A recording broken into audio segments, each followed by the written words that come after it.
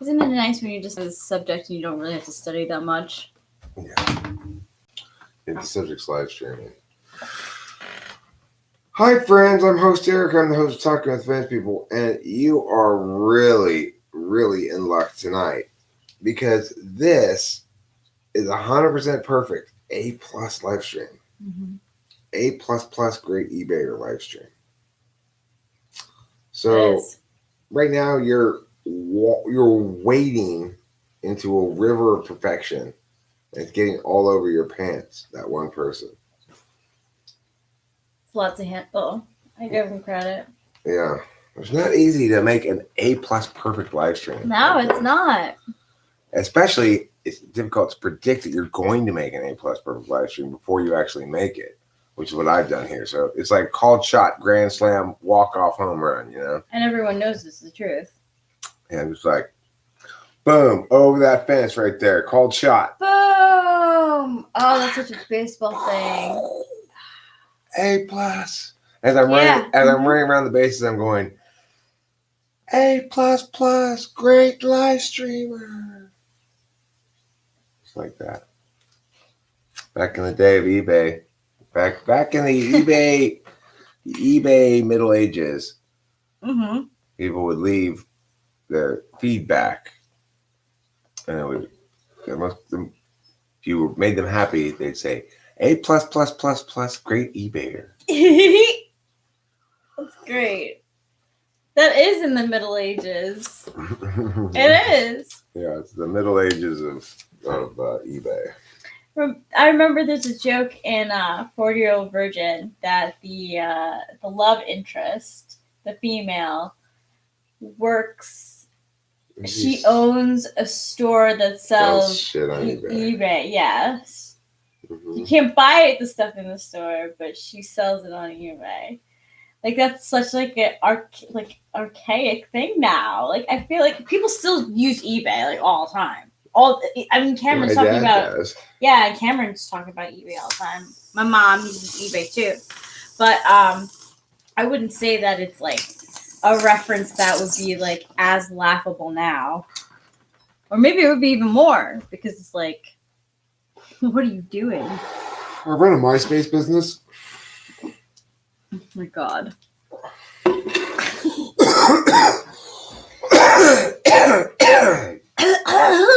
And so the thing for you to remember is those coughs were all scripted because this is 100% A+ perfect live stream. Means there are no unintended things happen here. Everything that happened in this live stream was planned ahead of time. Rachel and I scripted every breath of this thing out ahead of time. We choreographed it. Scripted. Yeah, we choreographed it. We hired Brittany's choreographer to come in and try to choreograph us for these live streams. But guess what? He tried to have sex with Rachel. Exactly. And guess what? I fired his ass. Nice. Yeah, Rachel's like, yeah. You're toxic. I'm slipping under. Oh, the fuck you are slipping under. Uh-huh. Like that. That's how it happened. He's trying to slip back in. He's like, I'm Australian. And I'm trying to get away from the pirate living. I gotta go dancing. Choreograph your dances. Would you like me to choreograph your dances for you? Yeah, because I was thinking maybe I could entertain. Okay, yes, choreograph your dances. No, don't get on my wife. Right. Right. Justin should have said that to the guy when he hired him to choreograph Brittany's dancers. Exactly. Except Brittany probably hired him. Yeah. Brittany should have really checked herself before she wrecked herself. No! That's one of those relationships where people still like have blogs where they like want to get them back together. Well, look, listen, here's the deal. Hi, April. Hey! Good to see you. I think a choreographer is like a secretary. So if I were going to get a secretary, hire a secretary, the ideal choice would be a gay man, because then you don't have to worry about it. Rachel doesn't have to worry about anything. I don't have to worry about anything. He doesn't have to worry about anything. Yeah. Straight men will be fine too, but straight men don't want to be secretaries. So, or if I had to hire a chick, it would have to be, you don't hire an attractive young female as your secretary if you're in a relationship. It's just too much. It's just too much. Chicks are catty, first of all. I don't know if you're aware of that, Rachel. Chicks can be a little catty. I didn't know. Yeah, they can. Chicks are not necessarily nice to each other. No, it's true.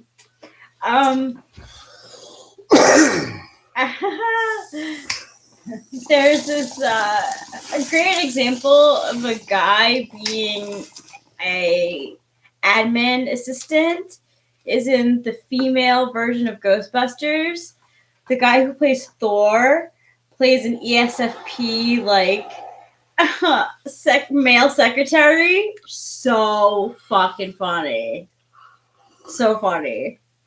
The guy who plays Thor? Yeah. That's good he casting. Made the movie, really. That's good casting right there. Mm-hmm.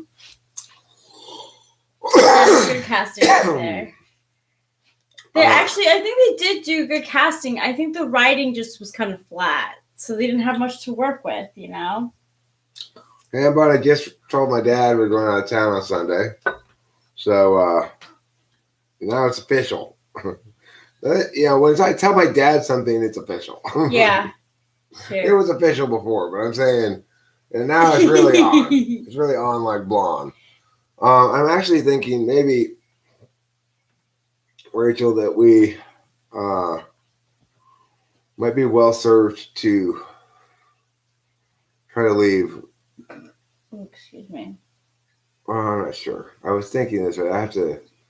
No, I'm trying to think about like when to leave. Like I'd be inclined to say, all right, well, let's leave Sunday morning, but that means like let's leave at like 4 a.m. Sunday morning or something. But then I'll sleep in the car. If you can sleep in the car, yeah, that was basically the question I was thinking. Well, I don't want to interfere with sleep at all, but if you can sleep in the car, that'd be fine. Or we could just leave, whatever. The thing is, if we were to leave at like, let's say, midnight on Saturday night, we get there at the hotel or something, let's say, the Midway Hotel at like noon. We could check in and chill around wherever we're staying in that first hotel and just sort of take it easy and stuff. Yeah. We're going to call him an attaché. I like that. Attaché. We're going to Washington State to visit Hambone. And if we're really, really lucky, attaché. There are 2 things you can possibly do in Washington State if you're really lucky. 1, you might spot Sasquatch. 2, if you're really lucky, you might get to meet Hambo's girlfriend. OMG. Mm-hmm. Uh-oh. This is girl stuff. That's the Sasquatch of romantic world. Yeah, because you don't understand. Like, when a female wants to know another female, especially girlfriend. Well, we'll know a lot about Hambone by talking to his girlfriend. Ooh. It doesn't ever go away either. I still feel that giddy kind of, ooh, you're my girlfriend about Rachel. So. Oh, I do too. It's nice. It is nice. And you made it, finally. I'm so glad you did. Because honestly, it's a strange one if you aren't here. You make it to a lot of them, and that's appreciated. Remember, Rachel, we have something on the schedule tomorrow. No, I don't remember. It rhymes with Spurious Byra. Yay! Byra!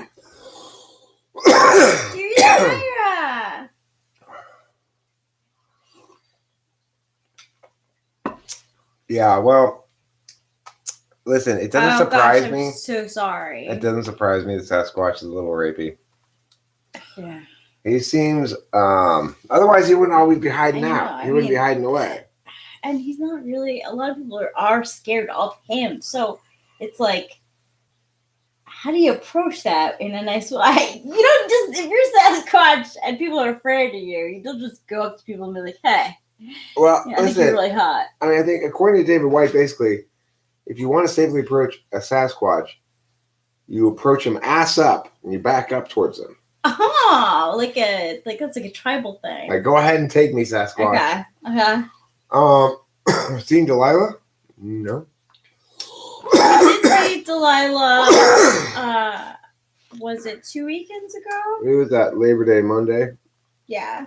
Or Memorial Day. Memorial Day. We saw Delilah and Danny. There's a statue of Lenin in Seattle. Oh my God. Who put that up? Why? That is very clever, painting their hands red.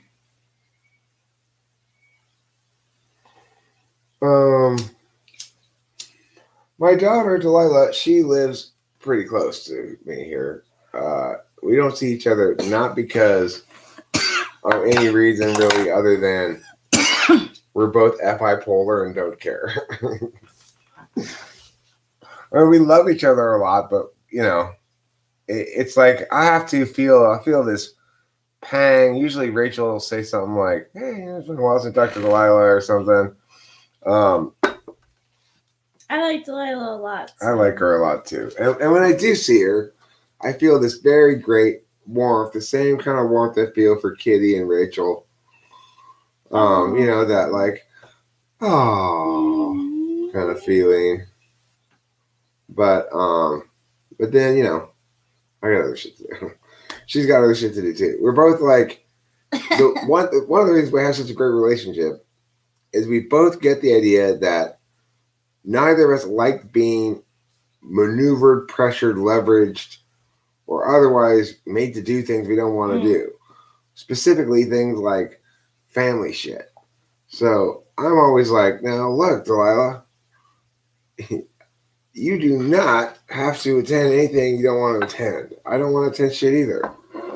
I don't feel like going to that stupid thing. It's a perfectly good reason to not go to it. Yeah, I used to say that, like, as a teen. Like, I remember... Let me move this away a little bit so you have a little more leg room.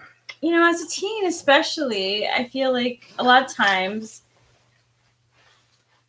young girls want to go out and be with their friends, or just teens in general want to be with their friends more than their family. So, you know, being forced. That's part of youth. That's part of leaving the nest. Yeah. Having your own group of friends that you think is more important than your family for a stretch of time. Exactly. It's just socialization and it's what the Amish people called fuck around years. Right. The fuck around years. Fuck around years. I forget what they call it, but that's basically what it is. Yeah, where you get to go into like this the real world where they always come back and they like their own way of living.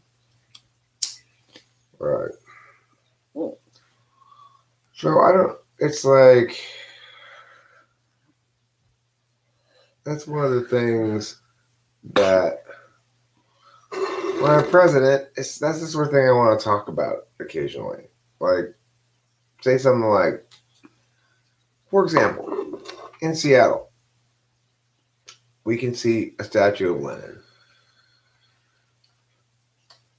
The reason they can put that up is precisely because we've rejected all of those ideologies. If we were to embrace any of those ideologies, we'd have a clusterfuck of a disaster, just as they did in Soviet Russia. Where is the statue? Oh, Seattle somewhere. I mean, look, people are entitled to whatever political opinions they want, and they're entitled to put up statues of Lenin if they want. Yeah. I'm not opposing that. I'm just saying we need to... bullshit like that won't stop happening until it becomes vulgar. To quote, to paraphrase Oscar Wilde, who said, war won't stop happening until it becomes vulgar, by which he meant basically embarrassing. He was such an FE user, you know. ENTP. I'm pretty sure Oscar Wilde's ENTP. For a while I thought he was ENFP. No, he's an ENTP. You know. Does he have like a house or something somewhere? I don't know, but Gable, like he's an ENTP.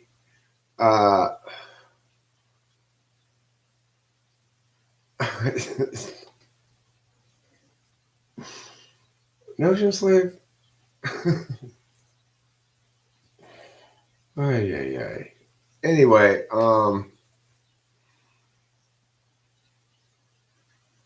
what was I saying? I don't know. I was living, right. Something about that, maybe. Mm-hmm. It's just,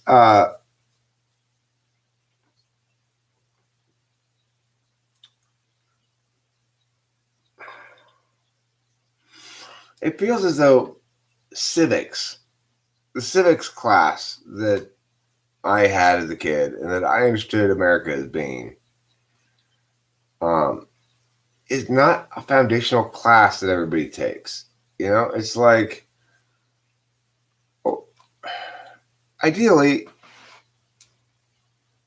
American communities would teach their children about liberty and decentralization and stuff like that. The basic principles of self-governance.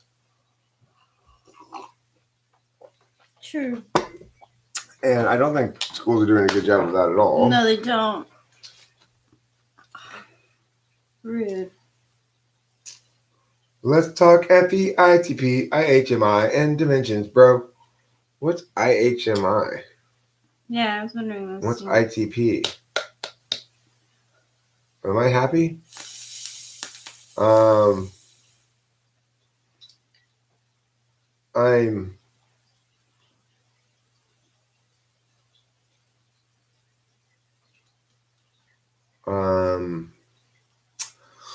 I would say that I have,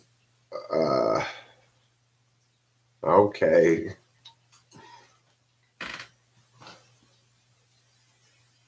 Oh. Yeah. I'm sorry to hear that, Yeah, Hambo. I'm sorry to hear that. I can sympathize. How old are you? Are you 18?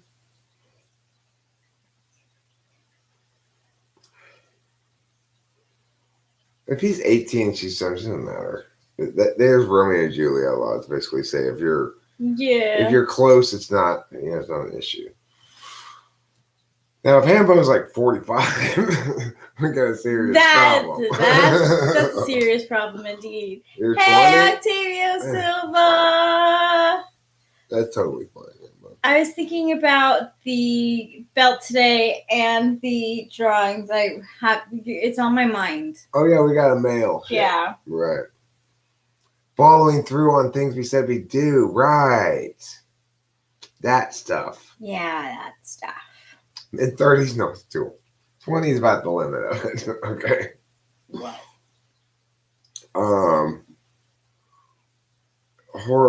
Hambo's 20, she's 17. That's fine, but it's about the limit of it. You know, if you were 22, it would be creepy. If you were 22, it would be creepy. 17, 18, 19, 20. It's 4 years older. No, it's not. If she's 17, he's 20. Then 3 years older. Well, let's not have this topic. Okay, let's not talk about this shit.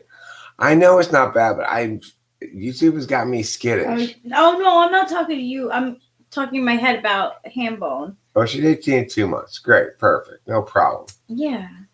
When do you turn 21? Longer than 2 months? If that's the case, then you really got no problem. You just turned 20. No problem. That's not a problem. Right? It's not. Right. Now once you because I had a boyfriend. Not 3. Okay, Hamon, I'm a little concerned, although I certainly am not. Although I certainly am no stranger to it, I'm a little concerned by your inclination to save her. I know we like to save women, but you really don't really usually want a woman who needs a lot of saving. I mean, who am I to talk? I guess maybe I'm not sure. I know, like, but what are you saying about our situation? I mean, our situation is totally different. I'm saying it had nothing to do with our situation. I'm saying in the past, my inclination to save people did not serve me well, and to the extent that I ended up feeling like I was saving Rachel, I didn't go into the relationship thinking that. No, not at all. You just didn't like the situation I was in. Yeah, I determined eventually that she was not being treated properly. That's it.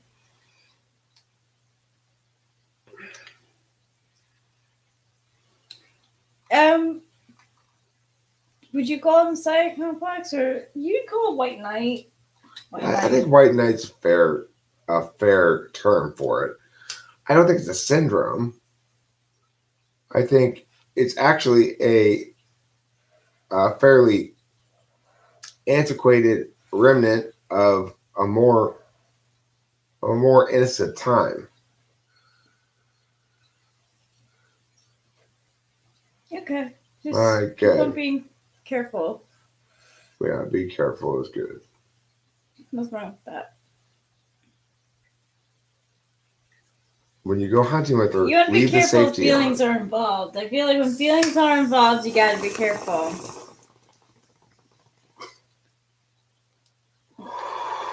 I mean, look what Spacey ended up doing. Right.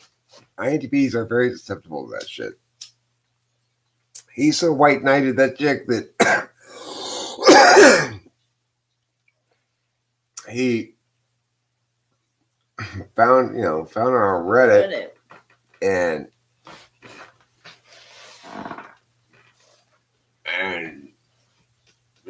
integrated something into his life that. No, I'm sure. Yeah. I'm not saying that at all. I'm just saying, I'm not talking about your girl. I'm talking about the INTP. The INTP is quite possibly the most romantic type of all. In a weird way. That is kind of...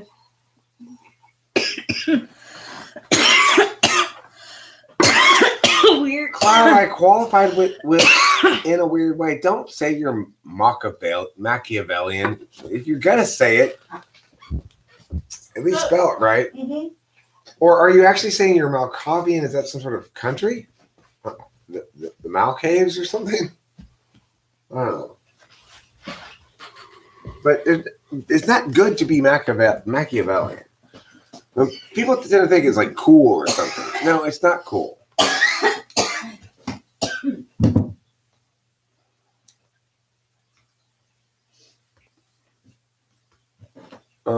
When you listen to Donald Fagen lyrics, they're very romantic. Yeah, well, listen to Maxine by Donald Fagen. That's a very romantic song. What I mean is that INTPs are, well, look, the more deliberative you are,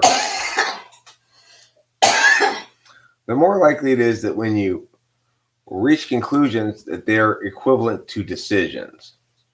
So it's like, as a deliberative action type, and an action type who deliberates, my conclusions tend to be decisions if they're related to things that require decisions. So it's like Rachel and I would have this argument in which I was being very unfair, and I would say, listen, you just need to make a decision to be in the relationship and then not basically never cast aspersion on it again.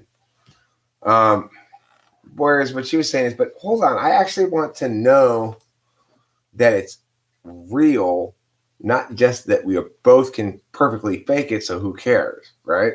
Yeah. And of course, that's an INFJ thing. At the same time, she's also aware from an intuitive perspective that it is difficult to distinguish between perfectly faking it and the real thing, because part of being the real thing is the willingness to be a team player and work together on the same program. Sometimes it's exactly the program you want to be working on, and sometimes it's not, but you're a team player, you know? Right. I'm such an SI user. Am I? What makes you say that, Octavio? I'm very curious about that. Yeah, I am too, because I kind of agree.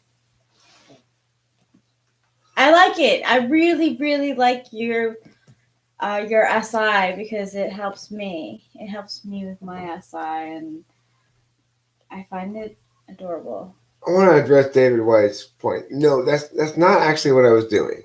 I wasn't saying you be happy with the relationship no matter what. I was saying if you have any kind of critique, it should be a specific behavioral critique, such as, I don't like the way you said or did, yeah, Eric, rather than a general critique of the viability of the relationship in the abstract. So that's a fair rule to make. In other words, don't tell me you wish I would get up and mow the lawn. Don't tell me I'm lazy. You see the difference? Right? And Rachel's not the type to tell me I'm lazy. She is the type, however, to do something that I chose to interpret in the most negative light all the time, which is if she would question whether or not we should be together, it was usually from the frame of whether I should be with her, not really whether she should be with me. And I'd say, I don't care. That's not you don't get to decide whether I want to be with you. So therefore you don't get to make any of those arguments. And you just, I get to interpret them as you shitting on the relationship.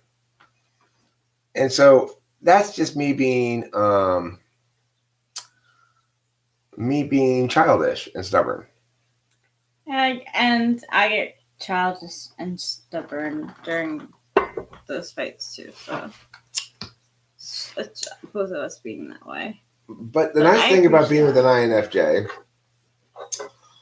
is every time there's a problem and I try to brush it under the rug, she doesn't let me. And also, I realize, that's good. I don't have to be scared of this thing. I can actually just deal with it. I will see what you said there. Half the questions I ask, I get. Well, here's an example from my experience with that. That's great, Octavia. That's a great example of why you think I'm SI. And it's true. I do use a lot of examples. Now, that's partially because I'm a teacher.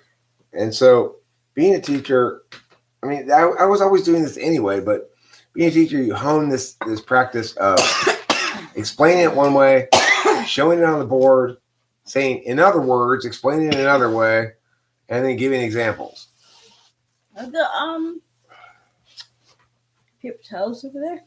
The paper towels are behind you. Ooh. Right behind your head. Yeah. Here I got some for you, so you can wipe off your bread. That's not your bread. No.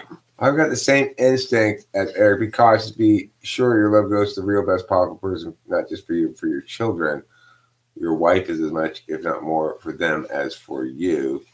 Well, that assumes he's going to have kids. Horace Mumbler. I mean, Horace Mumbler being a little more deliberative about this whole thing than I would be, for sure.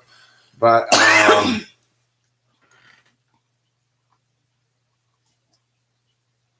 here's one thing, though, that I like. So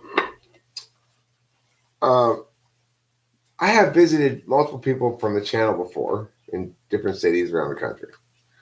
And one thing I didn't like, but I didn't mind it. I understood it, but was I went to visit this guy in Colorado.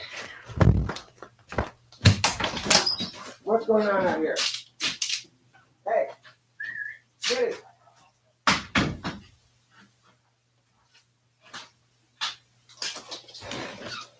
He'll come in shortly, I'm sure. Which cat? I don't know.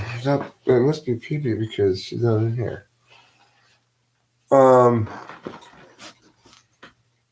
So it's like I show up at this guy's house. He's like 18 years old or 19 years old. And in sort of typical oblivious fashion, it doesn't really occur to me till I get there, like, oh, who is this old man knocking on my door to visit my 18-year-old son, and what does he want with him? You know, which is an obvious question if you don't know anything about me or I don't fit into a conventional box exactly. Like if a parent answers the door? Well, that's exactly what happened. Now, she knew I was coming, but then when we left for dinner, she's like, bye to her son. She's like, you are coming back, right? Oh, it is weird. Yeah, we're going to Applebee's or wherever we went. You know, we went to, not Applebee's, but it was someplace like that. Aww. And it's like, no, I'm not up to anything nefarious at all. Why are you taking my son out to dinner? I know him from my YouTube channel. I mean, I don't know. It's not to fuck him. It is kind of demented that people go to that, you know? Right. People assume that a lot about people. It's what their mind goes straight toward. I can tell you, I guarantee you. Oh my God, come on. It's like my mom, when she saw like these like people with dreaded hair, she's like, do you think it's real? I'm like, oh my God, Mom. You just like, don't question it. Well, let me tell you something about that guy. What's his name? I wish I could remember his name. It's escaping me right now, but boy, was he terrible with tools. INTP, and we were playing like make things, right? Like, you know, like we're a big like traveling art project. I had all these like art toys basically to make shit out of wood and carving tools and shit like that. So we were making shit in his garage, and he like is so incompetent with the tools. He like broke part of the one thing on the drill tool or replaced it. He broke it again and he lost something. And it was just like, I was so afraid to even hand him a power tool. That's a teenage INTP. That's cute. Who's just been purely in digital worlds heretofore. Definitely. That's a good way of putting it. Anthrax, like, I think that you could be good at psychology too. I liked it. I took it in college and I took sociology as well. Cloud comprises the gaseous form of provocation. Mm-hmm.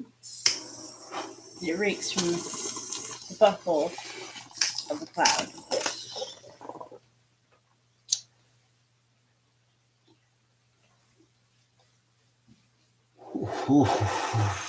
Do not hand tools or weapons that to be ever, right? Or like one time Susie was playing like spinning this thing around, you know, like some sort of thing like that with a thing like rope. I was like, okay, back away. That thing is gonna go flying.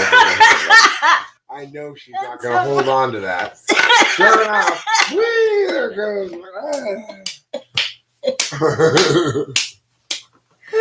Oh my God, that's so funny. So funny. You can make yours pink again. It's a very suggestive sentence. I can make mine pink again. Like, what are you talking about? What do you want to make pink? Again. Speaking of pink, the weed store we go to now is like literally a block up from Pink's, that famous hot dog place. Oh. And you know, I never really knew where it was. I may have been there before, but I never knew where it was, you know. But now I know totally how to get there because we've gone to this weed store now enough times that. Oh, good. Curious Kyra's here? Oh, good. Yay! Hi, Curious Kyra. Hi. What time tomorrow and how do you want to do this? Yeah. Given the iffiness of public meeting locations, it might just be best for you to come hang out over here, make a video with us or something. Mac? You know? Yeah. I don't normally like to meet somebody someplace other than my house first, but you seem safe enough. You know, turns out to be like this massive dude named Brad. Brad. I'm Curious Kyra. You don't look anything like your picture, Brad. Cool. She's open to that. Yeah, you're safe enough. No, lawnmower. That is not ever going to happen. Okay? That's not how I roll. I'm not into that kind of shit. So you can just strike that right from the possibility book. Yeah, okay? I'm more scared of. That is zero chance of that. What? What? He already retracted this thing. Ah.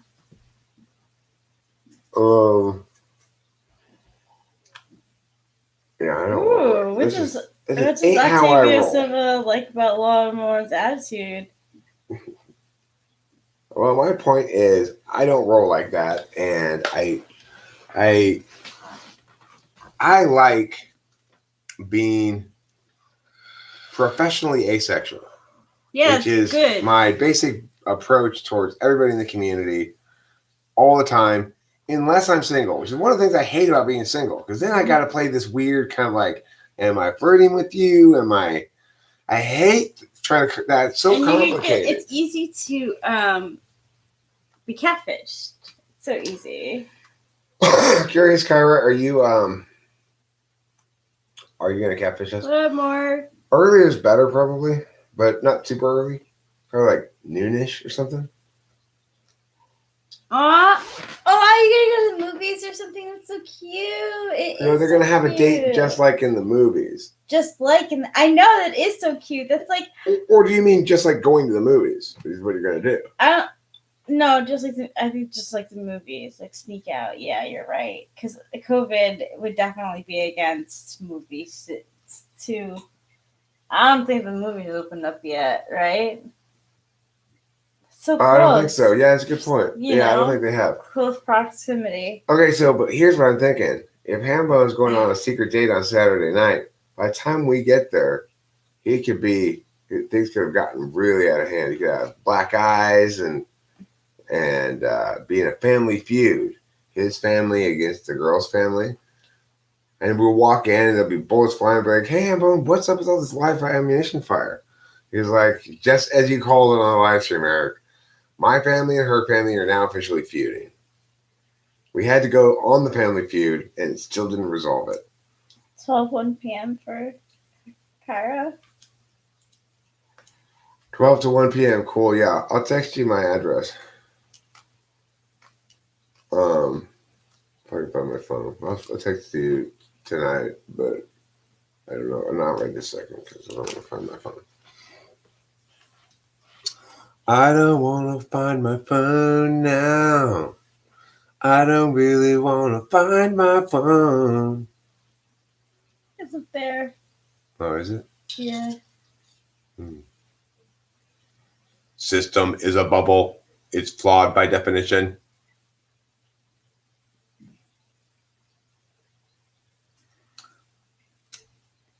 There's something very Osho-esque about your statements, Cloud. Which is good. It means they would look good on a poster. SE and SI is a term I used to say school teaches when A plus B equals C we can function. Memorization. But people need to know what A is and how it interacts with B to get C. Very complex. I'll use E and S-I. I think that's, you have a part 2 to that, is what I'm thinking. Dustin, did you hear that? Read that? Like, is that true? Or is that just your suggestion? I mean, why? No, I know. Why wouldn't you be able to go? Why wouldn't you be able to go to the drive-in? But I don't think, well, why can't you do any of these things? So who the fuck knows? I know that's why it was like cannot compute. Is Wizard of Oz Curtain Man like the death of God?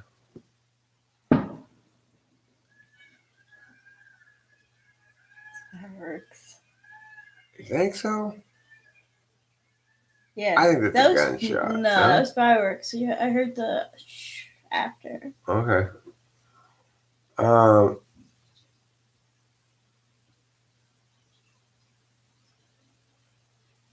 Let me see what I was looking at. I get distracted as always. A Wizard of Oz Curtain Man like death of God. What do you mean the death of God? I think the death of God was reported very prematurely. I didn't get to see your other chat. You mean text message? Oh, well, if we could find my phone is there. No, I'll go look at my phone. Nothing wrong with your messages. I just haven't looked at my phone. I saw that you messaged me and said, okay, that's taken care of now. And I didn't actually read your message, you know? I'm kind of an awful person in regards to that sort of stuff. I'm not good about responding to people, and it would annoy the fuck out of me dealing with me, frankly. But I'm trying to be.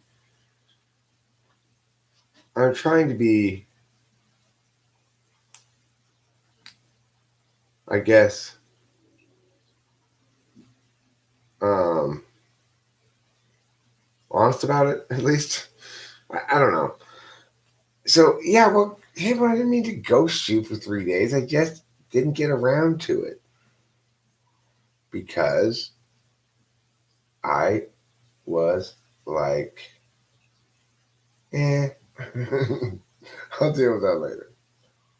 Isaiah Rude texted me too. Sunday, June 7th? Sorry, Isaiah Rude. But Sunday, June 7th, 2 a.m.? Oh.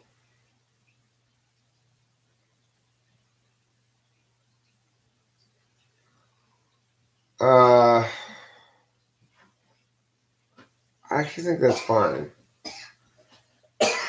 Actually, that'll work. We can leave after that session. That will work. So, we'll get you up early, like at 4 a.m. You can sleep for the second half of your sleep in the car rather than the whole sleep.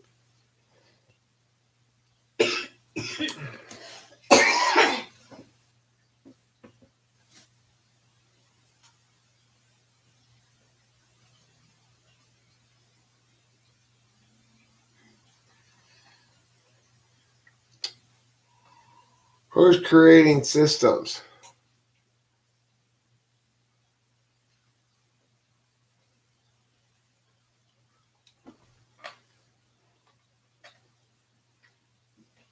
Here's the thing. SI third is right, or one word. SE is SE, but there's also an SI component, which is muscle memory, practice. When we practice things, we get better at them. And that's an SI thing. I mean, it's true for NI users as well. They get better with things with practice. I'll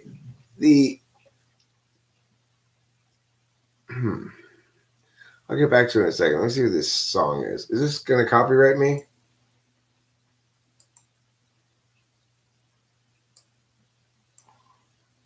Let's hope not. Hopefully Octavio doesn't get me in trouble. No! What are you doing? You get me in trouble. No.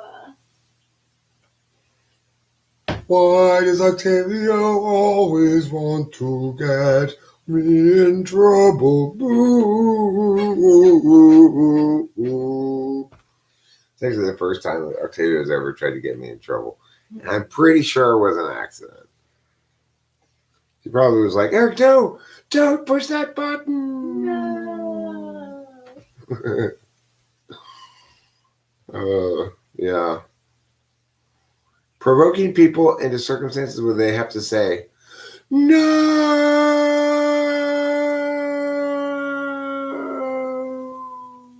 I mean, slow motion happens.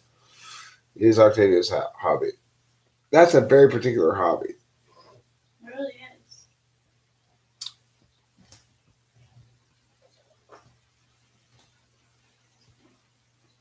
One thing I do wonder is the notion of self-fulfilling prophecies. What do you wonder about that notion, Lawnmower? I'm curious. What's your take on it? I want to hear more from you. Speak words.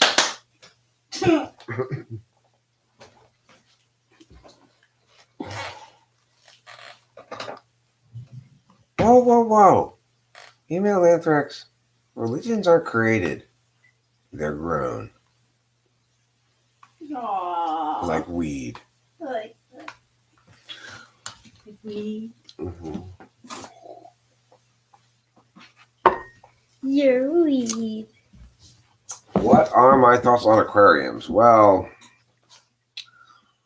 I'm going to go SI particularist here again, Octavio Silva. I'm going to first begin with an NI meta-analysis of it so that you can see that I'm capable of the NI as well. But SI particularist, I'm thinking specifically of a particular fish in my aquarium that I need to relocate because it's gotten too big for the aquarium. I think it's hungry. I think it's not getting enough food. It's a bottom feeder. And I don't want it to suffer at all, obviously. So I want to take it down to the lake to let it go in the lake so it can just live in the lake because I feel bad for the fish. Every time I see it swimming around and not like normally bottom feeders will settle in a spot and sort of chomp there for a while. This fish is constantly moving around because it's having trouble finding food. There's a lot of snails in it that's and they're eating it shit too, yeah. So I need to go to get rid of this little fish and it's making me feel guilty and maybe we could do that tomorrow. Yeah, maybe we could do that tomorrow. Oh, that's right. I was going to text Kyra. Curious Kyra is spurious Byra. Curious Kyra is spurious Byra. What is this one? That's yesterday, right? Yes. Like, who can read this stuff right here? Hey, Jerry the Mouse. Not me. There's little words right there. I can't read that shit. I know. So who's they, Cloud?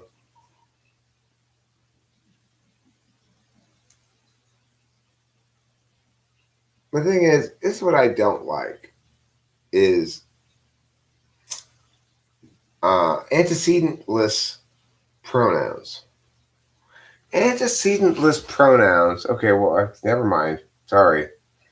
It's not an antecedentless pronoun. The antecedent is reptilians, Satanists, and Luciferians. I'm glad you're back. My mistake. We heard you before. I thought you were just okay. I thought you were just saying they without referencing anyone. You were saying they with referencing make-believe people. Make-believe groups. How's our host tonight? Pio, she's back. Pio is back. Yes, she is. Mm-hmm. After she's her back scuffle. And apparently, what is this? Is that poop? It is a poop. Oh, she pooped in here? Is it a cat poop? Yeah, I think so. Maybe. Is it her cat poop? Yeah. I have a paper towel. Or she probably was maybe in the middle of pooping and got scared off by something and carried a piece of poop on her butt into here. Yeah. That's possible. okay, pee-pee. Everyone needs their alone time. Sometimes it happens. It happened to me in a car. What, when you got scared in the middle of pooping and had to run upside down? Mm-hmm. That's all. But I wasn't scared. I was scared that... Hey, you stay in here, right? Do you have any more poop on your butt? You see your butt? She licked it. That's how I know it really was her poop.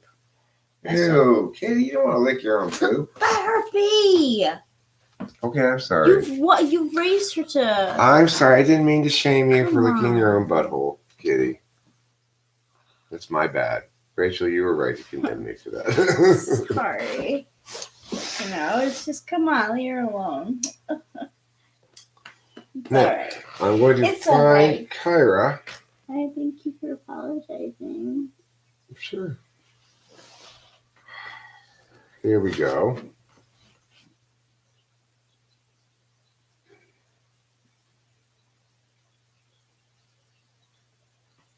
Sorry, Bacon. It's true.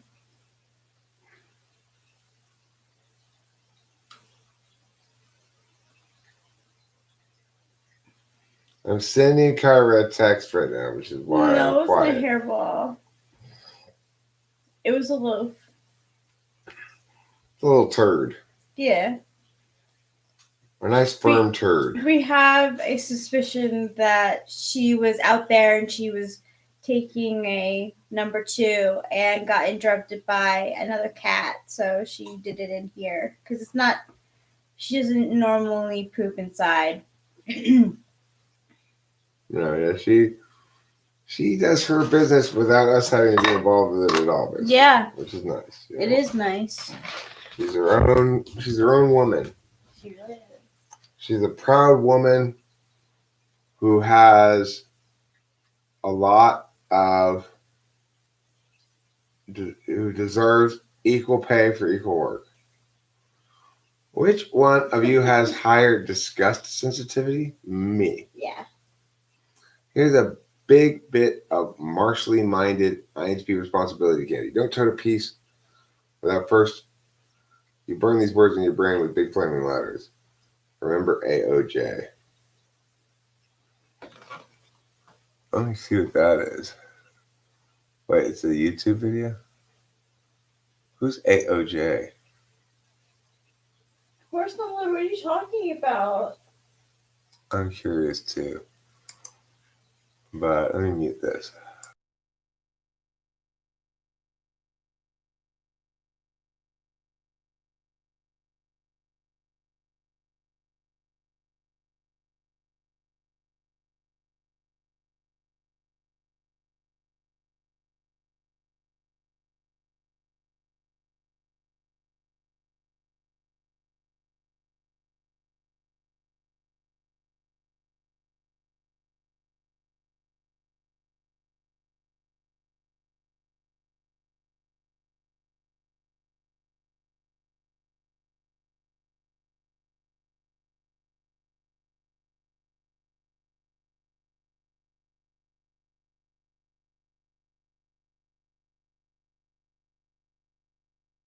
I'm confused. Oh, Horse Mumbler put a link to a video that he's indicating if you're an IHP and you're gonna carry a gun of some sort, then you should watch that video. That's a good that's a good video then. Because I think that if you're gonna carry a gun, you should know how to hold it and use it. So cool, horse mumbler. Ability, opportunity, and jeopardy, the 3 criteria for the legal and justifiable use of lethal force demonstration of American jurisprudence.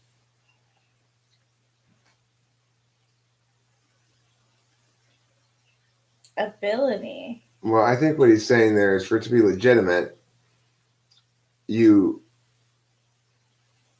need to not have the ability to deal with it some other way, probably. Opportunity probably means You need to not ignore opportunities that present themselves to get away or diffuse the situation. And jeopardy means that you have to actually be in jeopardy of harm at the time of the act. It can't be after the fact. You have to actually be in jeopardy at the time of the act. I'm pretty sure that's what those three criteria mean. Am I right, Horse Mumbler?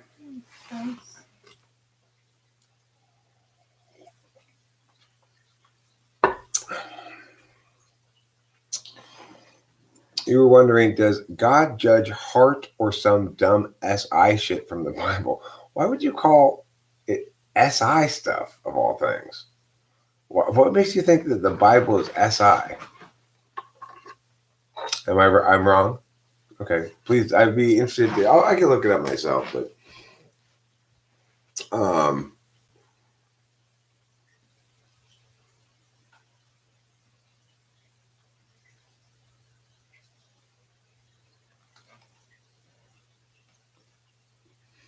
Does it gross you out that I'm a little bit more gross? No, I appreciate that. Cool. The thing is, being less gross doesn't just mean being.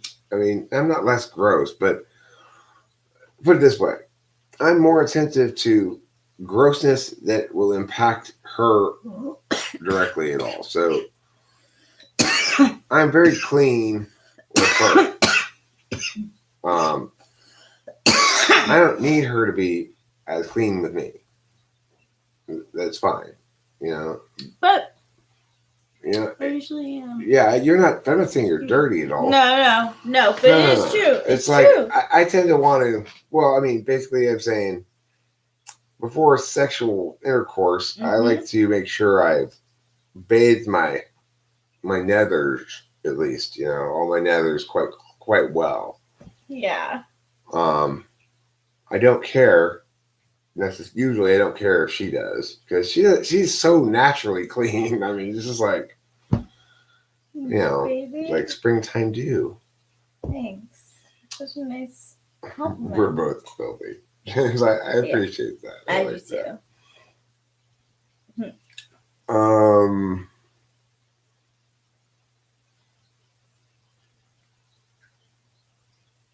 Cloud, I got a question. You say that if you really want to grow, you need to think past the rules.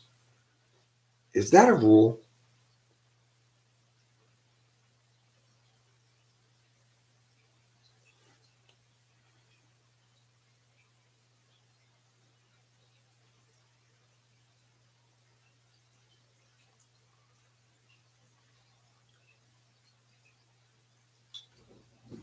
If you want to grow, you need to transcend SI. You know what's cool also, Kyra, we're going to make some videos and stuff. You know what we have here at my house? It rhymes with Rihanna. That's right. It's a piano. We have a piano. You play the piano. So I hear. I'm so self-absorbed, I've never actually gone to your channel and looked at it, but I hear from other people that you play the piano. Yeah, we have a piano. I play it sometimes. I'm not a very good piano player, but I mash my hands on it sometimes. I like when you do. The other day you were.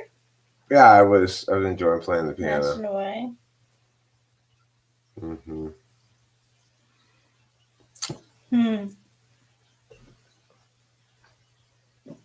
No, it's not. You shouldn't believe that either. Oh, then sometimes there are absolute truths. No. Oh, no.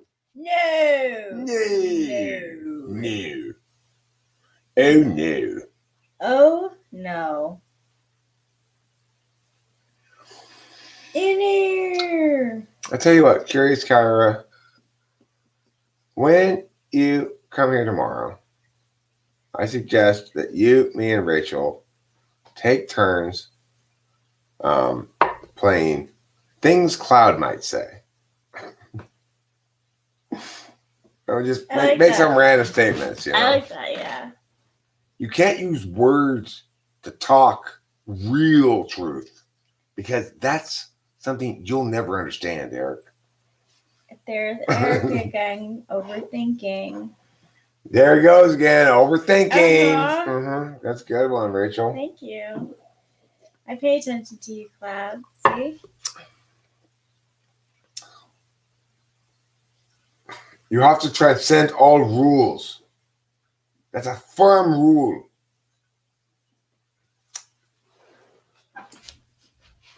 Make Rachel FI for a week with no FE.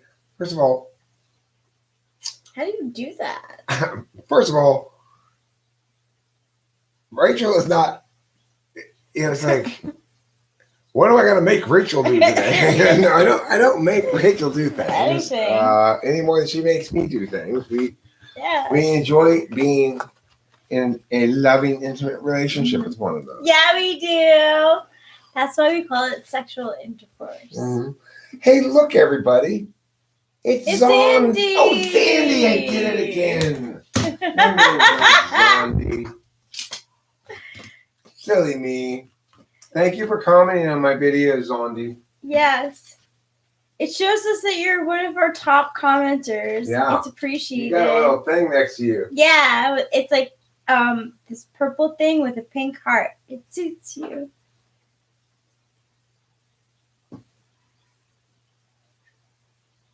Make Eric TE for a week with no TI.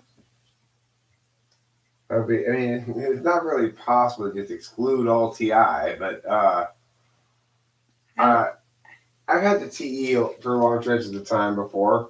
Like when I made the chicken coop in Laverne, that was a solid month of fucking TE. And camp for me, every single day they asked how I felt. So I think it has to do with FI, right? Rachel, good morning. Come join the circle. Oh my God. We're going to talk about how we are feeling right now. Yeah. Rachel, you go first. Mm-hmm. I don't feel like it today. What do you mean? You're so excited all the time. I just had a morning. Can you just have someone else do it, please? Okay, so what Rachel's telling us is she's not feeling great this morning. Let's find out why. Tell us more, Rachel. Yeah. I'm going to ignore what you're asking me and make my own meaning about it. Sandy has 1, 2, 3, 4, 5 hearts. Oh, thanks, Sandy. How are things with you? I want to know. I'm curious. Oh, that urine is streaming from my penis. Yes, it's streaming from my penis to the sink. It's draining all that air and falling in the hair that's underneath in the U-kink. It's very good when you pees. But me too. Actually. It was a rather troublesome investigation, but one that needs explanation nonetheless, says Curious Kyra. What was? Your mom's face? Oh! Get the aloe for Kyra. Get the aloe for Kyra.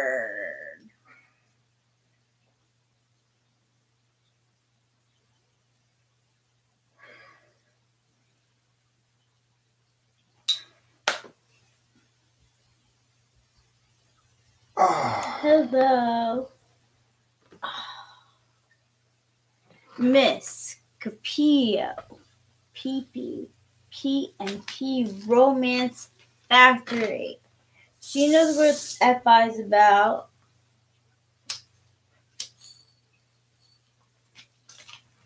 FI, what's up about it? Right? Yeah, you do. You're like, FI is my dom. That was excellent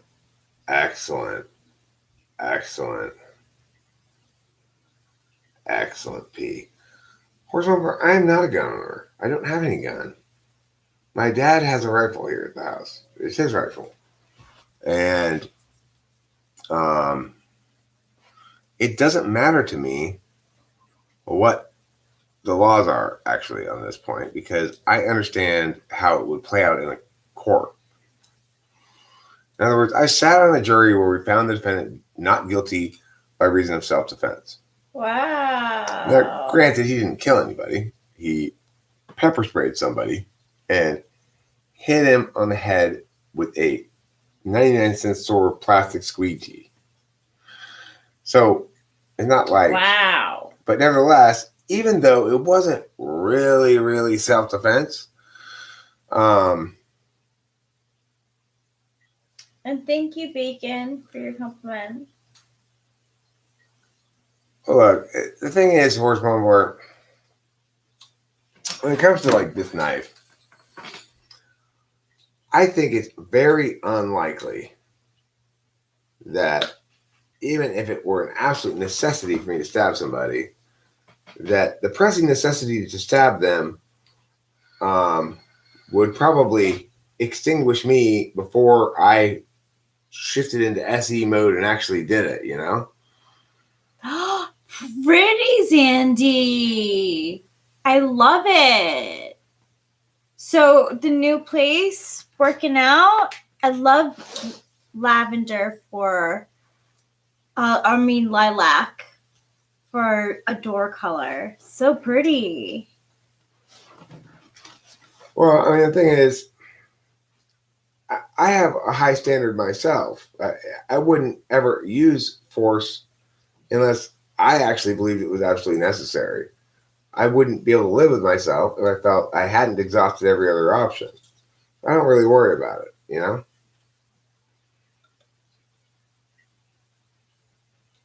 I may like talk a little tough.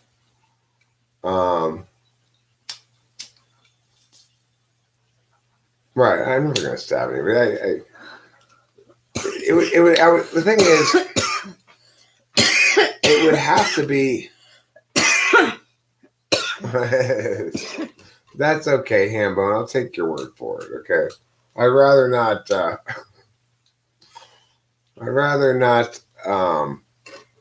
Ogle your your teenage girlfriend anyway.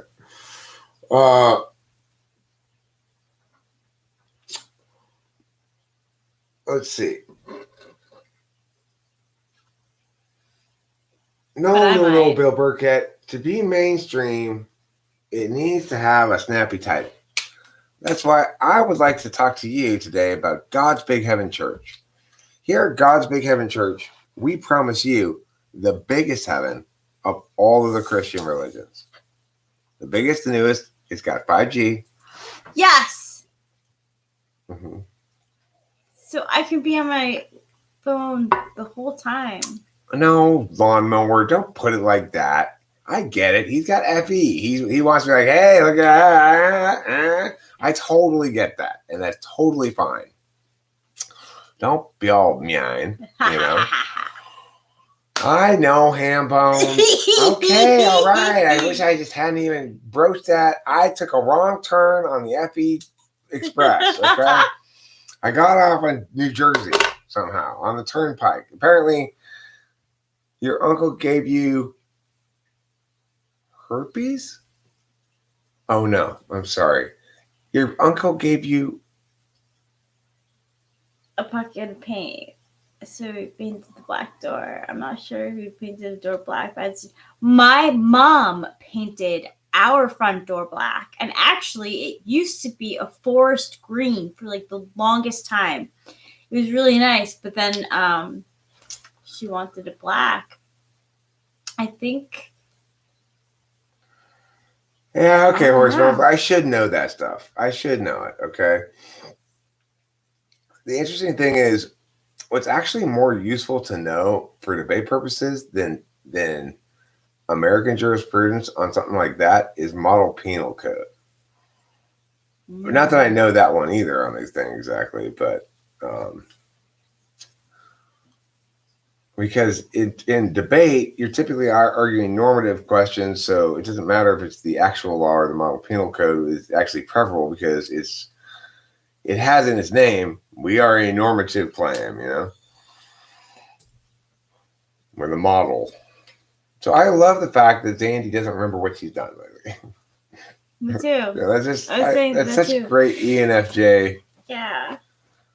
You know, she says, honestly, I don't remember what I've done lately, but I do remember painting the door. Yeah, and that fun. excites me.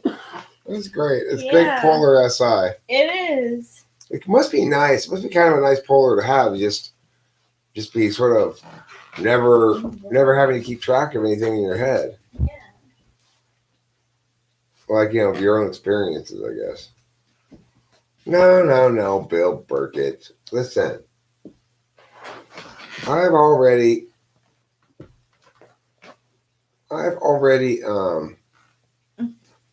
won the racism argument with my fluidly transracial nature. Yes. Me too, actually. I go, I even go, like, into, like, nation stuff. Like, I'm like, you're fine.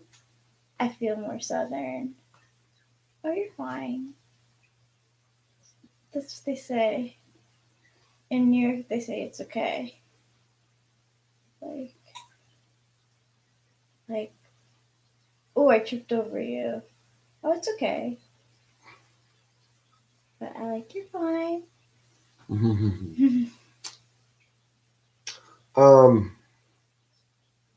Yeah, James, I'm cringing a bit too. Listen, Cloud, you gotta. I want you to finish level 3 here in your intellectual development, please, and get on to level 4. Just like Kitty is right now. IG last. Rachel's Italian. Yeah. Which is kind of Latinish. Exactly, it is. It's very. My dad always says that it's very similar. He's convinced that we have some Spanish roots. But... yo, I'm fluidly transracial, and a lot of times I could be Mexican. Yeah. Oh, sí. Mi llamo es Puerto Rico, Puerto de Taquiendo el famoso de Pipiopres, y hay demasiado chupacabras en este pueblo. Eric's Spanish is way better than mine, but I do speak a little bit of Spanish, muy pequeño, because I did speak it in high school. I took it for 3 years. Well, now we go to Mexican restaurants. She says, "Let me handle this. Can we have a burrito, please?"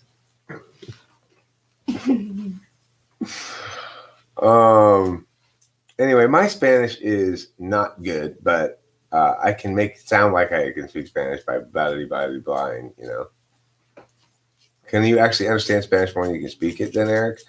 There was a time when that was the case, when I was trying to learn Spanish and I was trying to read the newspaper La Opinion, I think it's called El Opinion or something like that.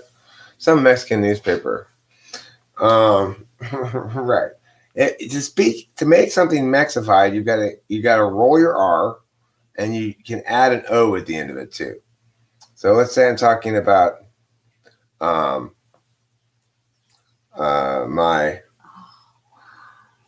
raisin. To make it Spanish, you say my raisano, like that, right? La gata es la más bonita del mundo. Oh sí, Bill Burkett. Oh sí.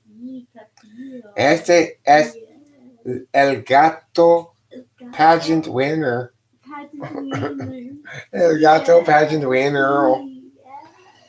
I don't know what.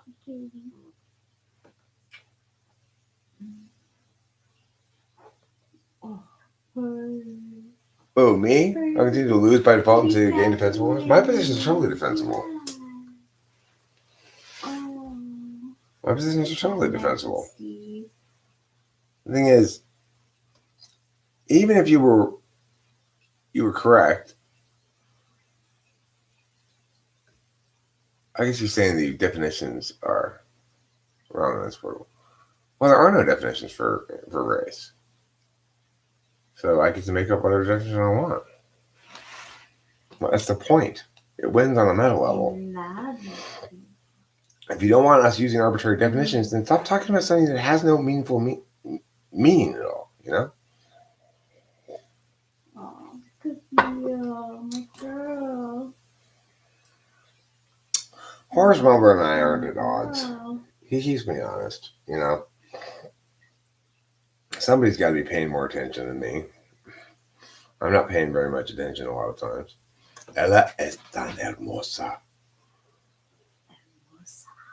Me es hermosa? What's tan? I don't know. What's this tan sister? What's tan in that sentence? I don't know. We have divine spirit or Holy Spirit inside. The only thing we need to do is cherish it. That's it.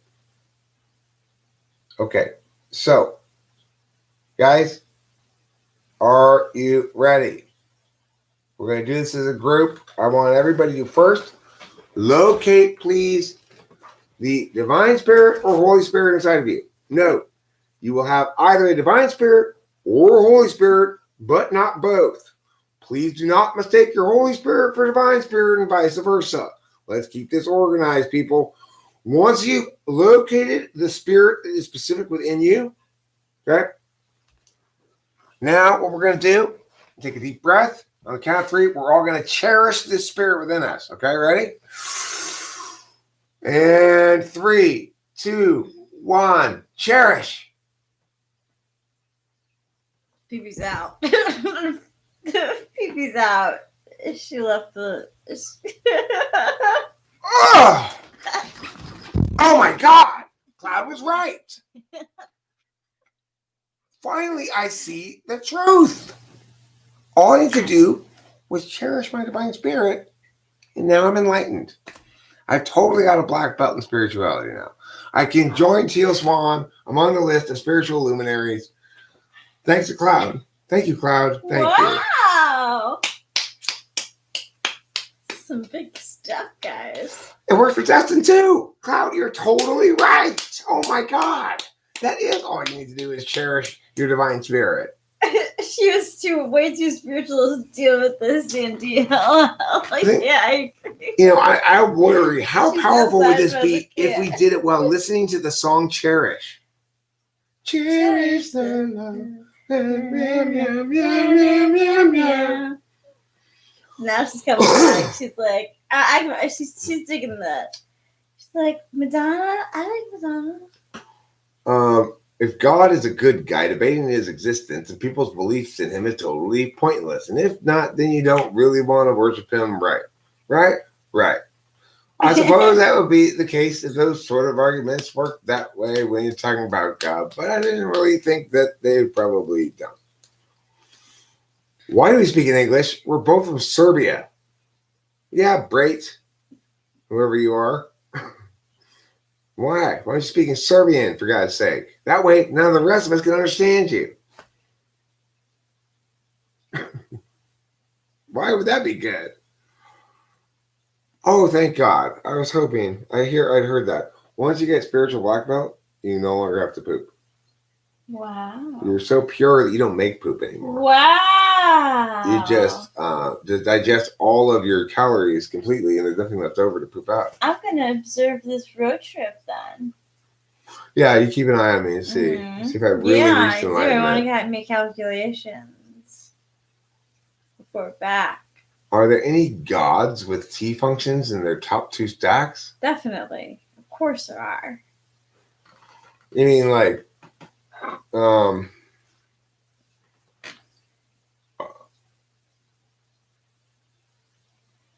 young, dumb, and full of cum? Why did you say that? I don't know. I was trying to remember the name of it because I think it's really funny. Young, dumb, and full of gum?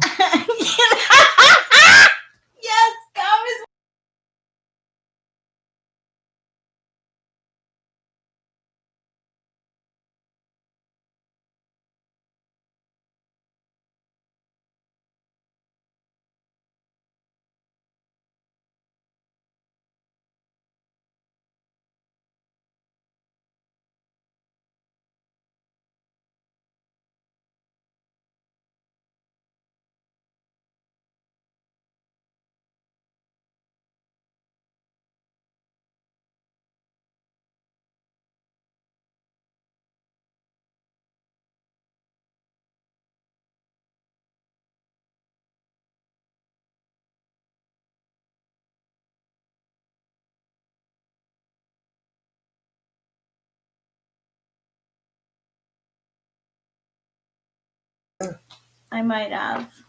How about now? Now can you hear me? How long have we been muted for? More than 1 hour?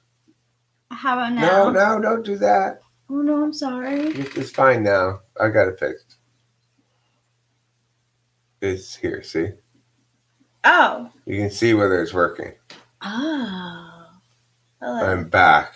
I'm back and better than ever. 25 minutes.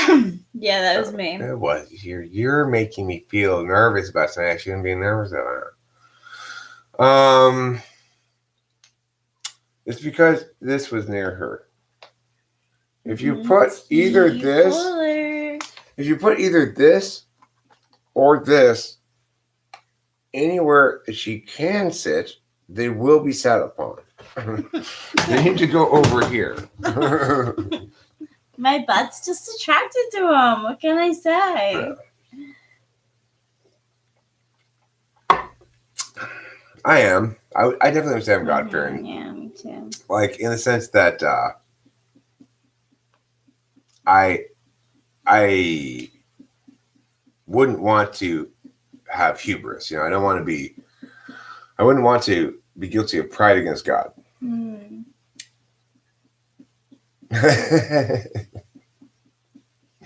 Hi, I'm looking for someone to fill my computer with malware. Can anyone help me? Oh, Kyra. You got a lot of NE going on, Kyra. Let me tell you. I think somebody is intuiting an extroverted church, but do you really want to get stuck in Catholic heaven? Do you know how crowded it is? Try God's Big Heaven Church. At God's Big Heaven Church, we sell you holy water by the gallon to make sure that if you do sin and accidentally die right away, you're washed clean by the holy water. Blessed by me, personally, the pastor of God's Big Heaven Church. Yes, I laughed. It's a joke. She's being an absurdist. Very good absurdist, actually. Quite a successful one. How's it going? I'm getting ready for a potential argument that I might have with an older INTP I know. I know he's going to default to negating personality types and lots of spiking. I mean, yeah, good. Good. I'm glad you're spiking. Just remember that you got that sort of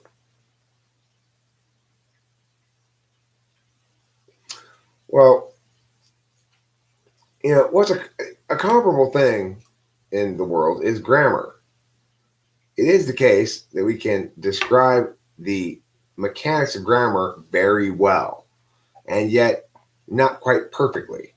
So there are some instances in any given sentence where it could be interpreted as modifying yeah or modifying yeah, and it's not really clear which one it's modifying. Things like that, you know? And so it's not always binary. Sometimes it's sliding scale. Hit that bong. I was actually thinking about smoking the pipe. So, ooh. I know it's a terrible place for this little table. No. Also, we kind of need it here because this is too far away. You know? Yeah, I know. It's okay. I'm an object in space, you know. Kitty Pants McGee. Oh, hello. Voltaire at his deathbed was asked by the priest to finally renounce the devil and accept Jesus as his savior. Voltaire quipped back saying, "You old fool, this is no time to be making enemies." Which president you want to go out? Who's out there? So,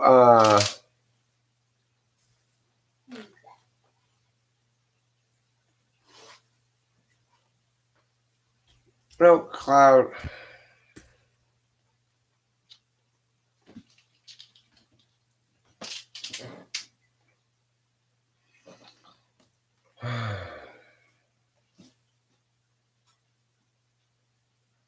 It's actually interesting how I've seen a good bit of people compare it to a horoscope when even the stereotypes kind of negate this, like INTPs always pay attention to logic. I don't think everyone can relate to this law.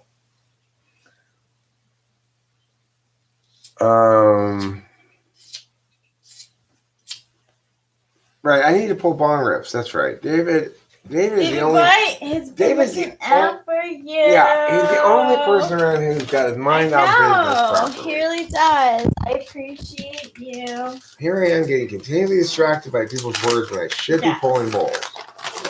This is going to be the last one for me, and then I'm going to go inside to my medication. All right, cool. And, I'm planning on going to sleep tonight. And at least some of the night, because even though I napped, I don't want to take more Adderall until I sleep more, because... Why?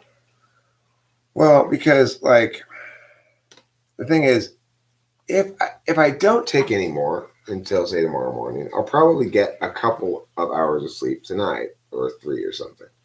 If I don't take any more until after that happens anyway. Yeah. However, if I get impatient after not sleeping for half an hour or something and get up and take more Adderall, well then this whole issue is simply pushed back a day. Now, you saw how tired I got anyway this afternoon. Mm-hmm. I just fell asleep. We had such a good SI party. It really was. We had the best SI party. It was yes, it really was such a nice SI party. We had cold steak cut into cubes. We had cold cheese cut into cubes. Yeah. We had pretzels, Fritos, cookies, and we had non-alcoholic beer. And we were listening to our book that we're listening to. It was fun. And it was nice temperature in here. Nice nap, we were listening to while we were laying down. It was just I was out. Yeah, my baby. Curated more than edited, but I'm a pedant. Hey, welcome aboard. Welcome aboard the SS Pedantry. You are on the right ship, my friend. What's pedant? What's pedant? What's pedant? A pedant is a know-it-all. Oh yeah, I've told you that before. Yeah. Don't be pedantic. People normally are familiar with the adjective form more than the noun form. Oh! People are more familiar with the word pedantic than they are with the word pedant. Right, yeah. I am. Anyway. Christianity represents the point at which Judaism morphed into something else. Then there was a shift in consciousness and the scripture was added. That's not a value judgment, just stating a fact. Yeah, I mean, the whole idea of a trinity is moonlight picnic. Hornier. Moonlight picnic is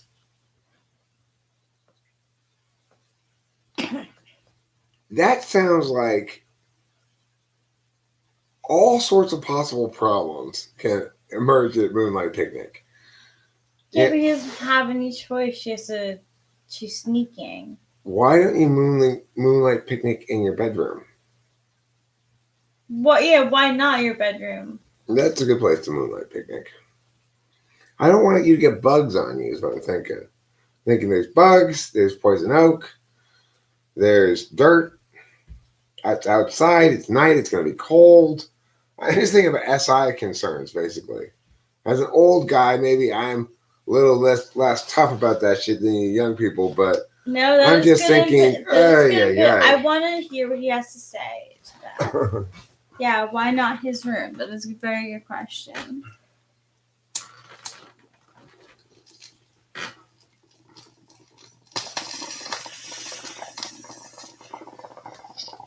Because he can make it picnic-like in his room, too. Make it comfy and cozy for her. Put on, subtle background music. Well, here's what I'm thinking. Not music. Get a sound of a babbling brook, and some sounds of birds. Play those on different record players or something. Oh, he thought it was a good idea. He smashed it. I'm sorry, Ambone.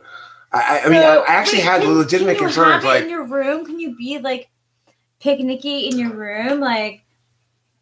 like have like a comfortable blanket for her and like comfortable like pillows and the sound of water, the sound of animals. Also project pictures of animals onto the wall. oh my god.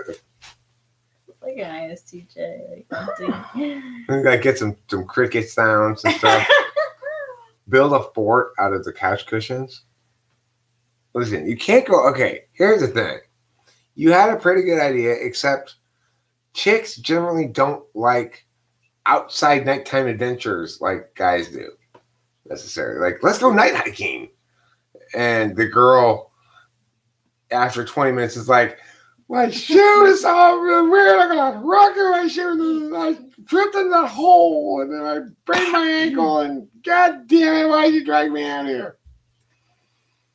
So, well, see, like, I was thinking how, like, in Temple City, they have that little, like, gazebo area, and, like, there you could have a picnic. Yeah, I mean, I guess it depends where you're picnicking in. Yeah, are you not in the woods? Not, like, not out in the woods. You're gonna get Sasquatch. But if it's on, like, you know, if it's in a park in the city, park, and, yeah. You know, are there street lamps? Right. Or are there? Or are you? Are you by like a library? Like, are you like in a town? I'm just imagining him as like, oh, come on, Julie. It's just another half-mile hike. And oh gosh, no! I'm sorry, your flashlight. That's not a good. Okay, here, no, you can use my flashlight. It's fine. We only need one flashlight. We only need one. You're fine. I'm picturing that nightmare. Adventure. Well, you know, you could have adventure, but you don't have to go like extremist. Not everyone is suited for that kind of like thing, you know. Stroll by the moonlight.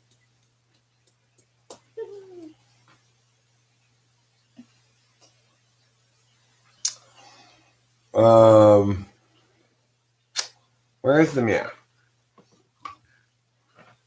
I must find the meow before I meow, meow, meow, meow, meow. We wouldn't hike, hardly. It's just like 3/4 of a mile. Like in the dark.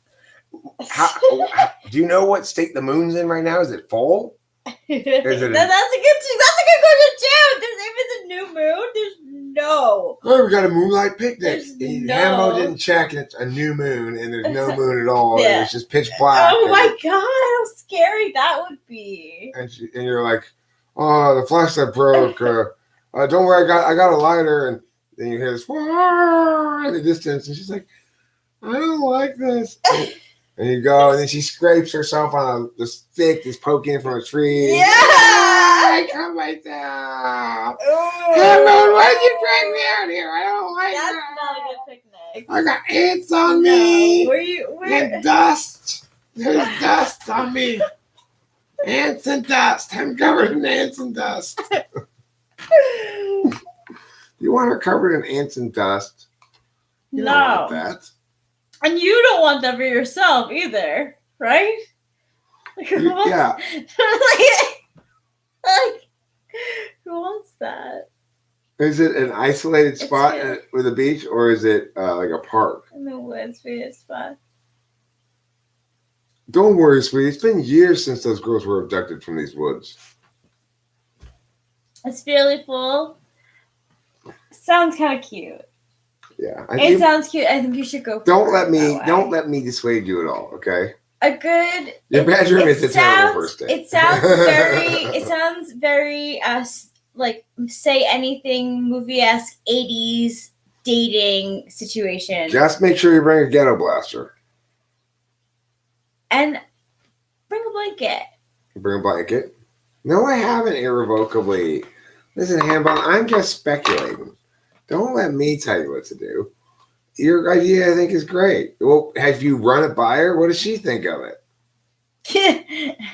Wait, Hambone, wait, hold on. You and me are somehow discussing what you should do. Have you talked to her about it? This is true, yeah. Are you just totally making a surprise for her, or?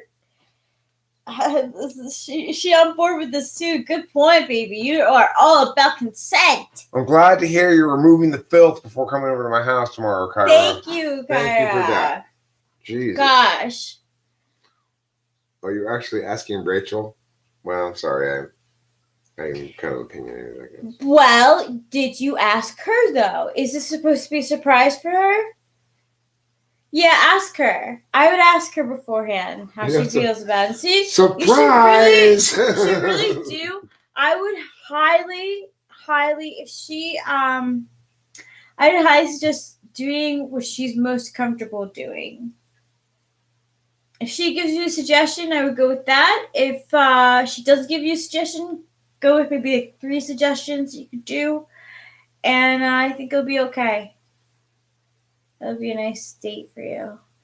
Julie, you got 3 choices: McDonald's, Arby's, or McDonald's. Okay, you got 2 choices, but you would go to the other McDonald's on the other side of town if you want. 2 choices: Arby's or McDonald's. You pick. Thanks, Hambone. Well, I help too. And hey, what's up, Dark Phoenix? How are you? Good to see you here. Hi, Eileen. Hi, Octavio Silva. Hey, Octavio Silva. Hi, Cloud. Hi, David White. Hi, lawnmower. Baby, you can mow my lawn. Baby, you can mow my mower. Not you can mow my lawn. I know. You can mow my lawn. It's just a, baby, you can mow my lawn. Yes, I'm gonna have a decent job. You know, it wouldn't necessarily be a terrible place for a date if you kept it purposely innocent and be like, oh, it's so great to have you over here. All right, listen, I got out the Chutes and Ladders. You ready to play? That's actually not a bad idea either. Having you over and playing Chutes and Ladders is such an innocent game. You can't go on with the Chutes and Ladders. It takes no strategy. It takes a little strategy, but it's a lot of luck. Right, you don't have to teach her how to do anything. Yeah, right? No. Chutes and Ladders at your place. Everybody loves a good game of Chutes and Ladders. But I actually really do think that you should ask her. Yeah. Chutes and Ladders is a great idea. It's so Hambone, you think that one, right? For first date? Chutes and Ladders? Chutes and Ladders, sure, yeah. Yeah, for Hambone. You could suggest the following things. Chutes and Ladders, night spelunking, which is a step up from your night picnic. That sounds a little dangerous, though. Well, sure, but that's if you're gonna go night picnic. You can have a picnic. You're giving her the choice. She might choose the danger. She might be into danger. Oh, you're right. You're ESFP or ESGP. Yeah. You're right. I'm sorry. I stand corrected. Okay, so what I'm saying is you give her 3 choices. You give her Chutes and Ladders, you give her night spelunking, and then you give her Jason Blood. I'd say an activity like holding hands while looking at the sunset. What? She'd be like, that's not an activity, really. That's nice. I like that. No, that's nice. We got 3 things. Now look, if you choose either of the first 2, there will be no hand holding. Hand holding is a really nice way of getting physical affection. And telling if a person is interested in you. If she takes her hand away pretty quickly, but if it settles there, and you feel the chemistry. It'd be all super serious and gangster about it. Here's Carrie says, go out in the woods with her, unwrap this Glock 9 and go, listen, this means I trust you. You can hold the gun tonight. Hey, are there NBA fans here? They're going to be starting, I think it's on July. They're going to start their Yeah, that's what my dad said. Games. They're gonna start the season in July. I'm happy with that. Means football probably will be. You know. Football shouldn't be too impacted. I wouldn't think. It starts in No. the fall. Oh. Probably should take my medication. Let me take this last rip. You ready? It's a sudden bit of queasiness. That happens sometimes. Yeah. You know. Usually passes pretty quickly. No mean words. Everyone's journey is their own. It's true. It's true, David White. So wise tonight. What's the best date to go on with a teenage girl in bumfuck nowhere in the middle of the night during the COVID season? That's a tough question. Well, I mean, one thing you don't want this to be your bad idea. Listen, Hambone, you don't want this to be your first date. But if she can get out in the middle of the night when we're there, we could go on a double date. We go night fishing. Night fishing double date. What do you think? We could go to the local body of water and throw our lines in so we can catch any fish. It'd probably be cold though. So I don't want to be uncomfortable and cold.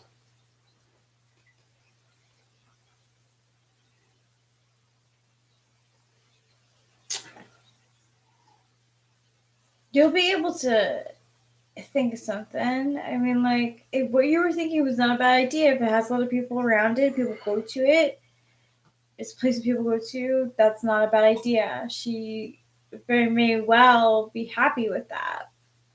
Yeah, well, after all, I mean, she's having to sneak out of the house in the middle of the night to go on a date with you. Yeah, so she can't really complain about the nature of the date. Right. Because, after all, you would take her to a restaurant like a normal human being if she were not escaping in the middle of the night to secretly meet with you. Yeah. So and nothing you can do about that. I really do suggest like a blanket or like an extra, like if you have like an extra sweater on, something for her to wear like that, like to keep her warm and cozy. Women like to feel warm and cozy on like dates. All right, so definitely bring like an extra jacket and stuff so you can go, you look cold. Here, dude, wear mine. Oh my gosh. Girls love that. And you put it on her. Mm-hmm. And let you do the little touches. Yeah, yeah. You know? Exactly.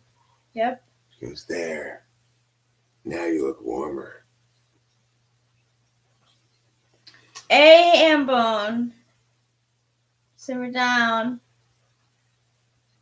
I understand the frustration here. Yeah, I get you. You're dealing with a lot right now. I get you. And don't let cloud get under your skin there. Mister. Anyone else have... That's why you have to go in, bring in an extra jacket for intentionally to do that with. Don't let her know you got on an extra jacket. Be too warm at first, knowing you're going to be able to pull that move and still be comfortable. Right, that's what I'm saying. Exactly. Plan ahead. Planning ahead a little bit. Yeah. Yeah, just do whatever you want.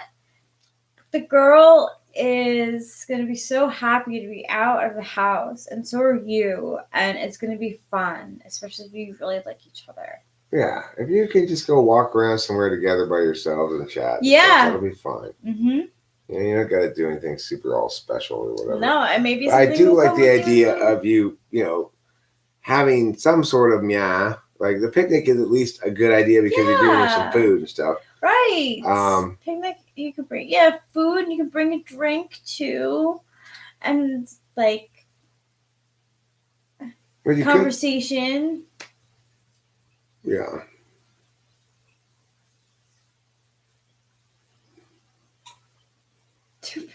Who are you banning? Let's not get all ban happy. Let's get me out of here. Hold off on the banning there for a second. Who are we banning? Oh my my god. Why are you so chaotic, Lol? Because you're an NE user, either Dom or Tool.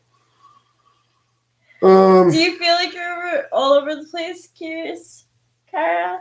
Like, and like scattered?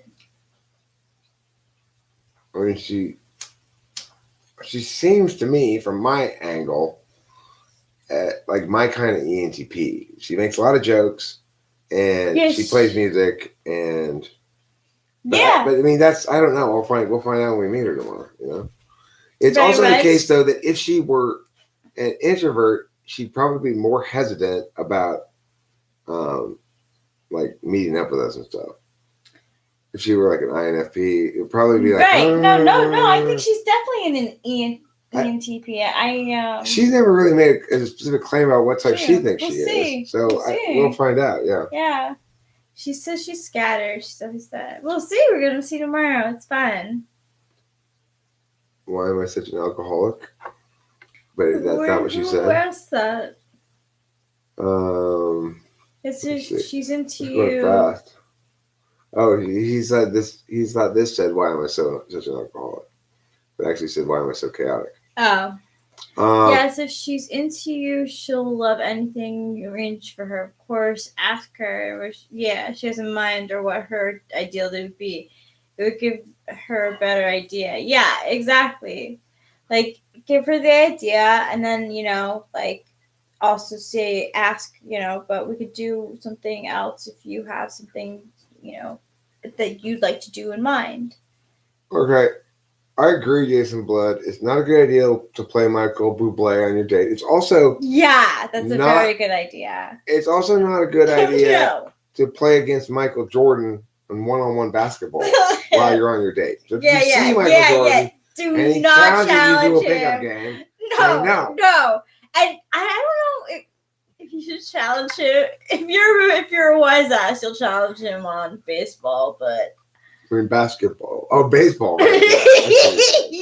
Okay. I'm sorry, I just stepped slow there. But I'm not really sure if you want to be on this side or not. Yes, I plan to stream with. I think we're planning on doing that. Yeah, tomorrow. She's gonna get here. We'll start streaming. If she wants to, she's comfortable with it, and I would like to stream or record, maybe not stream this part, but maybe just record it or something. But I would like to play some sort of music thing with her, with the guitars, and we've got a percussion thing, we've got a piano. Yeah. I don't know. Are you guys into jamming out, or do you know classical songs only? Or I don't know how you roll, but anyway. I don't think Cloud comes here to troll, per se. No. He comes to provoke. No? I mean, I think that's how it plays out, but I think he comes to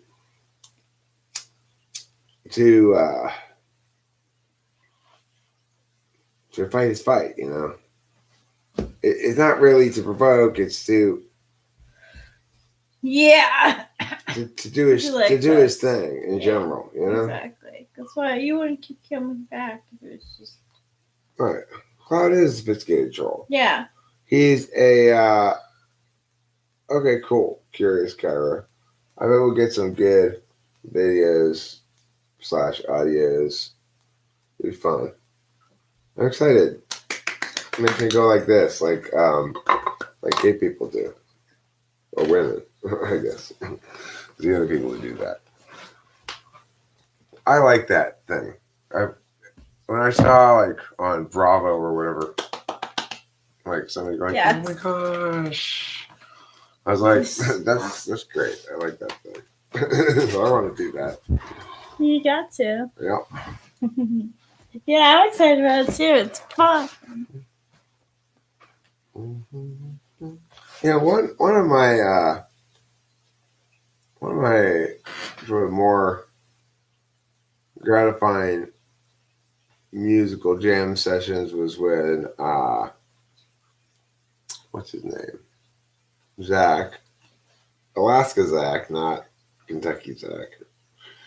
When Zach came over and played the banjo on the porch with me in Laverne. That was great. We had a fun time. He jamming banjo and guitar, improvising stuff. It was fun. Yeah, it sounds fun.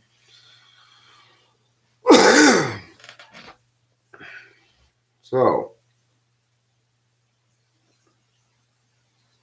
true, Jason Blood. Well, he's not. It would be reductive to call him a troll. Hambo, that's no shame in that. No. Not at all. Wait, what? About not having been on a date. So It's better to, I never really, I didn't feel like I ever really dated, quote unquote, until after my second marriage. So, I mean, that's when I learned what dating was. wow. I didn't like it. Prior to that, I'd always assumed I had been excluded from the secret club called dating. I would never know what it was really all about. And, you weren't missing much. I remember the ISFP that I dated for a bit. She said, dating's just getting to know people. I'm like, what the fuck kind of answer is that? Man, what the hell is that? Oh my gosh, I love that it makes you want to raise your hand. Oh my gosh, that's so funny.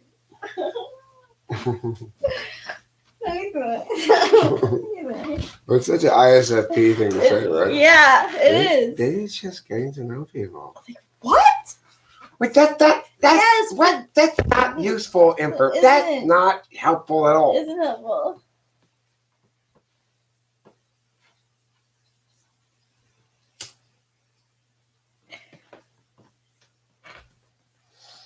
Ooh. Hamon. If she's your sister's best friend, that's a big plus in her asset box. Okay. Your sister likes her a lot. Assuming your sister's cool, then she can't be that bad. At least he's not this like new chick who's come into the world, into your life from out of nowhere. You didn't find her on Reddit. It sounds very sweet. Yeah, it does. It sounds very all-American. Yeah. Right? You didn't find her on Reddit. No. They met at work. Oh my goodness. Yes. She found her spot. I am just too astonished by this beauty.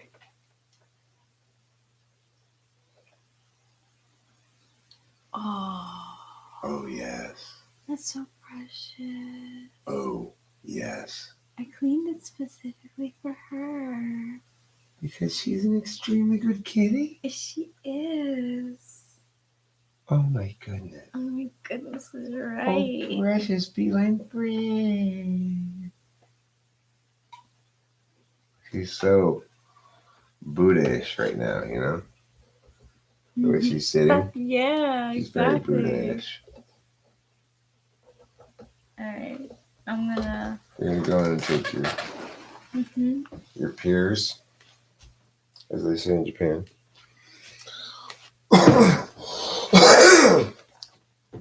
What is it in Japan? Peers. I'm using the colloquial.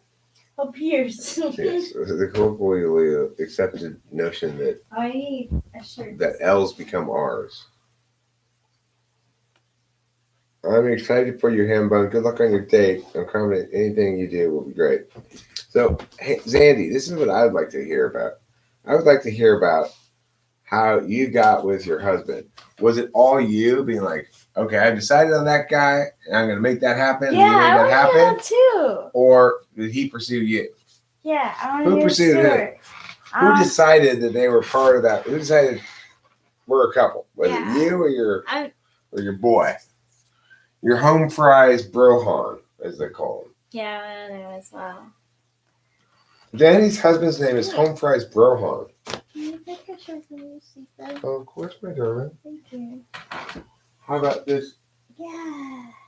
Smokey the Bear shirt. Sure. Whoops. There you go.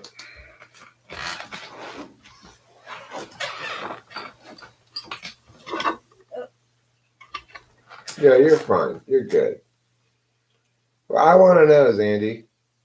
I want to know. Did you have this ENFJ moment where you're like,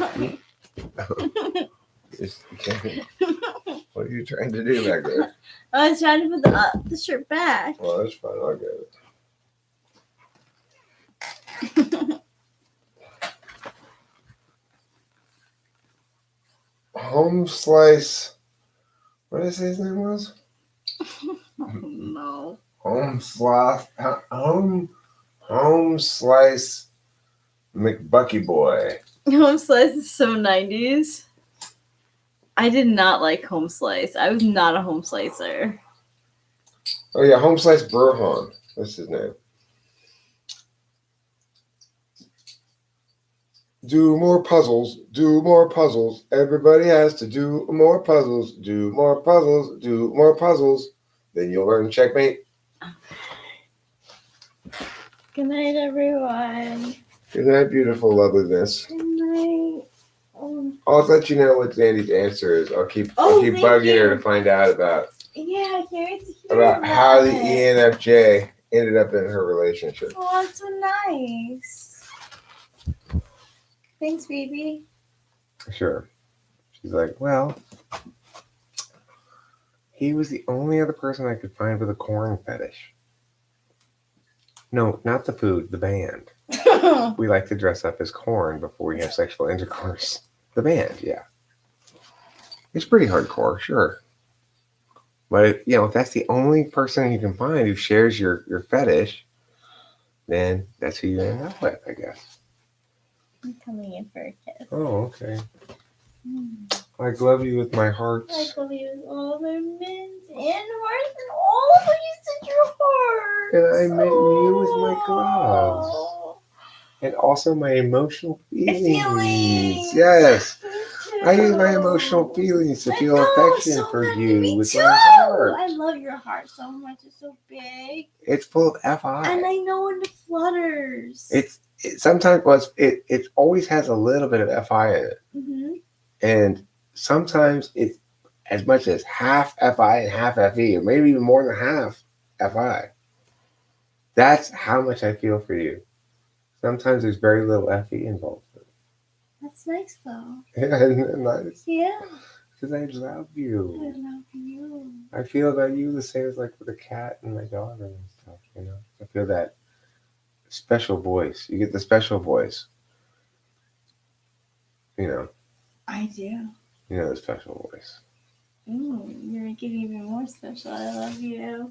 I love you too. Good night. Good night. I'll see you in there, and that's super long. I've been doing this for 2 hours already? Wow. That was quick. Tell me which of my statements are false. That's not a statement, that's a command. Tell me which of my statements are false. I would, but you've only made one command. Tell me which of my statements are false. That's a command, it's not a statement. But tell me which of my statements are false. You only made one command. You see what I'm saying? Do you see what I am saying? Dave, Octavia, I'm sorry. Dave is not touching that for you. He's not going to touch that one. Okay? I remember one time somebody came in here and argued with me trying to say, you can't joke a girl into bed, Eric. Like, yeah, you can. I'm pretty sure you can, actually. You can, for sure. But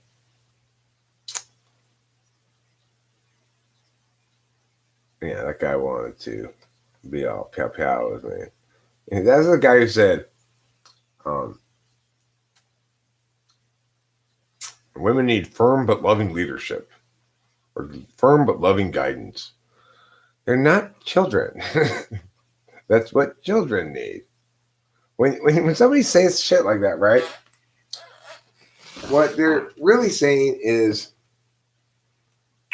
I'm going to provocatively infantilize a group of people. Let's see what you do.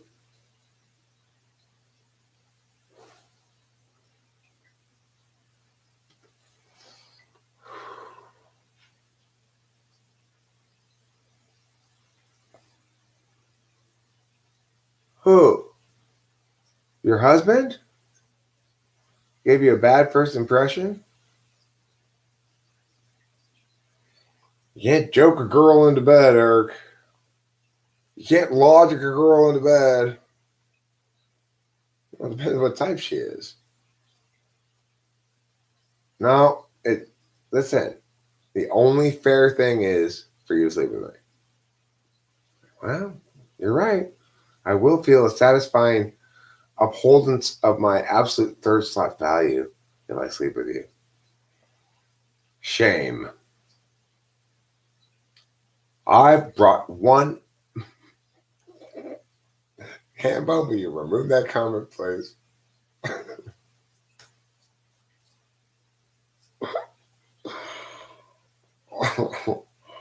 um,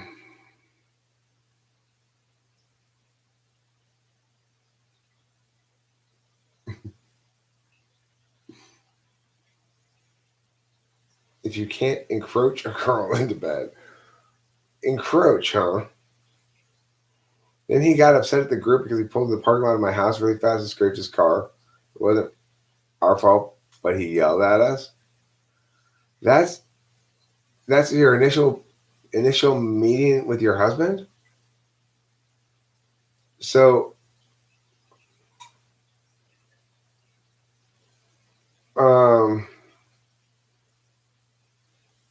obviously things didn't ruin things exactly for between you, right? So was there a moment where you're like, oh hell no, this guy can go F himself? Or were you still withholding judgment on him? What Jason Blood here says might be true. Humor can be dangerous. Some sensitive girls get offended. If there's already an attraction, there's no need to be overly funny. The thing is, Jason, it depends how you construct your identity. A big part of my identity naturally is making jokes and being funny or trying to be funny. Successfully or unsuccessfully, depends. But so I need a woman who likes my jokes, who thinks I'm funny, and who's not that. It's not that I'm trying to use humor to get her into bed ever. It's not just how life. It's a really awful way to put something, you know. But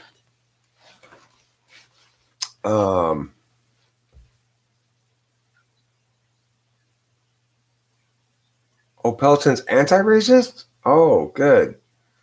I had heard the jury was out on their position regarding racism.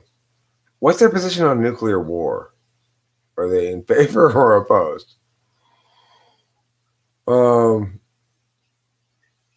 Is timing crucial for humor? Depends on the kind of humor, actually.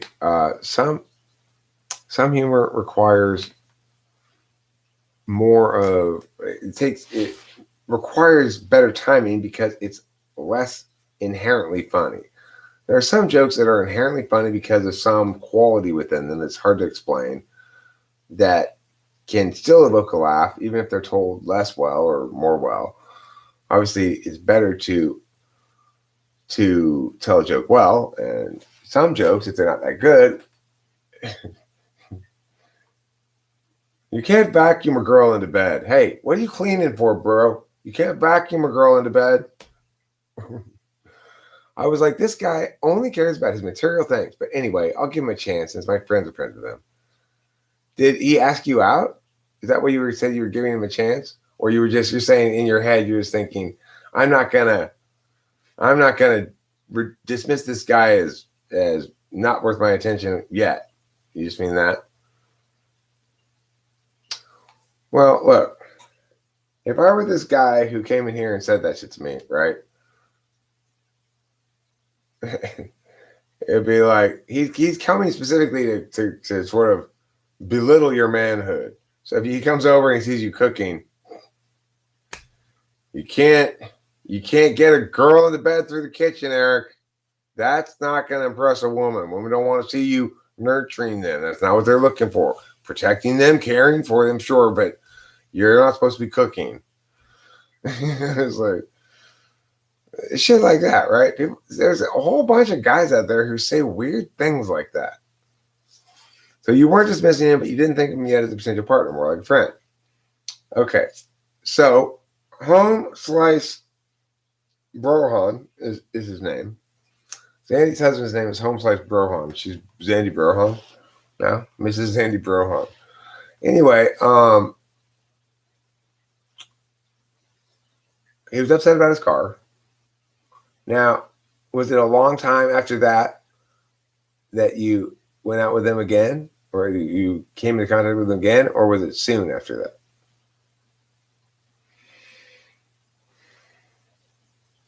Only non-clinical narcissists are cool. Okay, I'm the non-clinical kind of narcissist. Yes, I like to look at myself a lot, but I am not a clinical narcissist. I just enjoy the sight of my own face.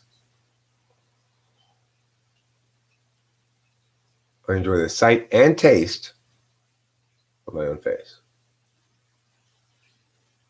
So I'm always going like this. You can't scold a girl into bed. True. You're never going to successfully scold a girl into bed. And not if you do, you're going to not like, it's going to be horrible.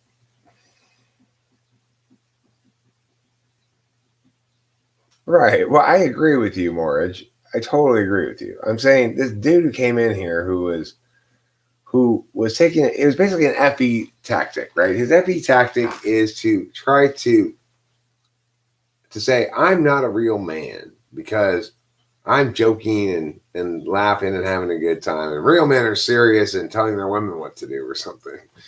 It's just like, oh my God.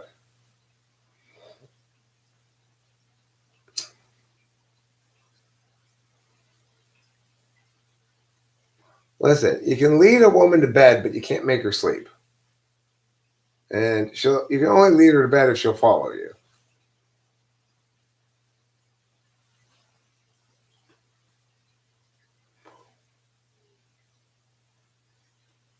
Right, sure. It's actually easier to get a woman in bread than it is to get her in bed. To get her in bread, you just need to go to Olive Garden and get a basket of breadsticks and let her just really get into that bread, you know? What's FE mean, or should I Google it? It means extroverted feeling. It refers to social grace stuff, perception management, how other people's narratives are impacted by your narrative work regarding them. You can't smell a woman into bed. You can't magnet a woman into bed unless she's made out of metal. That would be the exception. And it would have to be ferrous metal as well, I believe. Ferrous means magnifiable, right? Magneticable. Magnetable. You hate FE sometimes. So phony. Well, Cloud, how do you think FE feels about you? Maybe FE has a problem with you because you're too authentic. You're not phony enough. Since when did phony become so terrible, Cloud? You think those people at McDonald's are really that happy to serve you your food? No, they're being phony, but it's still nice. You can't shave a woman into bed. You know, you probably can't synchronize swim a woman into bed, I would say. It's very unlikely that you'd be able to synchronize swim a woman into bed. In other words, to synchronize swim a woman into bed, you would have to so impress her with your synchronized swimming skills that it made her want to sleep with you. But the fact is,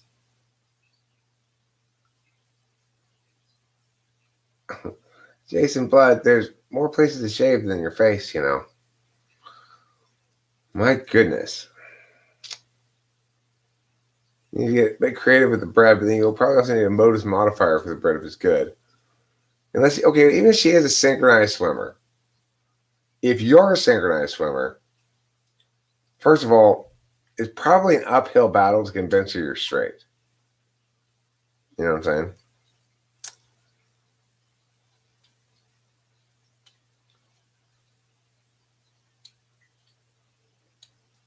One thing that's true is you can't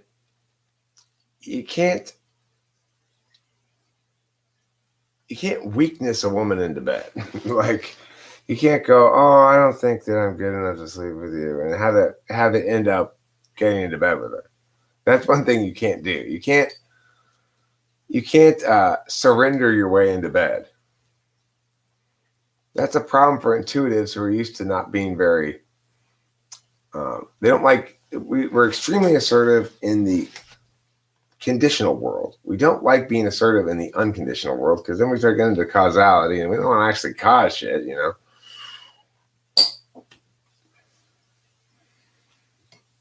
There's definitely a problem with intuitives whereby intuitive men, they assume that the best way to respect a woman is to afford her all the agency to be like, well, she knows what she wants and I'm finding out. But in reality, to be successful is to know what you want and to try to get it and find out if she's down and interested in you, you know?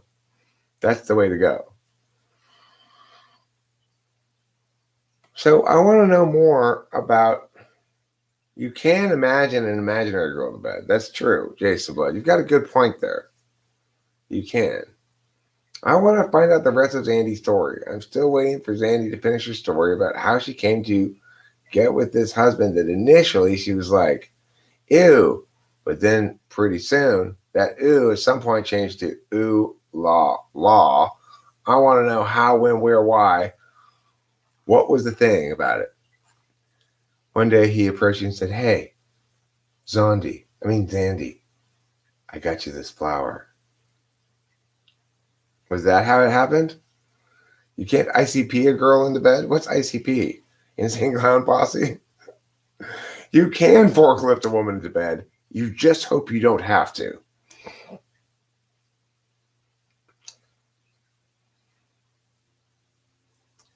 You can describe a woman in bed, though, Pambone. You're turning 21 in 3 months?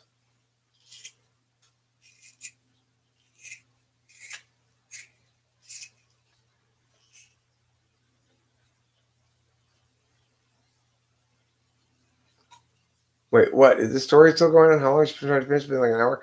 I don't know. Zandy has poor SI. She's going to forget what she's doing. So, Zandy, I will remind you. Can you please tell me more about the story of you and your husband?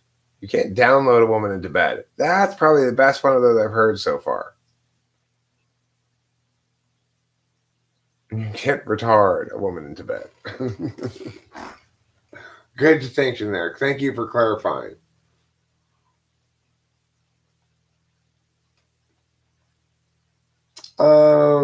You can't live stream. You probably can live stream a woman into bed. God, these people are so young, I forget about that all the time. Don't think about it. But of course, when you're that young, and meow.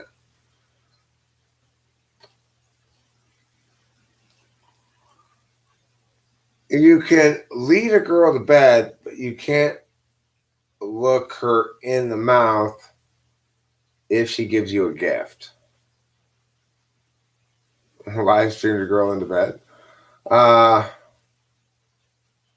mean, yeah, I live stream myself a girlfriend basically, but that's different than trying to live stream someone into bed because I wasn't trying to poke and then get another one. You know, you can't maim a girl into bed. It's a good point, Ambo. It's a good point. You can't defenestrate a woman into bed.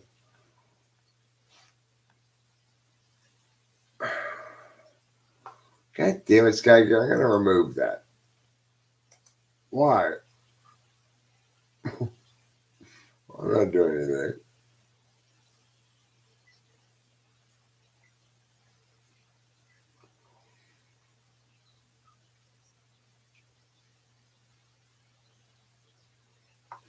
Well, Luis Cezanne, it is possible that you are correct about your own pimpiness, but of course, the challenge of that is to actually successfully do that. You have to be quite manipulative and dishonest. I think fundamentally, and you probably don't want to do that. You could levitate a girl into bed if you were able to levitate. Our group of friends kept inviting us, so I had to see him. And then at one point, I changed my mind about it. He was responsible, consistent, and nice. He somehow won me over.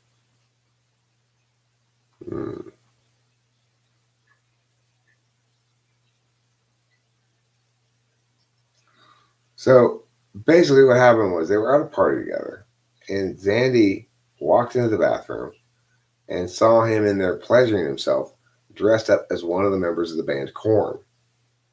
And she's like, "Do you have a corn fetish too?" And he's like, "Not the vegetable." She's like, "No, the band with a backwards capital K." And he's like, "Yeah, I do. It's really gotten in the way of my relationship searching for." And he's like, "Get out, me too." And then they both dressed up as Korn band members and humped for days. It was amazing. You can't explain a girl into bed. You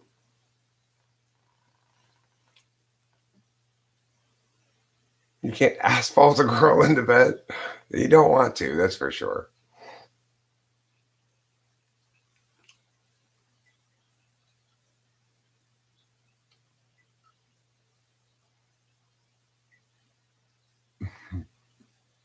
Okay, now listen, Dustin Salisbury.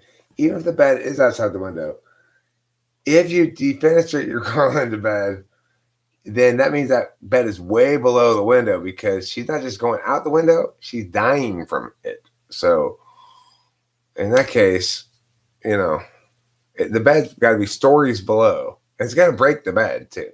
If you defenestrate your girl into bed.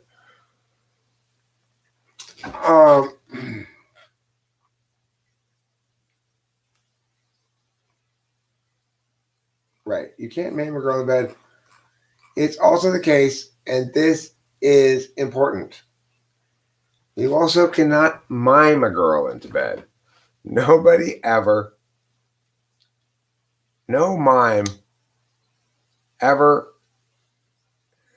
There's never been an instance of somebody parlaying their mime skills into a sexual conquest.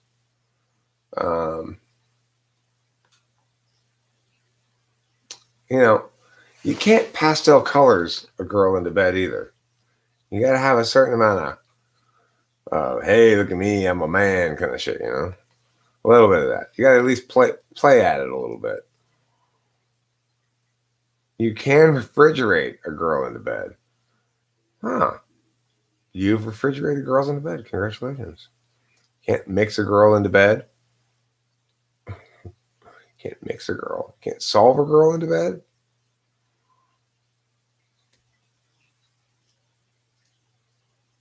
You can't melt a girl into bed. Well, you shouldn't melt a girl into bed. You can't shake a girl out of bed. French mimes do amazing things. Words are overrated. What am I doing?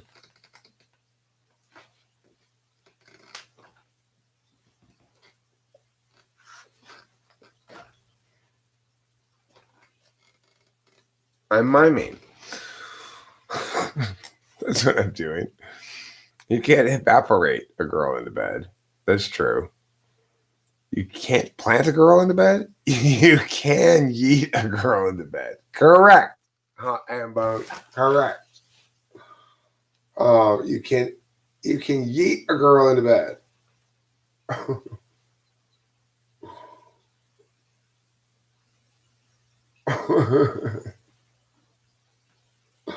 Lawnmower, I'm removing that. It's a little body. It's a little, what do you call it? Edgy.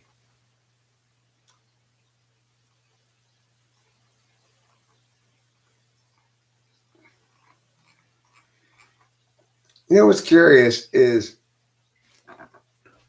you can condemn a man into bed. I condemn you.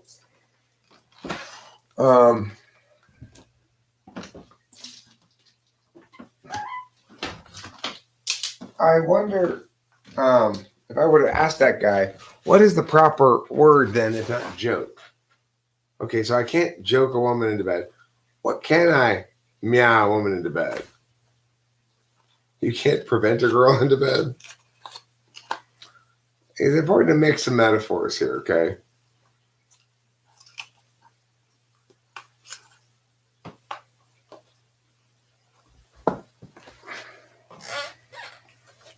You can lead a girl to bed, but you can't make her look your gift horse in the mouth. Is a good expression. You can't impress a girl with your extensive knowledge of anime to bed? Oh, wait, I think you can. You gotta find the right girl, I guess. But I would normally agree with you, Andy, on that one. That's an excellent call there. When you can't break her door, steal her wallet, drag her up, and eat saltine crackers into bed. You can't Star Wars a girl into bed? You might be able to Star Wars a girl into bed. You can't pray a girl into bed? Depends how Christian she is. If you can convince her that Jesus really wants that, you know.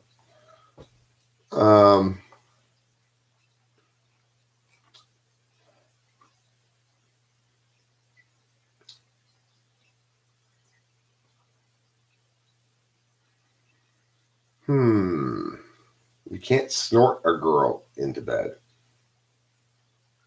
Probably true.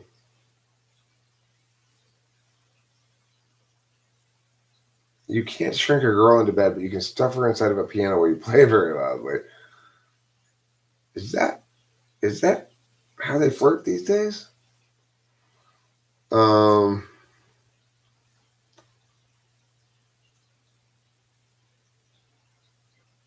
You can't disestablish a girl into bed. It's true. Very true.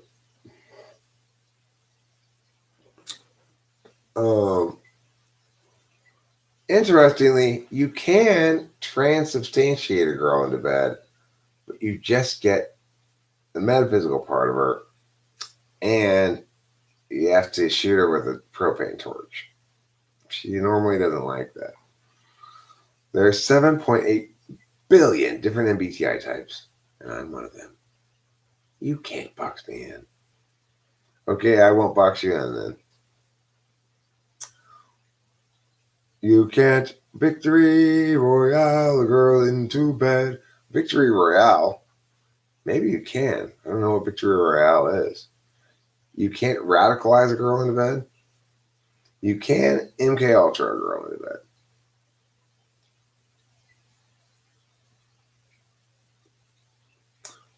Ideally, you would entice the girl into bed, I think. Or launch a cooperative endeavor into bed. Oh, no, not me. Oh, no. That's just part of transubstantiation, okay?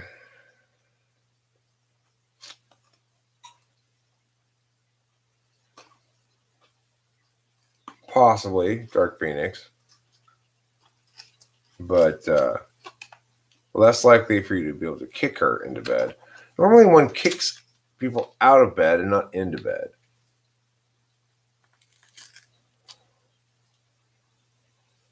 So how did your husband finally convince you?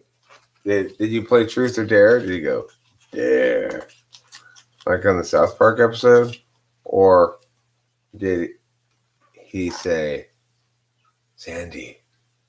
You go, yes, dear. Here in the moonlight, I think I want to kiss you. Like that. You can't understand a girl in a bed. That's a good one, Hambone.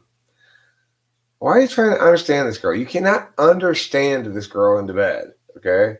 You need to understand yourself when you're trying to get chicks. Be like, you need to focus on, do I want this chick or not?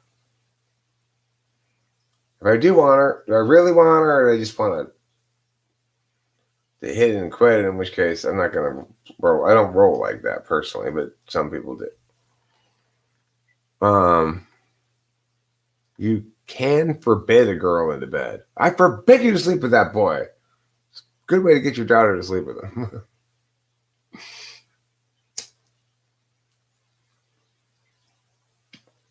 But yeah, you can't understand a girl in bed. It's perfect. That's what like soft beta type intuitives do. That's what I did for years. I didn't really even do that, but it was like the fundamental mistake intuitive men tend to make with women is they think she knows what she wants and how this is supposed to go, and I don't. And the reality is, you know what you want and how it's supposed to go, and she doesn't.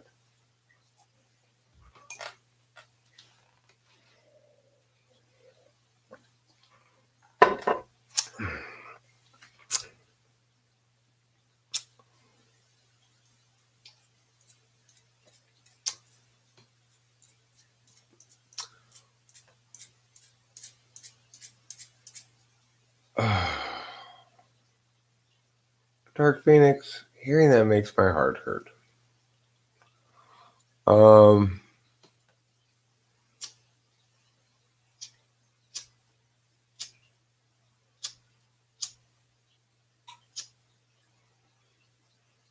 Right. You just want one nice date, you hump, then you're an item. Make sure it's explicit that you want the same thing. You want a monogamous relationship. If she's iffy about it, run. What did he say, Andy? That he slapped you on the ass one evening while you were walking in the park, and you're like, ee. Is that what happened? Or did you play You're So Funny? Did you pull a You're So Funny on him? Is that how you initiated the contact? How did Zandy and her husband first initiate physical contact between each other? I want to know if Zandy You're So Funny'd him.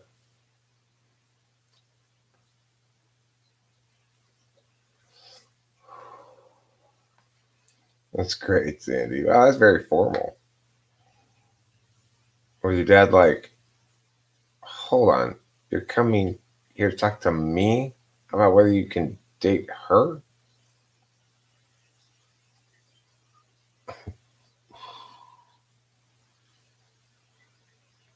Huh, that's weird.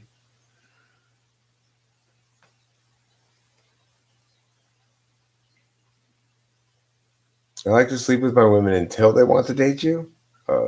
Your dad wasn't happy? Was he like, Zandy, Mackie? What's the fucking verb for bring? I forgot bring. Freaking Spanish. Those Spanish people have a different word for everything. It's like, that's a great joke in general. That is, it's a Steve Martin joke, right? He said, so I went to France the other day. Let me tell you something. Those French have a different word for everything. Right? It's inherently a great joke. Obviously, it's a better joke. You tell it well. You could mess it up, but it doesn't have to be. I mean, unlike a lot of certain kinds of humor that requires the person to deliver it a certain very specific way or won't be funny or whatever is not inherently conceptually funny. But that is inherently conceptually funny.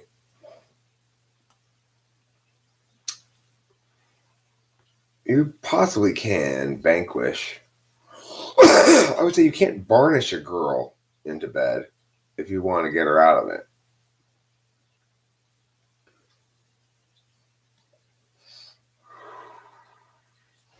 The interesting thing marriage is there are these two songs. I used to think they were both. I used to think they were both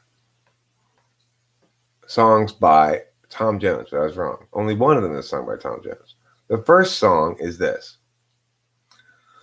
It's not unusual to be loved by anyone. It's not unusual to be man by meow meow meow. Okay, that's one of the songs. And the other one is You Make Me So Very Happy. I'm so glad you came into my life. You know that song? Naturally, of course. Anytime I sing that song, I say, I'm so glad I came onto your face. That's how I sing it, of course, because I'm Eric, eternal man child.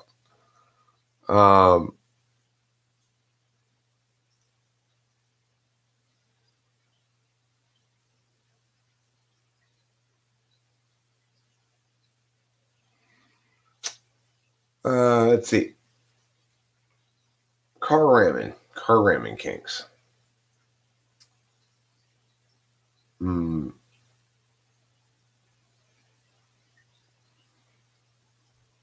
Nobody's got a kelp fetish.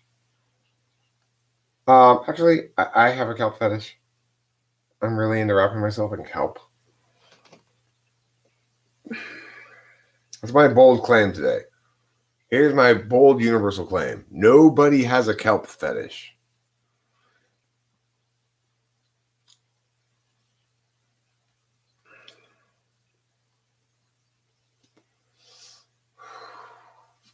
Nobody has a kelp fetish, and few people fetishize flounders. I'm making a double claim here.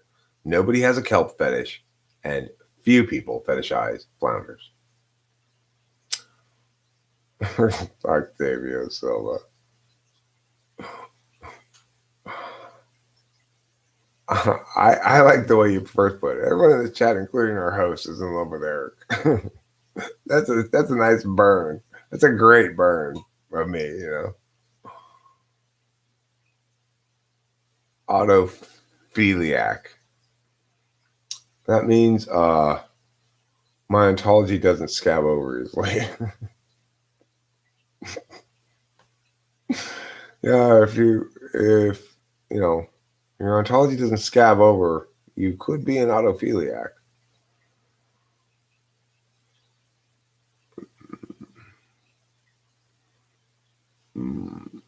That cannot possibly be, could it? Could it be that I have a third poop coming today?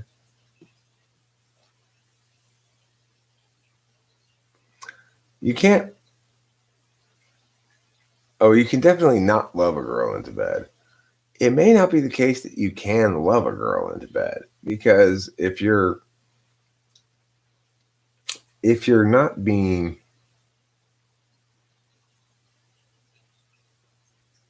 if you're not projecting enough sexual energy, then they're not ultimately going to want to get with you. If you're being too like respecting them, you know, I respect you so much that I'm not going to try to befoul your pure womanness with my filthy male paws and dangling junks. I like to sing. I've successfully written somebody into bed back in college. I wrote this sort of like thing about her and how it was frustrating for me to not get on her. And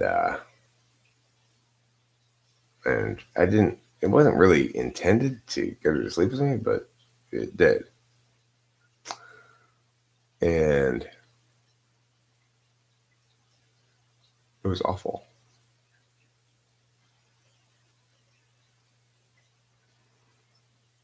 But then all of a sudden it was like FE shit.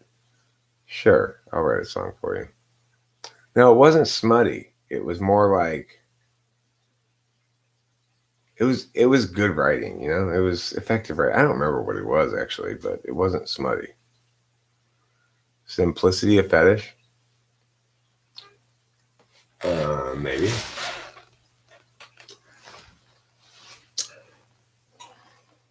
It's like having a fetish for good feng shui or something. I've got a fetish for good feng shui.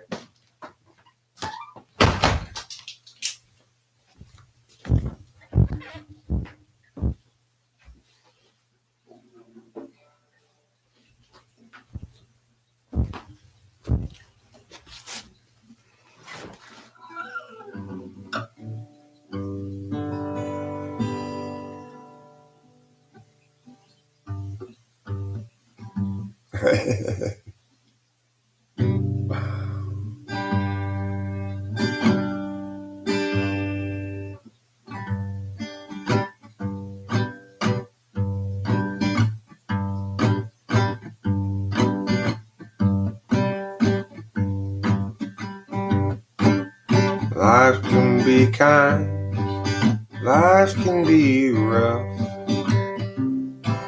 If you feel enough, then surely you'll encounter plenty of pain.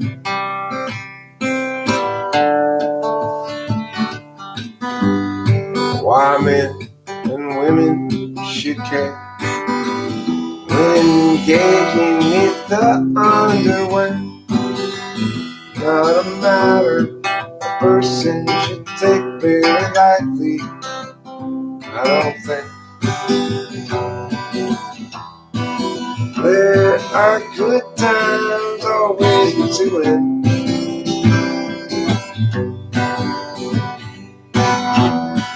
Things that all people seem to be doing.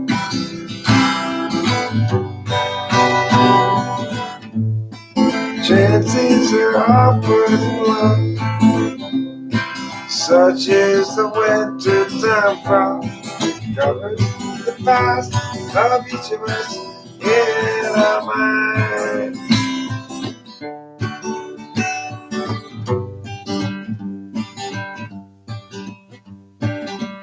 I don't like to think, causing pain in the thinking person or unthinking way as well.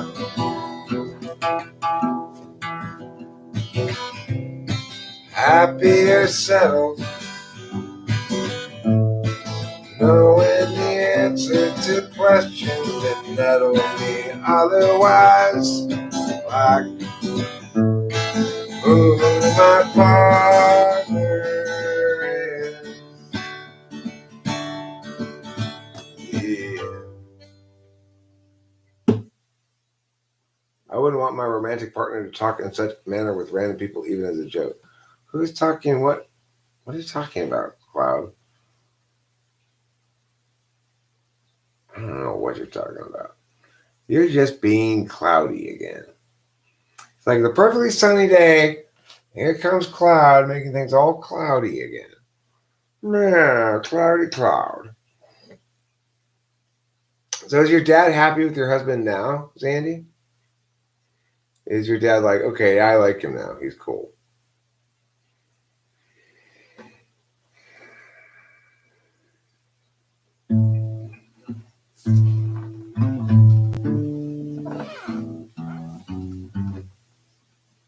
Oh, why does his finger hurt?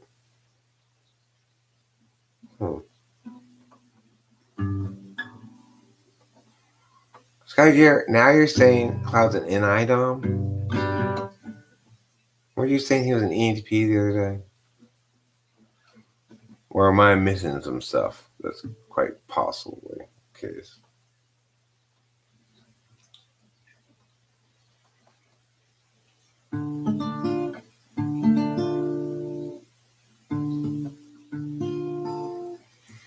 Listen, if you can't take the heat, don't lead a gift horse into the kitchen and expect it to drink any water.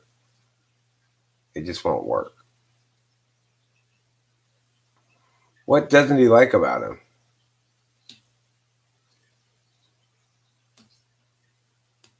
Oh, I'm glad to hear it, Morge. I'm sorry you're going through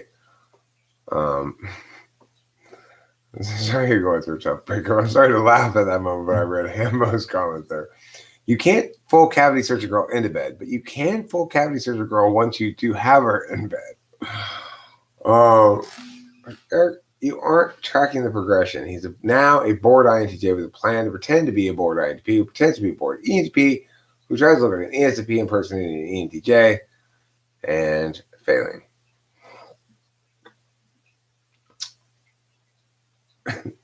That's his plan? Oh my gosh, guys, look who it is. It's King Carlos.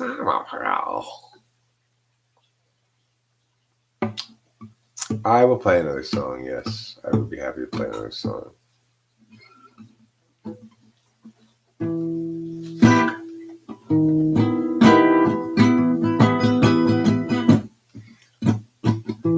You come outside, your arms are folded. I'm getting scolded for playing again. I wanna be as much as I can in terms of the man you want me to be. I got to do what I got to do. I'll include you in everything that I can. 'Cause I'm your man and you're my girl.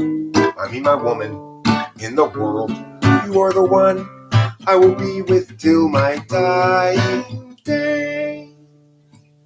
Oh, won't you believe you want my attention?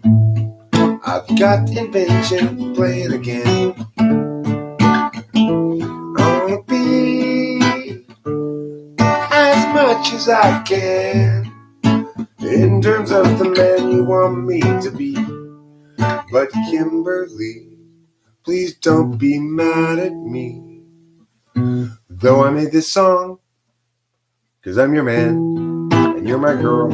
I mean my woman in the world. You are the one I will be with till my dying day. 'Cause I'm your man and you're my girl.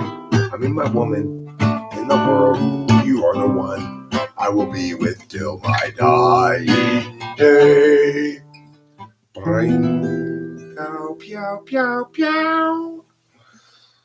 Thanks, Dark Phoenix. Thanks, Ken Krishna Samagu for the fires if they were for me. Cam is Eric's ex-girlfriend. Yeah.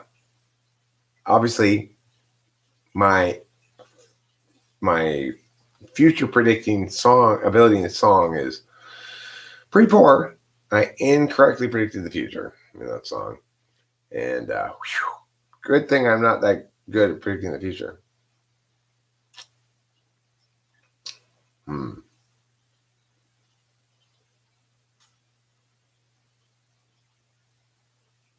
I wonder if you can cheek pinch a girl into bed.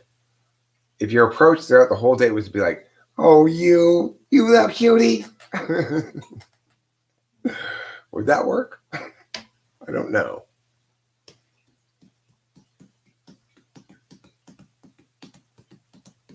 You can't hypothesize a girl into bed, but you can hypnotize a girl into bed.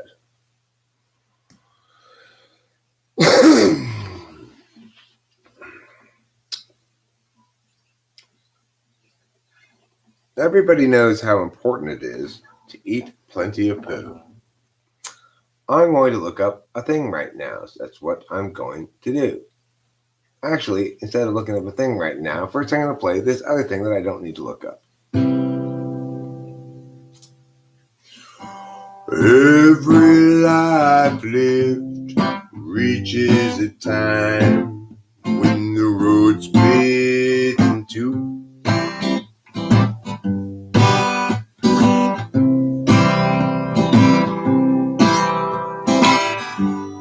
And there's dark times, times of despair, times when it's hard to feel good. That's when I look for my sack full of solvency and that satchel of helpful goods. Satchel of helpful goods. Satchel of helpful goods. Satchel of helpful goods. Every life lived reaches an end when the road disappears.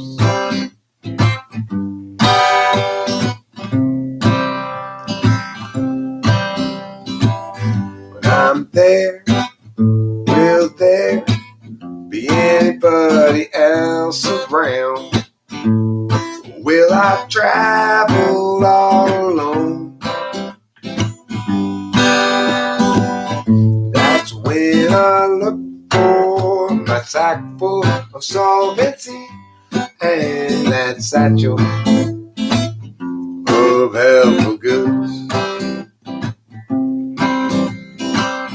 Satchel of helpful goods. Satchel of helpful goods.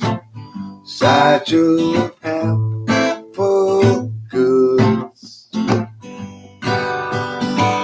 Satchel of helpful goods. Satchel of helpful goods. Satchel of helpful goods. Tonight. No, not satchel of apple juice. Satchel of helpful goods, okay? Very different than satchel of apple juice. Don't touch my satchel of apple juice. It'll get all over you. I forgot to put the cap back on. Tonight. All right. Tonight. Tonight, all right. This was some brilliant lyrics. If you want to know what a really, really brilliant lyric is, it's all right, tonight. Just like that. I'm just not even fucking around when I'm saying that. I'm just like, wow, those are some lyrics. Dude, that is so tough. How do you come up with that? Tonight, all right? Wow. That is good. That is some, you are good. So what's the rest of it? Baby, woman, yeah, all right? Wow. It's amazing. Talk about some poetry. Let me get up the meow here. And I'm going to play a song without touching the guitar. It's a very special trick I'm going to play on you. I'm going to sing a song without touching the guitar. In other words, I'm going to delegate the guitar part to the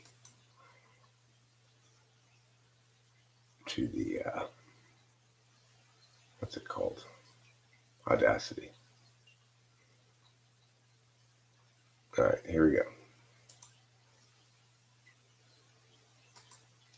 Make sure this isn't too loud though. Should be all right.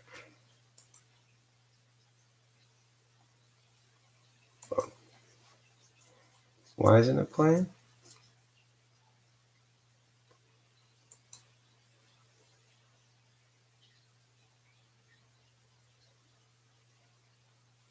Why isn't it playing though?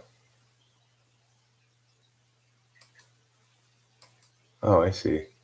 Well, why is that off? That's weird. That art that's today.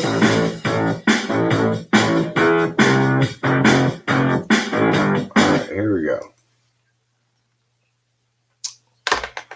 Now I'm going to play an exciting song for you. That art that's today. Siddhartha side. What's impossible to watch Siddhartha drive? Siddhartha sits down. Siddhartha street. In that moment he released the mysteries he did not relate. Siddhartha's mind. What would come to Siddhartha, not when he tried. Now watch what he makes. Siddhartha seems to accompany his greatest waking dreams. Siddhartha was royal, have his life. Siddhartha the royal, had it right. Siddhartha recoiled at the sight. Siddhartha sedate. Siddhartha, where are you now? The fantasy is to have Siddhartha right in front of me. Now what would I say?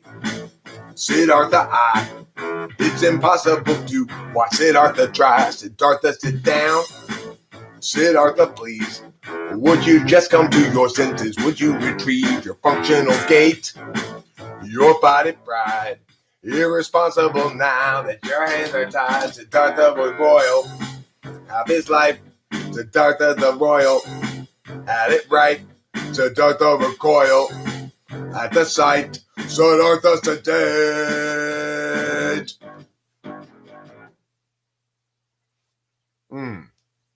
Gives me goose pimples. Seriously gives me goose pimples. What an incredible song. What an accomplishment.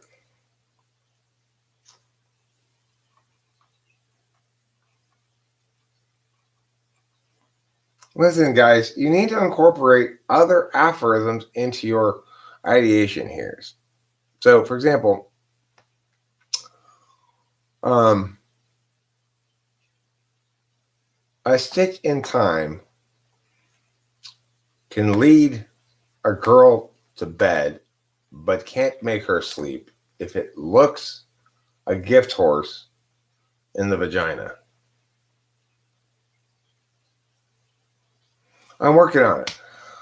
I'm trying to, the recording, it sounds bad to you because it's coming through the mic, coming through the speakers and coming through the mic, you know? But it's fine. I'm not happy with the vocals, basically.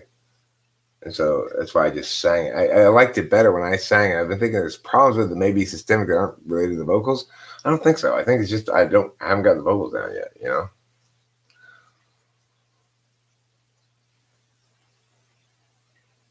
Sometimes the best bed is the one you can't get a girl into. Namely, your sleeping bag. Why? Because it's one of those mummy sleeping bags and she doesn't fit in there. Not if you want to zip it up anyway.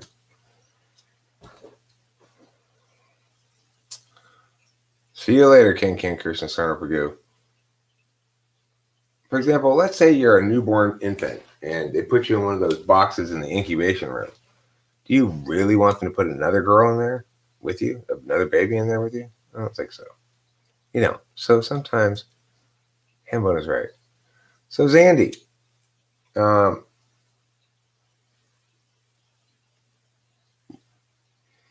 you and your husband do romantic things periodically? Do you go out on romantic dates do you go on moonlight picnics?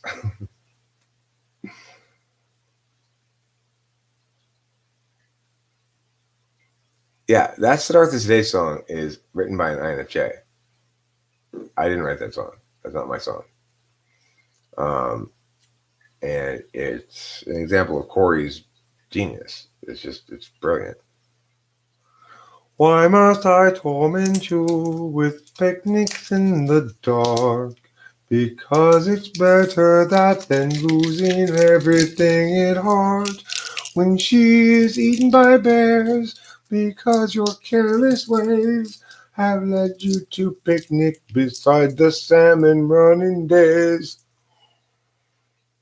Oof. So you're feeling like you don't really go out and do a lot of romantic stuff. Bye, Eileen.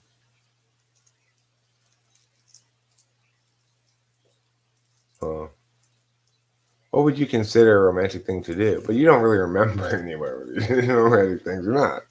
You remember painting the door. I mean, it seems like you have a fair amount of disposable time, which is always nice. In other words, you're here. You're here, you're queer, you don't want any more bears.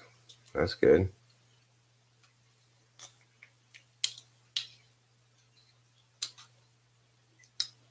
Pat Pat Dark. Pat Pat Dark. Is that what that hand is? Is Pat Pat? Pat Pat? I like patting. Pat Pat Pat Pat Pat. Pat Pat Pat Pat Pat. I like to pat. I pat Rachel a lot. I pat myself sometimes. It's okay, Eric. Pat Pat Pat Pat Pat. Pat Pat Pat Pat Pat is a good name for a person too. So if, for example, the first name were Pat, the middle name were Pat, the second middle name were Pat, the third middle name were Pat, and the last name were Pat, they'd be Pat, Pat, Pat, Pat, Pat. Pat, Pat, Pat, Pat, Pat. Yes, let's just say his idea of fun and romanticism are very polar from mine. He's an ISTJ and you're an ENFJ.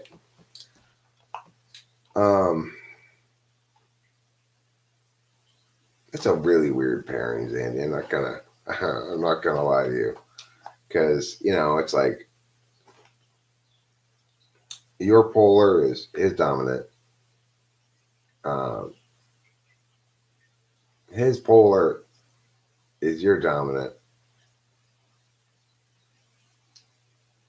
No, yeah. His polar is your dominant.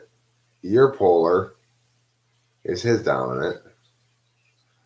And your tool function is his 8 slot, and his tool function is your 8 slot. I guess that's where you guys can get along. You can probably get along in your 8 slots.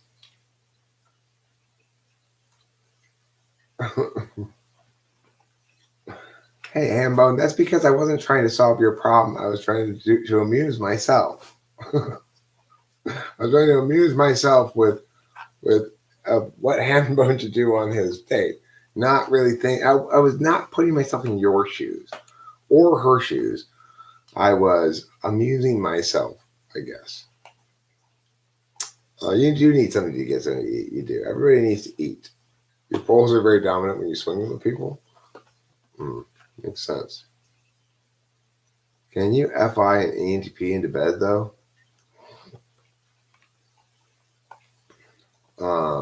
Yeah. Remember, INFPs are my supervisor type. INFPs can get you to do shit usually. Can I imitate NI songwriting by trying to go for some really good punch and then write everything around it to be still good but not as shocking? There's no clear formula to it, but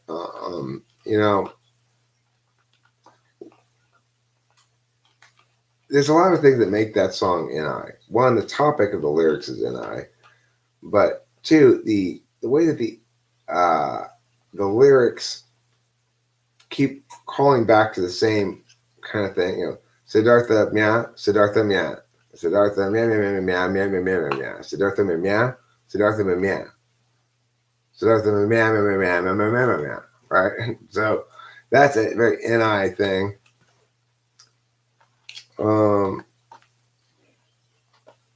Well, I mean, you're talking about it interestingly anyway. You certainly correctly identified that as an NI song.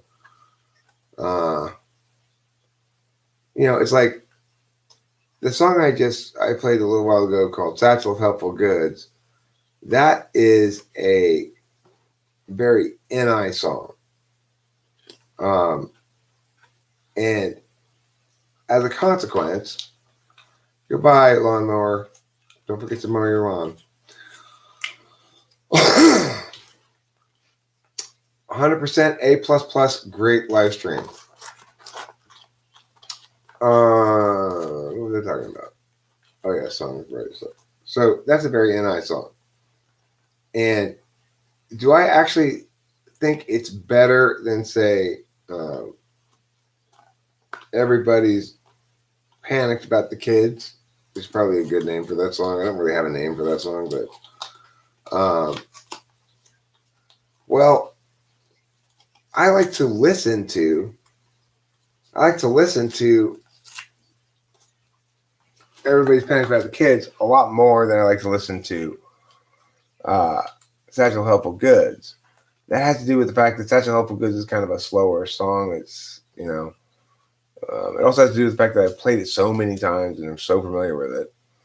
But So I think Satchel Helpful Goods is a better song, more of a timeless song, more of a pure and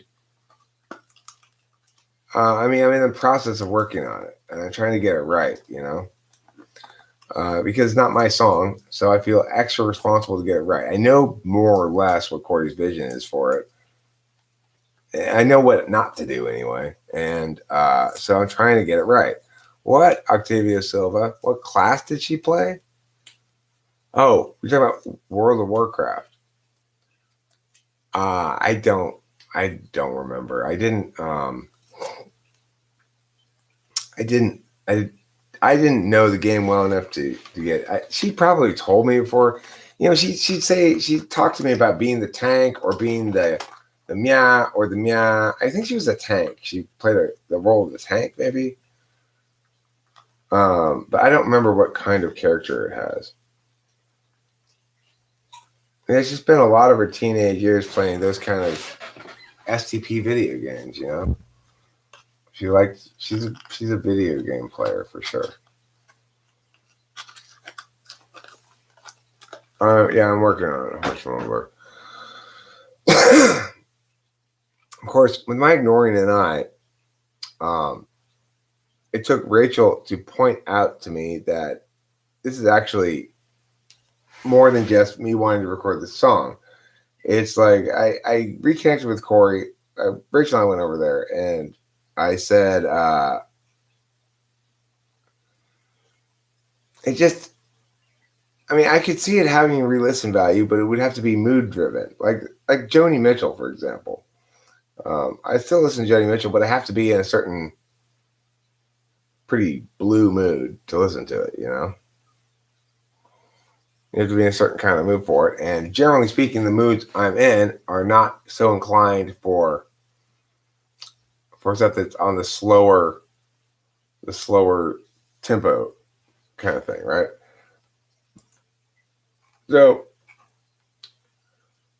Satchel's more in I, but I've got other songs that I like to play better for sure. Or not really to play. I like playing that song a lot, but I don't listen to it. It's not in my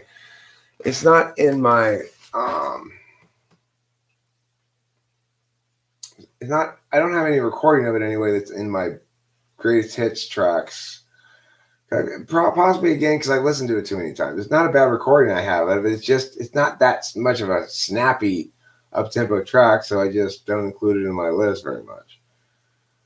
What I'm looking for here is called SAMM. There it is, Sammy song. It's not its name, but that's what it's saved as.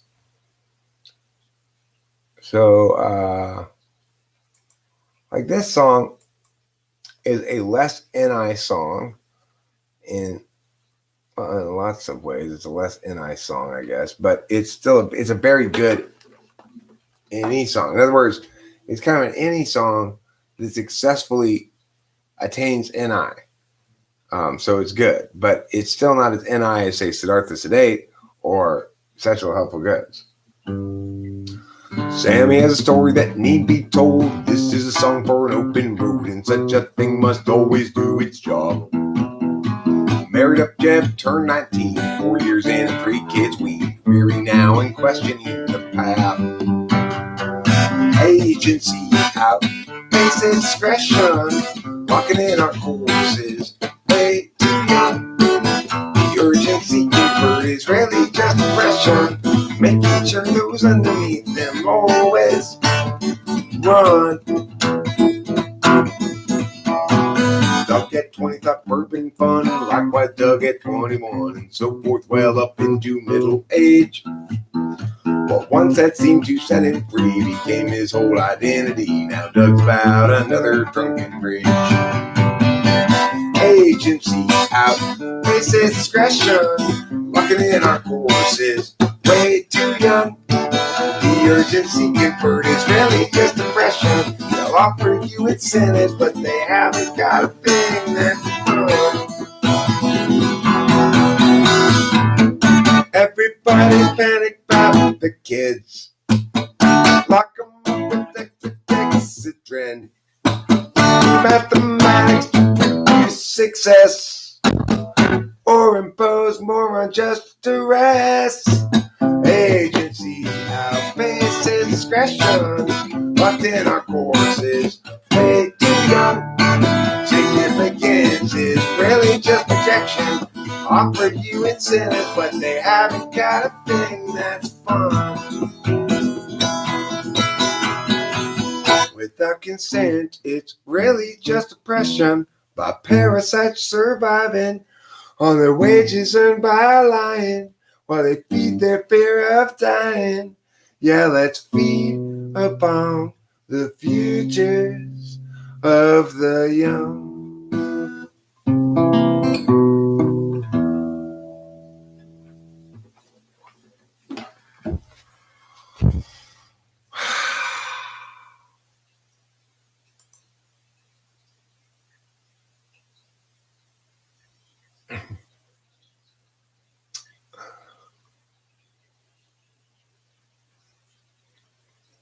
If you don't have anything nice to bed, then don't bed anything at all. It's good. That's good advice right there.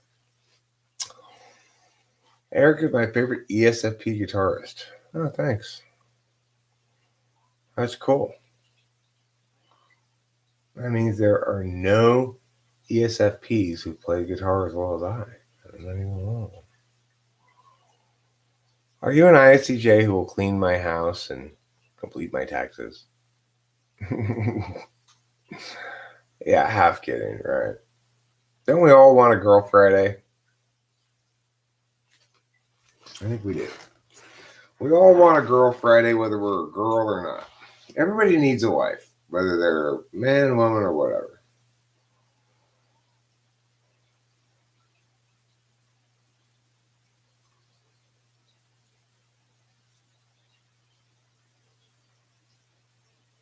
Bed me once, shame on you. Bed me twice, shame on women.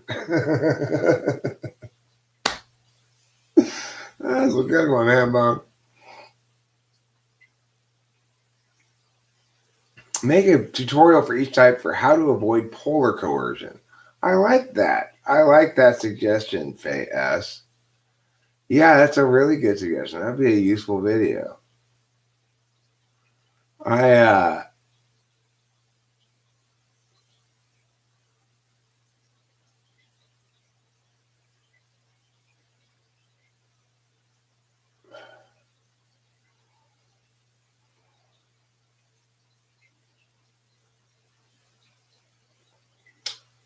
Listen,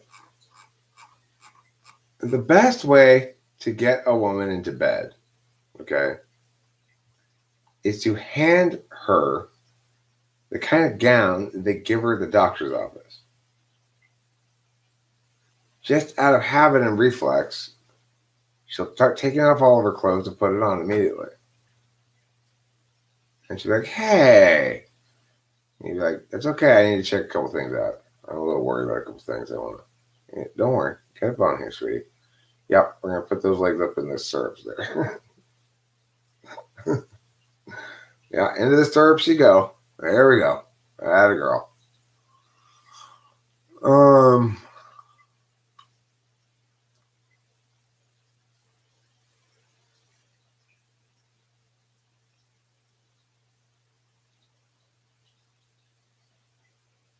We always put this on backwards.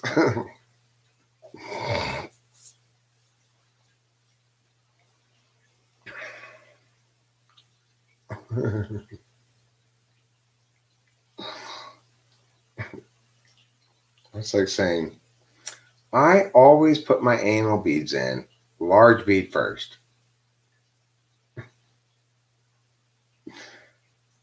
You know.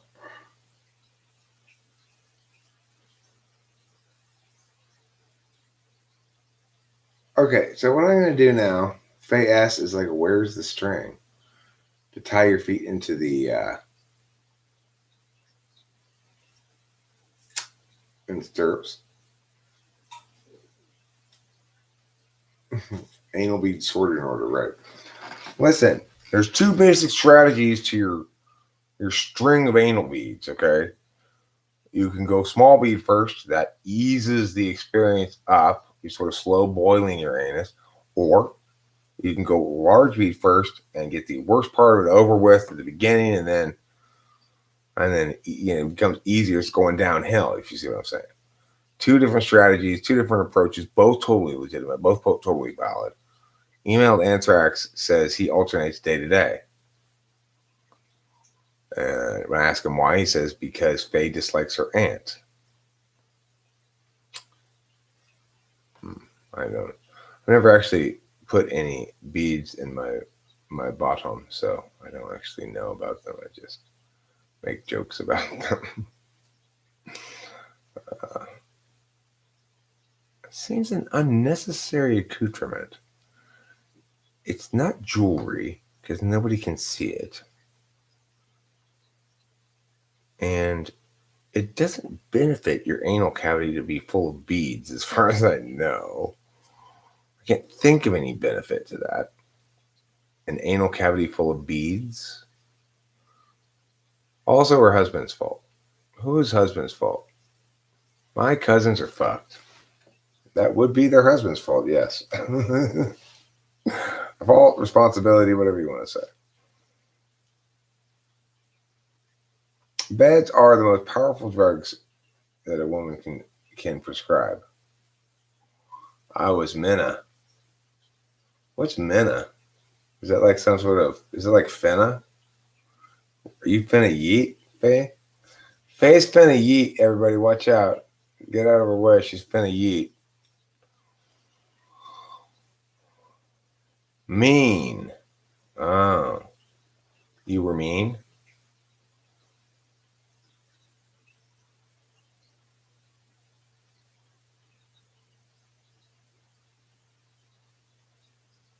You finna yeet 6 feet?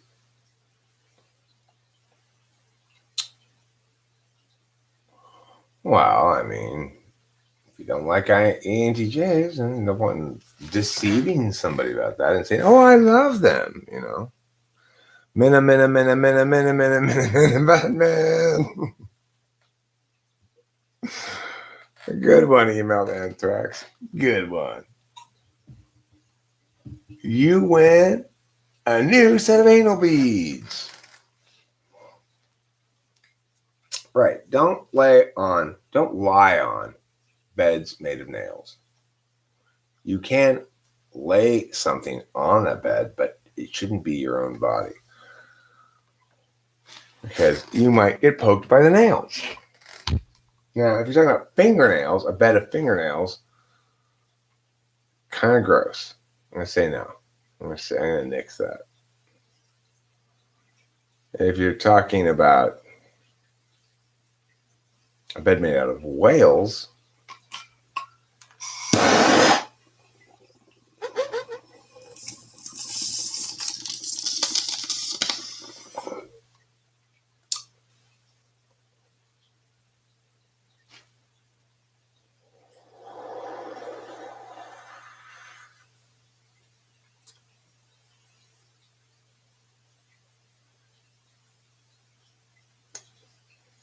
see, I don't think one's willingness to emulate the stupidity of others ought to be used in determining one's cowardliness. Oh, you won't imitate their stupid shit, coward. I'm not sure that's cowardice. It might just be wisdom. Well, good. You get to believe in God and astrology. That's nice, Faye. I'm glad.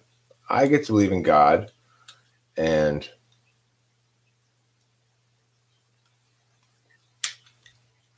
I sort of believe in some of those sort. It depends on the context. Belief is too strong of a word. Let's not get all word sloppy. 6 feet yeet.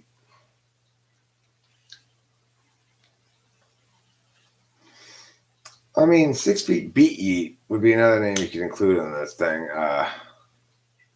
BEET. And at your shows, you could throw beats at people. Who cares what kind of music you play? The important thing is you know that you throw beats at people at your show. If you were called the 6 feet beat yeet,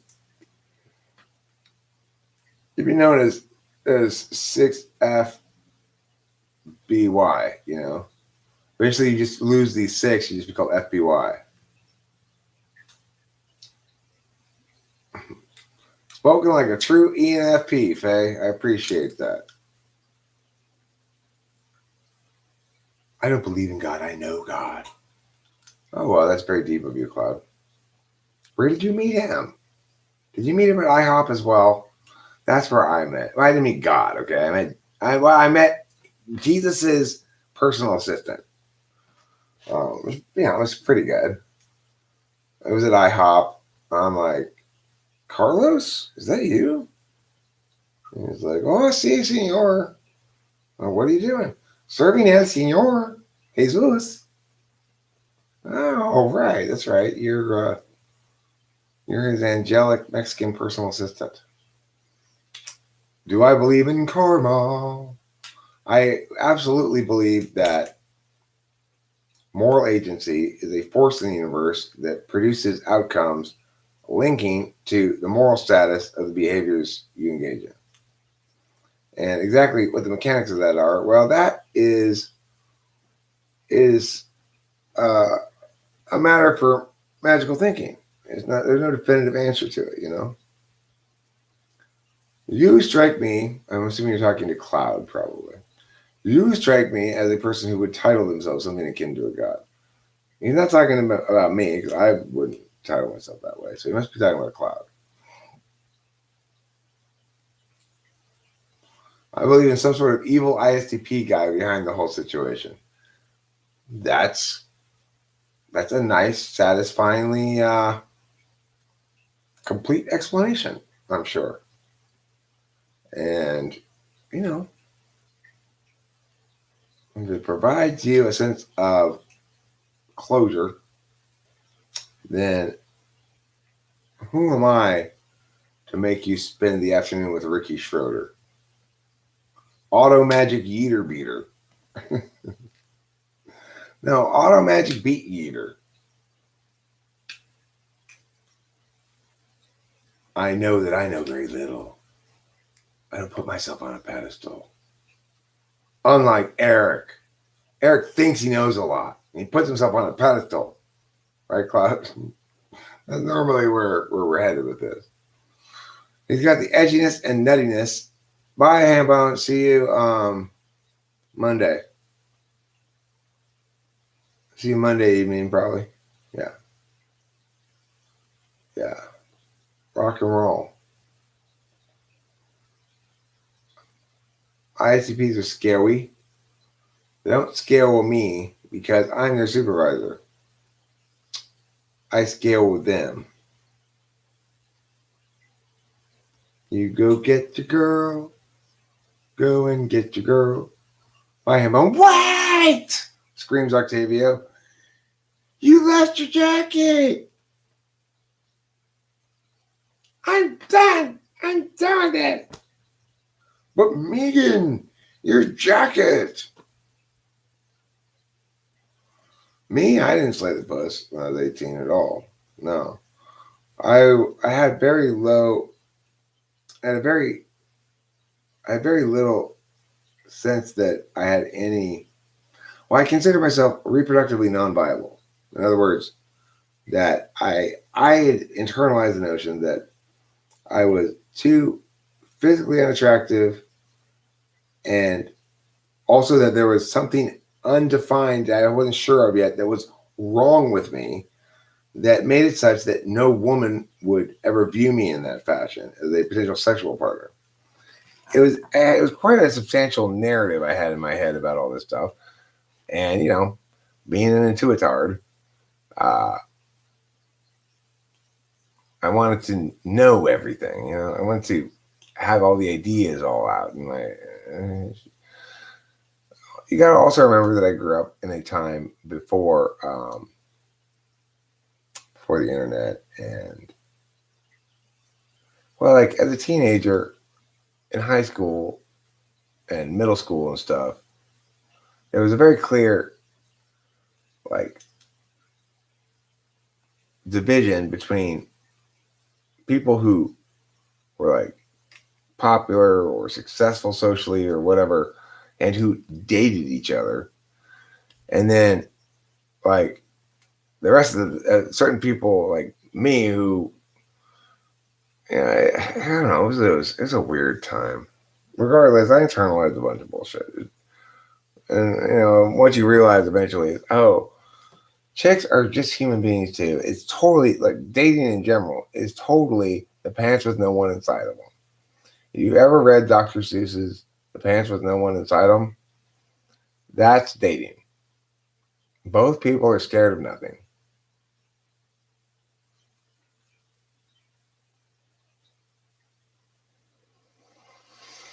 Magic is a form of magical thinking that has an explainable set of rules by which it operates. In short, it's all in your head, and the mind has more juice than people give credit for. Additionally, it employs a force vector that is undescribed by any physics, namely observation. Interestingly, even though the universe is being one way or the other is contingent on observation. In other words, it would be in a unresolved state of superposition if we didn't have observation, even though reality itself, existentiality itself, supervenes on observation. We don't have any meaningful articulation of what this power vector is or how it interacts with the world.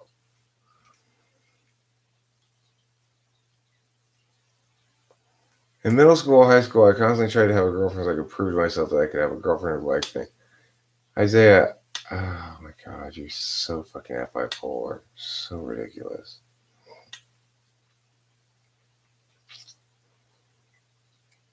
Cloud's probably an FI tool user, Faye. I'm pretty sure he's an ESFP.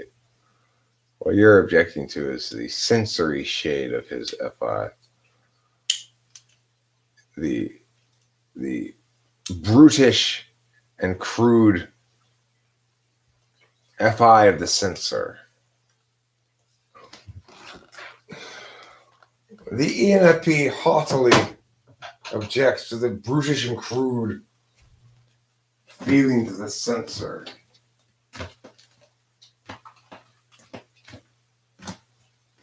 Stop being brutish and crude. You know I don't like it when you're brutish and crude. I'd rather you be prudish and brood. I don't know how to be prudish and brood.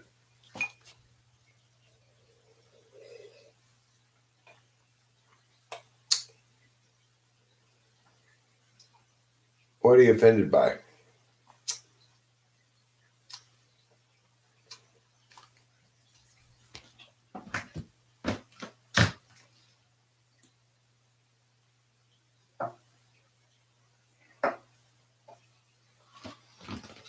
Offensive offenders offend me. Offensive offenders offend. I wish you would stop offending my bender with fender bending in the sand.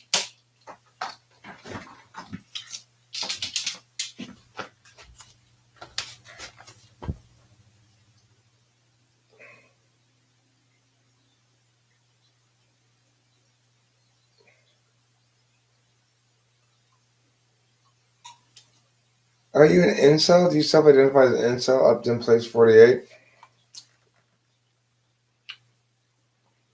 That distresses me. I'm not sure what to make of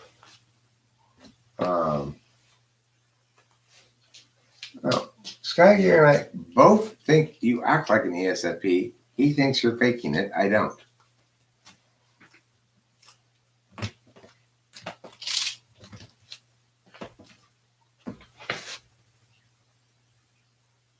What do you mean by definition you are?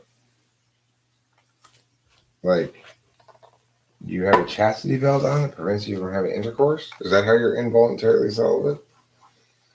Or what do you mean? You try, but you just can't find anybody to sleep with? Is that what you're saying? Or, I mean, I don't know. Yeah, it is. My FI is so strong. It's just like juicy and true. You know how to brood, don't you? You just put your lips together and sit there dissatisfied. Oh, that's funny. You know how to brood, don't you? Just purse your lips, cross your arms, and make grunting noises occasionally.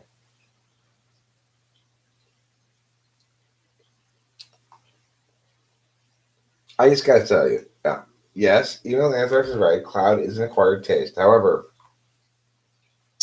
once you acquire that taste, once you force it down about 50 or 60 times, it starts to be not that bad. I joke, I jest, Cloud. I don't mean to tease you. I'm sorry. I'm sorry for teasing you. That's my bad. I just ooze FI moistness. You see? This is a sign that dewdrops of tenderness are coalescing into a saline pool of moisture and dampness inside the wettening portion of your ontology.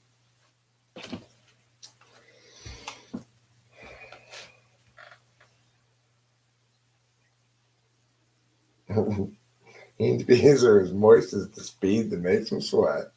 I say, Rude, I like the cut of your jib. You know that? I really do. I like the cut of your jib.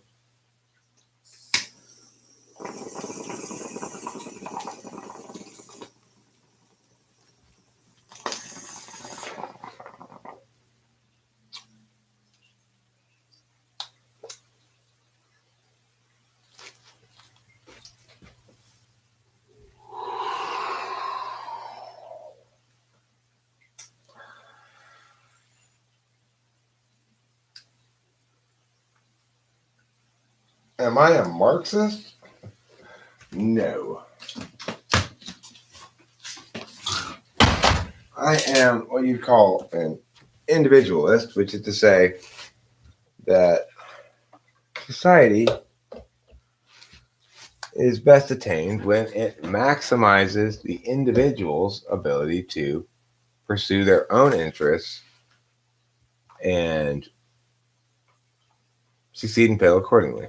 You know, that only the individual human being knows best what they ought to do in general, that we can, as a general community, know well what others ought not to do. But when we start telling people what they ought to do, we're trying to universalize something that's particularist. And centralization never works. We have plenty of examples in history with that. The more centralized your authority is, the less efficient the processes of individual being are.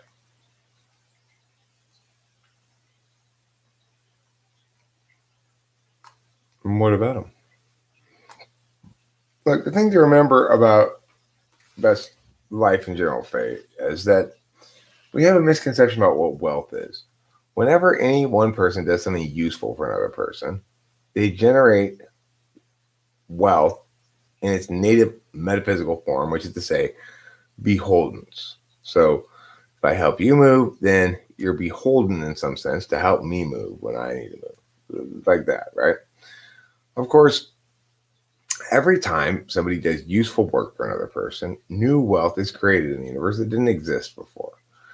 It needs to become a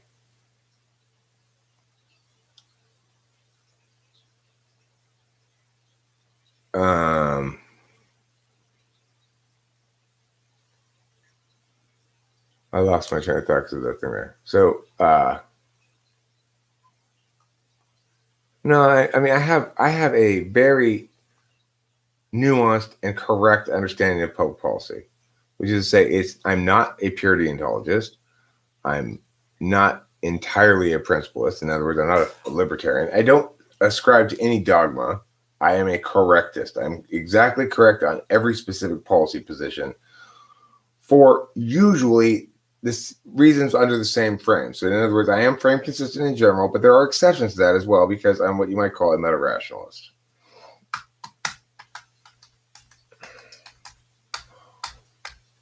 Hi, New Groove. What is up is that apparently I'm now Toast Eric, which means somebody's put me in the toaster.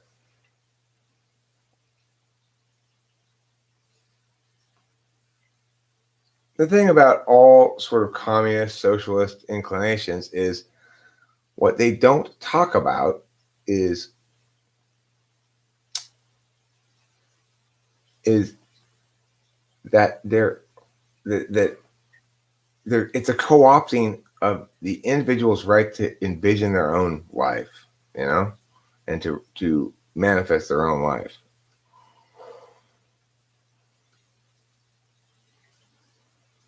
People don't understand the harms of trying to solve problems with centrally redistributed funds either, because they don't know where money comes from. They think the government's somehow distributing money or something. No.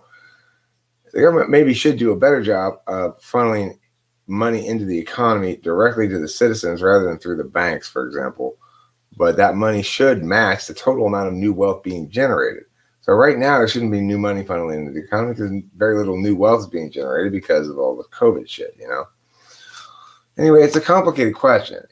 The thing to remember, Faye, is no matter what your position is, ultimately, it always comes down to specific policy questions. So if you have a specific policy question, like what should we do about meow, I will always give you a specific answer that is always correct because I've parsed it out in full and I've heard all of the arguments on everything. Right. I'm just telling you, if you don't want to move on, that the way to approach it is to say, here's a specific policy issue. What ought we do about that? When people try to approach public policy from a dogmatic perspective, a ideological perspective, they always harm the citizen democracy.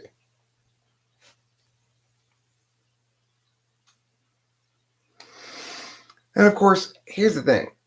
I may not have heard all the arguments and everything. I am ready to be surprised by a new argument at any time and to change my position accordingly if somebody is correct. That's the beautiful thing about TI. It's much more fair than FI.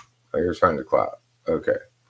Like, I am really willing to acknowledge the legitimacy of FI when it's right and in its appropriate context and stuff. And I understand that we can't excise feelings and subjective matters entirely when we're making public policy decisions. We do need to have some of those. There's going to be a bit of an arbitrary quality to it, therefore, because it's not going to be strict. It's not going to be frame strict, but that's what prevents it from being ideological as well.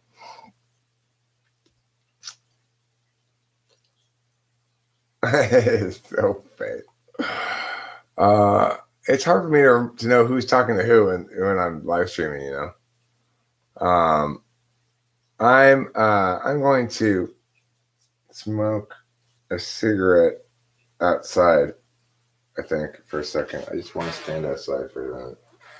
I feel like it's kind of stuffy in here. You know what I'm saying? Kind of stuffy, puffy, wuffy. Is that with just INTJ, ENFP, or do you think that semi-duals are generally the best match? I think that semi-duals are generally the best match. But I think that's true. Actually, I think semi-duals are the best match for perceiving types, and duality is the best match for judging type. So, like, INTP should be with ESFJ because they're both judgers, whereas ENTP should be with INFJ because they're both perceivers.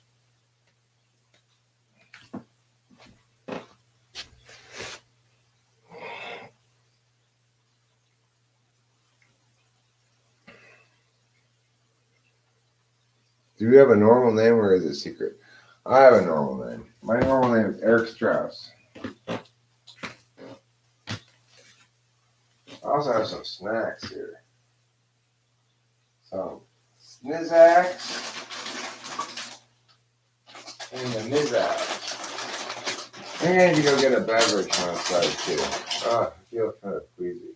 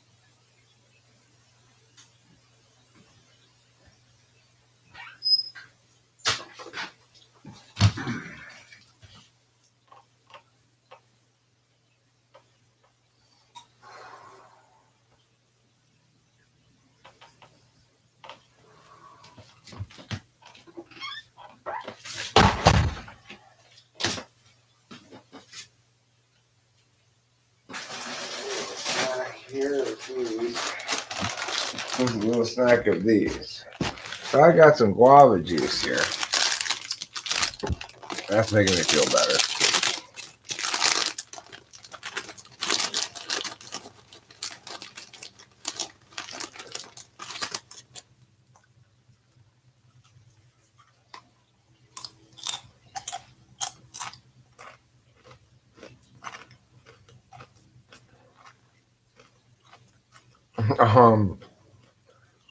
Up them plates.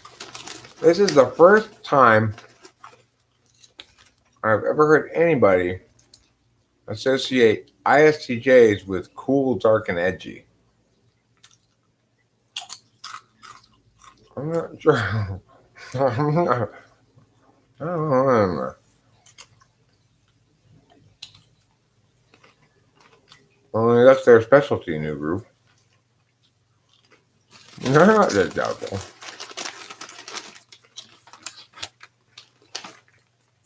Usually, they won't suck you in unless they know they want you.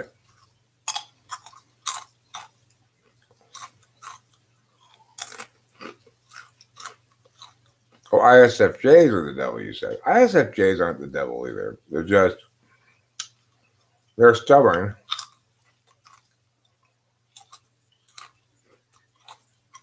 As soon as they get an ISTP. ISTJs can too. ISTJ is a good choice for an ENFP, but they're not going to fix the computer so much.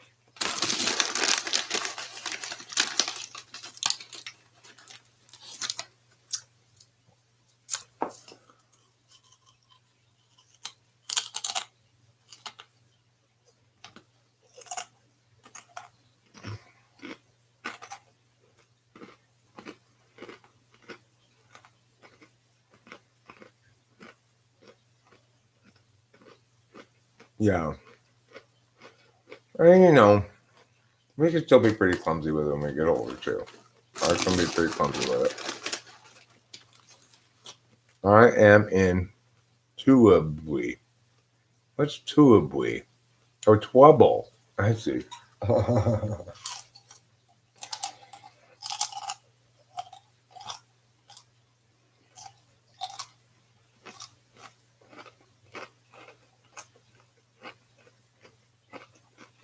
I mean,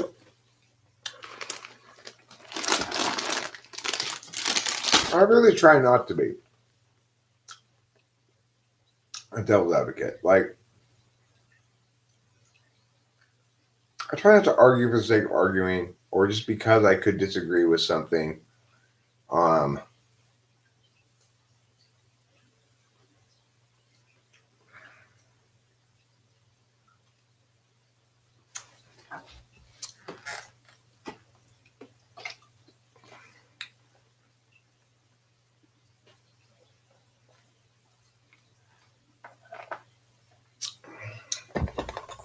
Yeah, it goes my parents, me, my kid.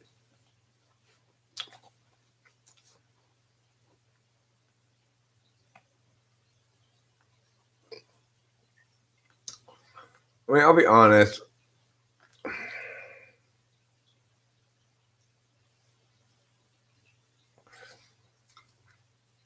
It's possible that Lucifer's an ENTP, but ENFP is possible. I mean, the character in general is most developed in Milton's Paradise Lost.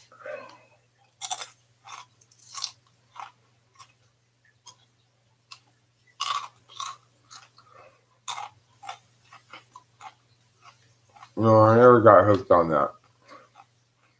I mean, I have a very small family. Or at least very small immediate family.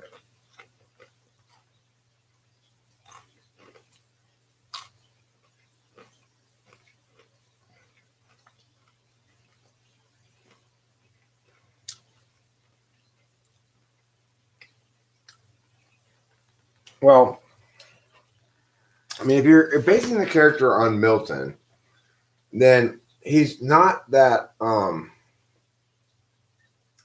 He's actually not very manipulative per se. He's extremely. He's what you call ODD, oppositional defiant disorder.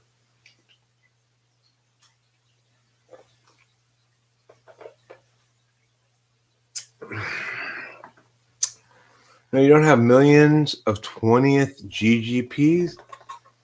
What's millions of 20th GGPs? I have no idea what that is. I have no idea what that is.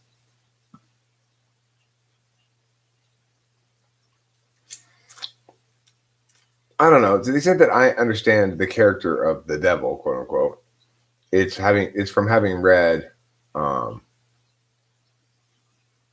the hell part of Paradise Lost, Inferno, or whatever it's called.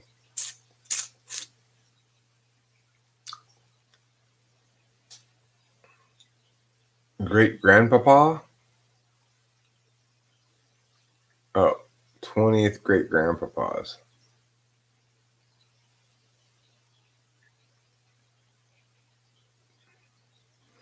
My INFJ dad didn't understand that it doesn't make any sense to move the goddamn asparagus with a tiny fork across the whole fucking kitchen when he could have just moved the plate and not drop any.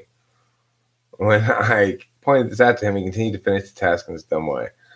Because there's something fundamentally wrong about including utility in any equation if you're an INFJ. They find it not just don't get it, but it's morally wrong, basically. Oh yeah, I'm talking about Dante.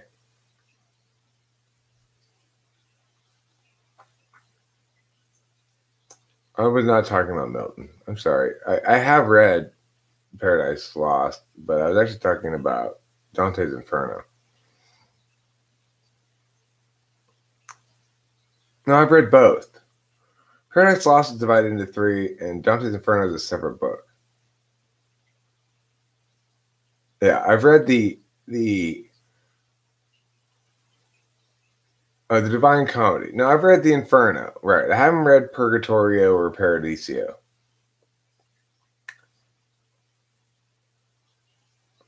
All right, I need help here. How do any DOMs develop SI? Well, you start by developing your physical SI, probably, which is to say, you need to actively pay attention to when you get in the bath, when you lie down, when you eat. You need to force yourself to stop ideating and taste the food, kind of stuff.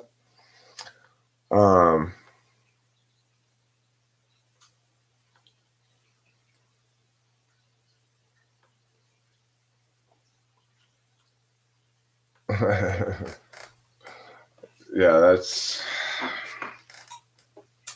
no, that won't work. New group.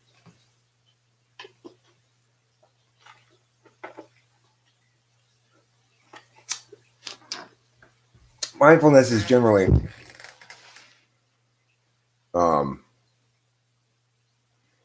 way of saying be more of a knowledge type.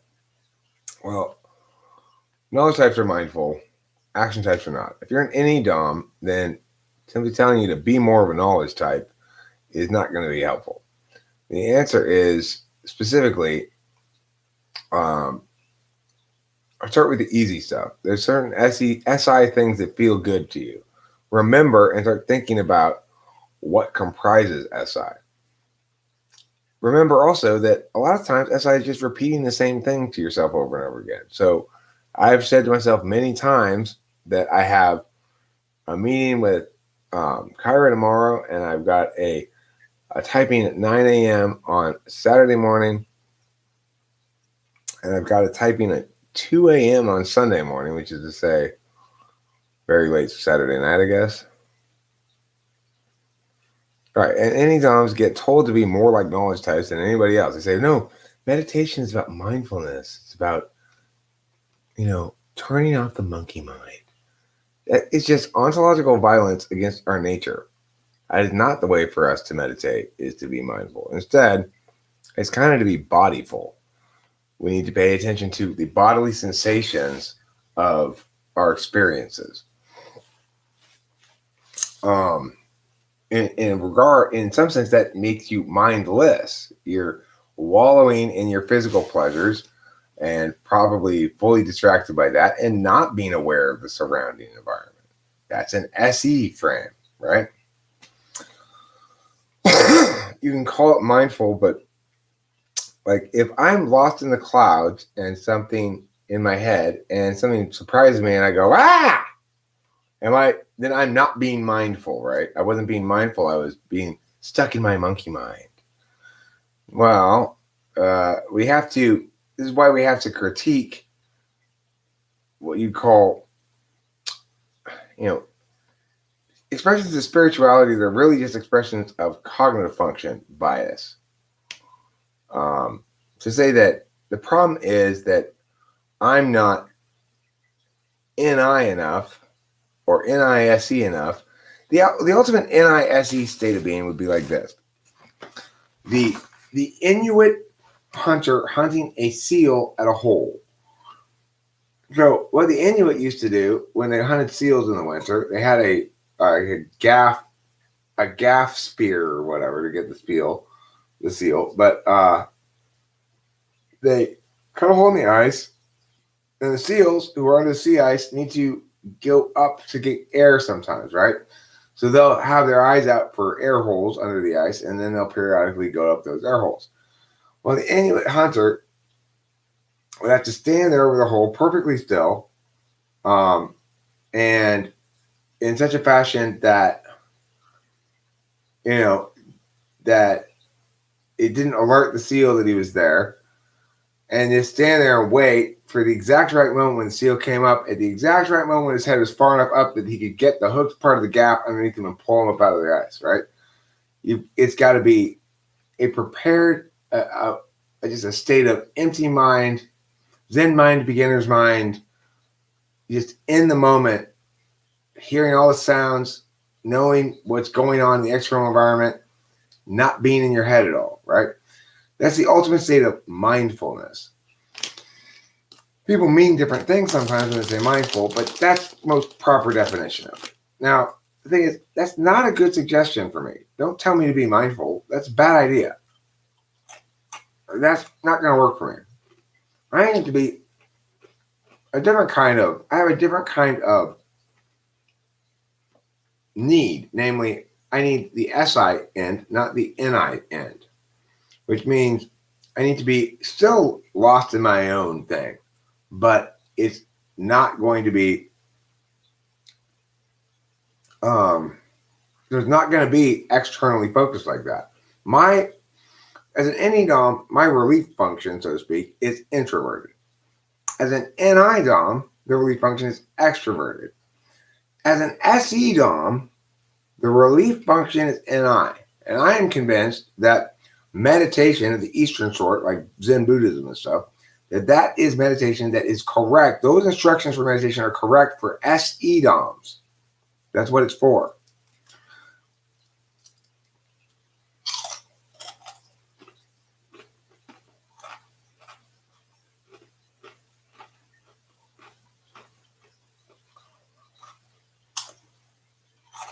Whatever is correct. Attempts to self-constrain the extroverted intuition by the extroverted intuitor are doomed to fail. Extroverted intuition is too smart.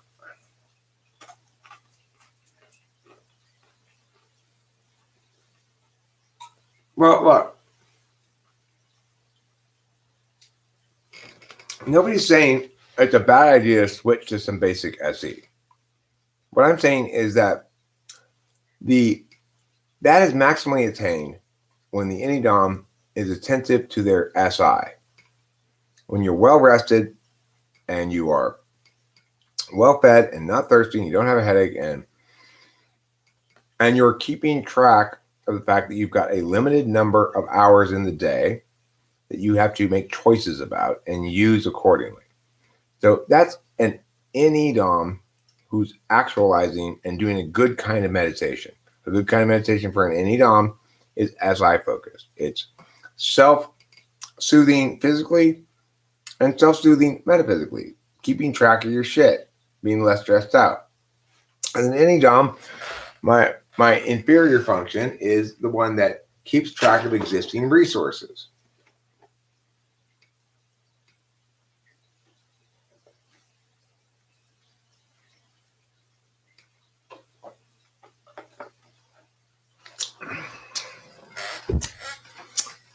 When you say which function of the ESP is the improviser,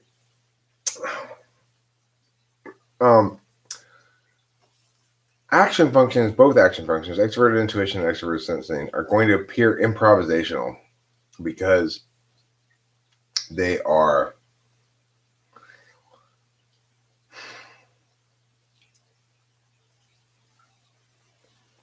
they're driving the action in some sense.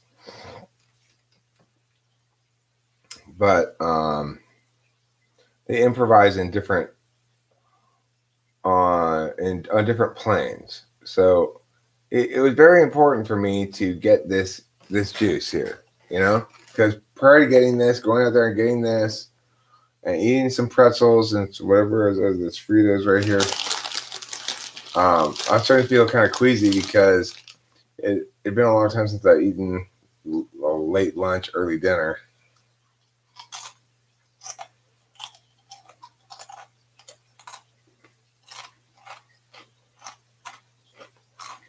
Okay, here's the thing, new group.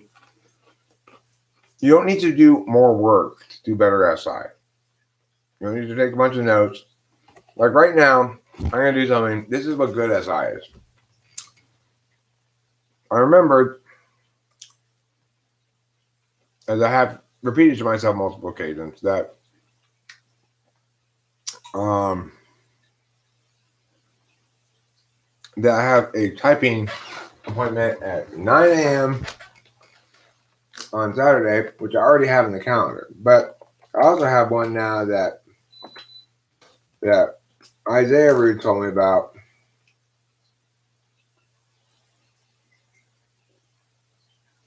February,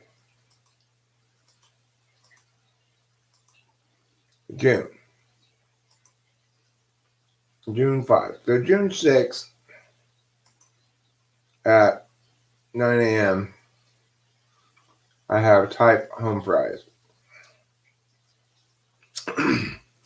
June 7th at 2 a.m. I want to edit this. I want to edit this.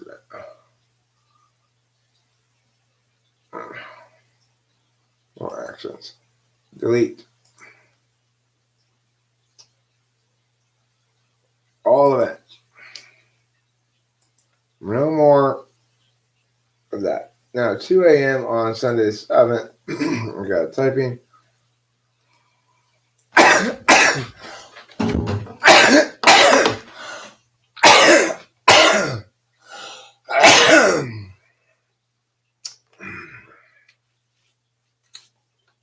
Typing banana pants with Isaiah.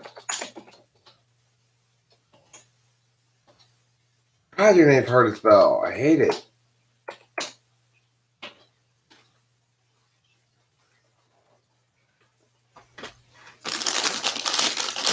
Stop having a hard to spell name, Isaiah, right now. Can't you see how it's killing us both?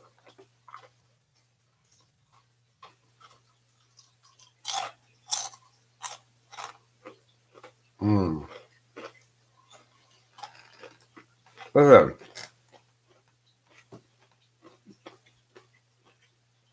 My sneezes. No, he's not 14. My sneezes are guaranteed to be. Hi, Jordan Spike. Guaranteed to be COVID free.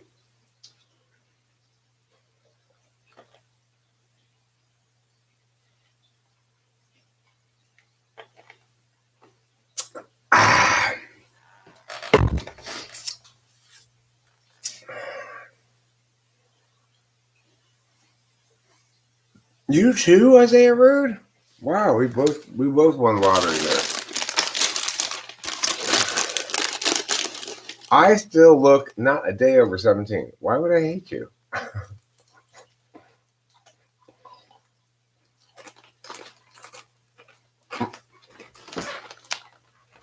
What, did you kill my firstborn or something?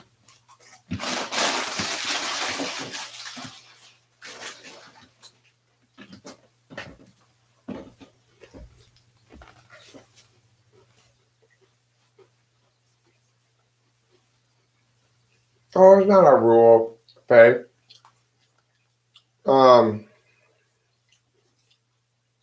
You are absolutely entitled to ask people that if you want, and they are absolutely entitled to not answer you if they want.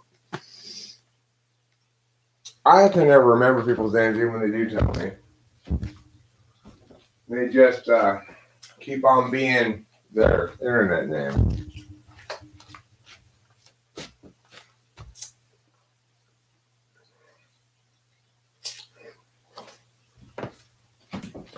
I'm a Marcus.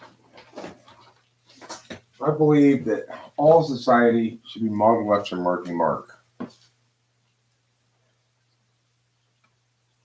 that is his real name. His first name is Email, his last name is Anthrax. Oh, rule about sneezing. I thought you made a rule about asking people their name. Oh, right, I'm a Stalinist, yeah. Thank you, Mord. The problem with Marxism and Leninism and communism is they're all way too soft. I'm a Stalinist. You could also call me a Jong-Unist. I'm a Jong-Unist. You never hear anybody, saying we need to be more like North Korea, and yet you still have people saying they're Marxists.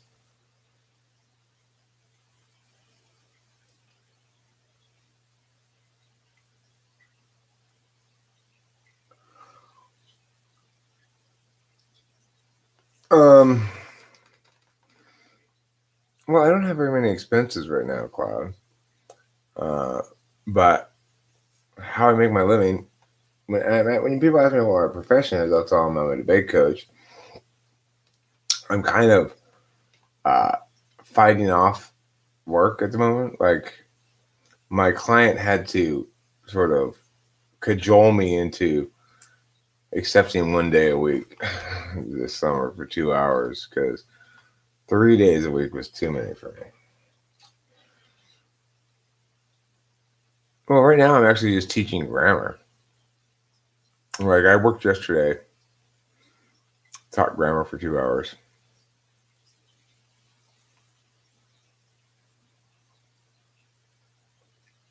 No, I don't have to work in schools anymore. I worked in schools for a long time, but now I'm a private debate coach. And also, I mean, I'm living with my parents. I'm living with my dad. It's nice. The thing is, people might feel like, oh my God, Eric, what a loser you are. You're living at home. You're accessing family money, which means like getting money from dad and stuff. I don't care. I don't care what people think.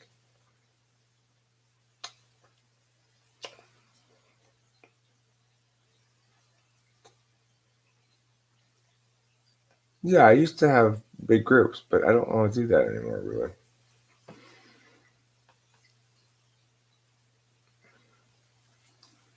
There used to be a bunch of debate videos up, but I took most of them all down because I don't want anything with any kids in it because YouTube got all like, ah!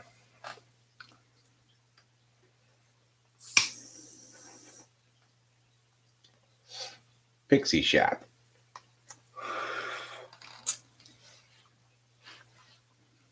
What's a bowl of green stuff? It's Pixie Shap. What's Pixie Shap? Basically, it's just you scrape out the inner lining of the stomach of the pixies, and that's Pixie Shap. Who eats that? A lot of people consider it a delicacy. I very much enjoy how debate jargon sounds too, Isaiah Rude. And you're absolutely right. I'm sure you picked up a shit ton by being around here.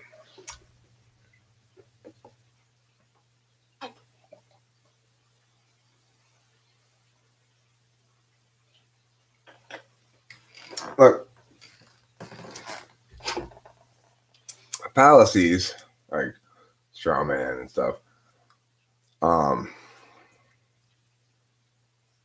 are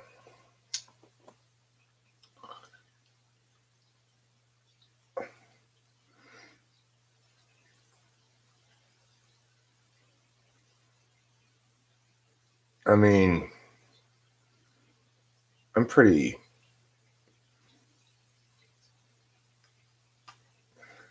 not exaggerating about my resume at all, Cloud. You probably heard me talk about national champions and stuff. That's not easy to attain. It's not like a lot of other people can make that claim. There aren't many. You can't have. Well, you could maybe, but you'd be very pressed to have a better resume in the field than I have. People call me, and I usually tell them no because I don't really feel like doing it. I like these people who play for the Philharmonic. They're cool. So I like their kids, and I like teaching grammar too. Teaching grammar is fine, but it's not really worth it for me because it's $40. Only $40 an hour to do it remotely, which is my own fault because I told them at one point I wanted to, when I was living in Laverne, I wanted to do it remotely if I could. So I said, well, look, you let me do it remotely. I'll do it for $40 an hour. This is 60, which is still too low. It's like when I have a big group of kids, and each of them pays $20 an hour, or $25 an hour or something. Well, then you start to make a lot of money, right? If you got 20 kids in the room, that's a lot of money an hour.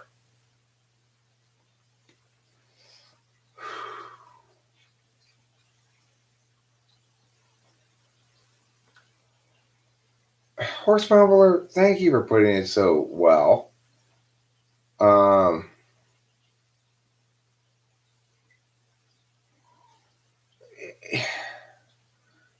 Even though it's a depressingly wrong notion, it's predominant enough that the only reason I can feel so comfortable doing this is because I had this long stretch in my life where I was a fully accomplished, successful professional, supporting a family and doing all that stuff and working 60 hours. And I was the director. I was I had a big title. I was an important guy. I'd walk around people places in the debate community and people go like, oh.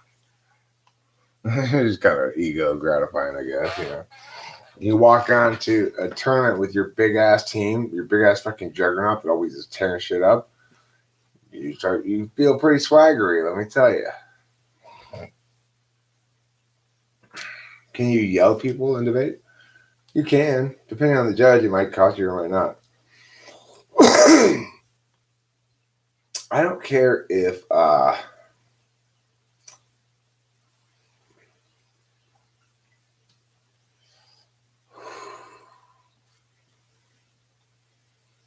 don't care about manners much. Some people do. Joel Jacobs? I don't think so. Is he a coach? Is he a debater? What part of the country?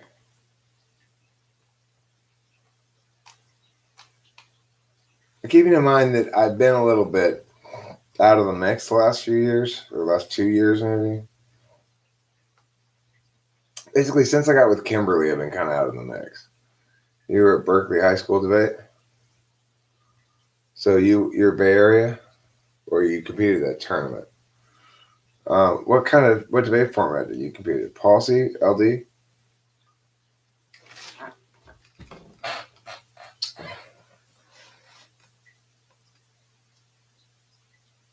And also Rito coach. Okay. So the other thing is, I've coached high school, but I mostly coach middle school. Because if you're a private debate coach, you can have your own squad that competes equally against regular schools in middle school, but you can't really do that in high school.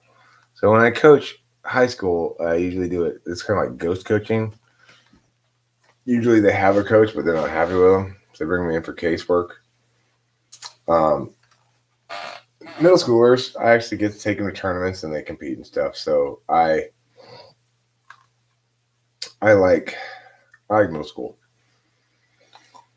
But, my former assistant coach is Scott Wheeler, who, if you're familiar with policy debate at all, you're probably familiar with Scott Wheeler. He's the head coach of Peninsula, which is like LA's predominant policy. I mean, he had the national champion a couple years in a row, a couple years ago. So that's my former assistant coach. And Jerry Wang, who was policy national champion, one of my former debaters. I had him as a middle schooler. Yeah, I mean, it's weird how I've got an incredible coaching legacy in Southern California. Like, people who start off as my assistant coach then go on to bigger things than I'm doing, But that's just because I'm out of debate now. I'm not out of it. I only like certain parts of it. And I gotta have the right kid or two. I don't want a whole shit ton of team. I don't want the headaches of a big team.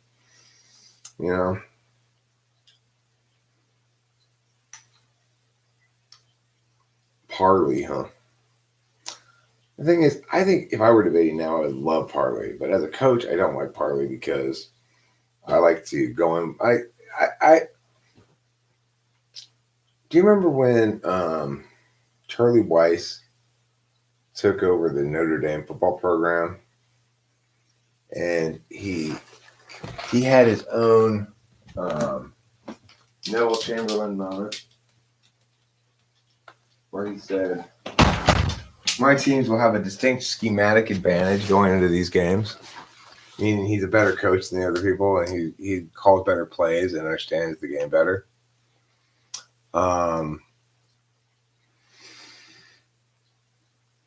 So it's actually true of my kids. They have a distinct schematic advantage in prep debate because I'm a better case maker than even very smart other very good coaches. I was surprised to discover this to be the case, but it has proven to be the case over the course of many years, and so I accept that I actually am unusually particularly good at case writing, case making, case construction, and resolution interpretation and stuff. I understand them more deeply and more correctly than other people do. It's weird. It's like debate community is full of very smart people. It seems impossible that a lot of times where I'll go in and say, this is how this should be interpreted, but I bet everybody's going to be interpreting it like this. And I'm right. And it's like we went and debated the probable cause topic. Nobody treated it as though it were a standard for admissibility of evidence, which is what it is. They treated it as though it were equivalent to more or less searches, which, how come I'm the only one who's interpreted this right? And I'm talking about a lot of other debate coaches who are, NTPs and shit, I don't know. I just guess I have a knack for it. And I've had good ENFP debaters too. But yes, let me tell you that. I actually had a policy debate coach who was an ENFP. I had two policy debate coaches who were ENFPs. One of whom was a former policy debater. I had one policy coach who was an ENFP and one LD coach who was an ENFP. The LD coach who was an ENFP was a former debater of mine who was an ENFP that I had since like sixth grade for like 6 years. And he was pretty damn good. But what was funny is he didn't really like to go into battle that much.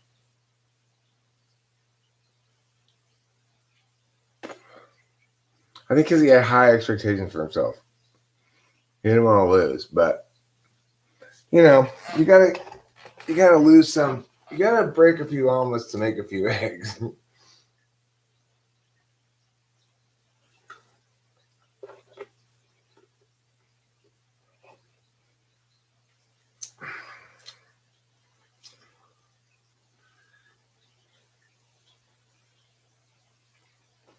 Well, here's the thing, Cloud.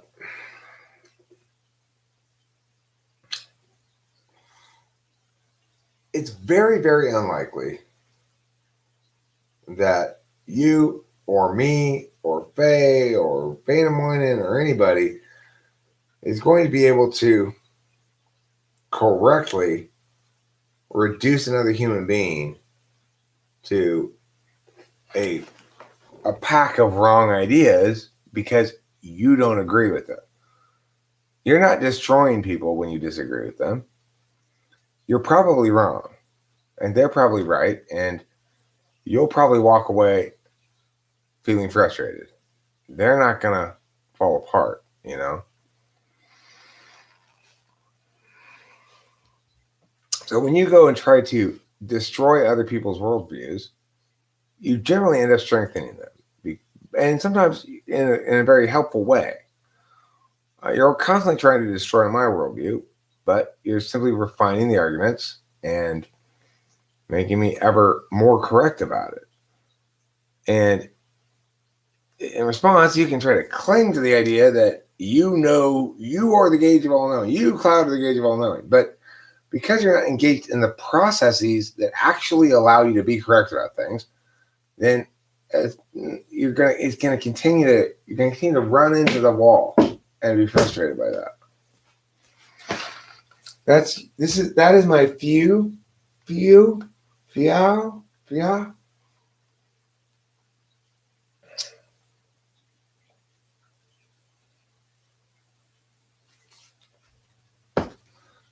and Faye are relating to each other because they have their tool function in the same spot. They have that part in the same spot. So it makes sense that they would feel each other with their feeling fingers. You should use your feeling fingers. You are frustrated and emotionally invested in making sense of my arrogant provocations. I mean, I generally ignore you, but sometimes I respond to you. I guess I'm as emotionally invested in what you say as I am with anybody else here. Fear. Oh, fear. Oh, you're experiencing fear. If someone seeks knowledge, they'll find it. It's when they refuse to seek knowledge they need to learn why they need it. Well, I would note that I can be correctly accused of not seeking much knowledge because I can be correctly accused of presenting knowledge most of the time. I would point out, Cloud, that this is also true of you.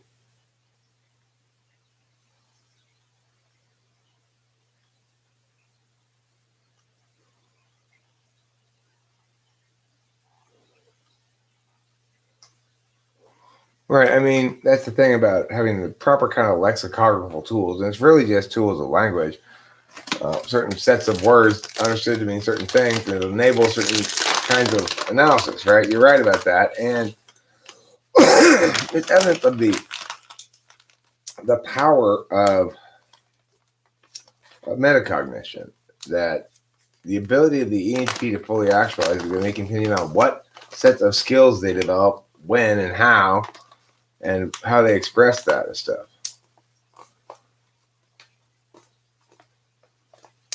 Yeah, I can be guilty of that. I can always be guilty of that. It's true. Zarathustra tried to come and bash the truth in the mass, but they thought of him as a clown.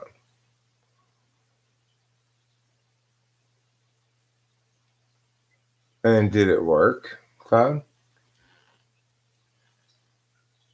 Did people come to him? And if they did come to him, what wisdom did he have to share with them? What was the wisdom he shared?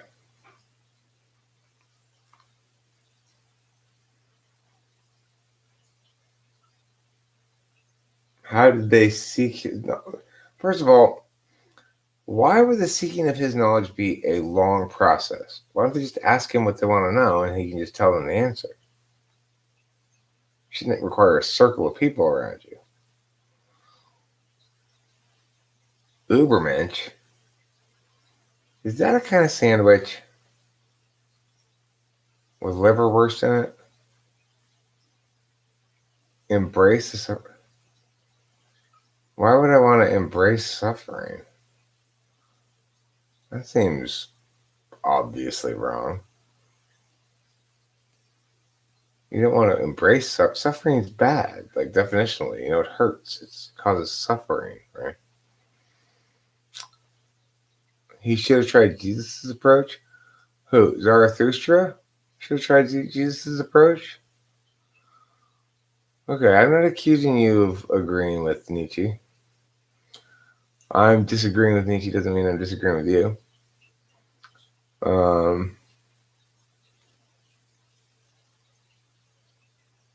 Benny Hinn's here. I can't see your telepathic thoughts, but I wonder if you could quickly heal me with the power and the glory and the power and the power that you have. And you are healed.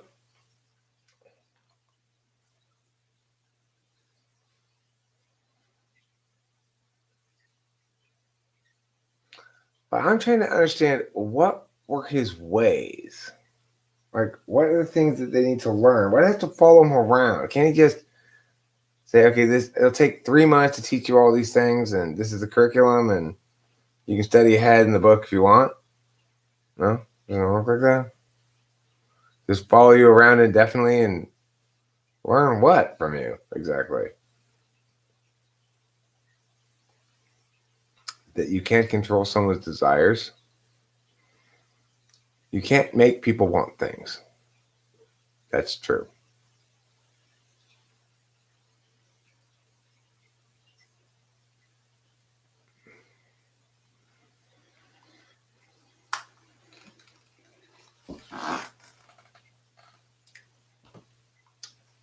Yeah, in general, it's not true that which does not kill me makes me stronger.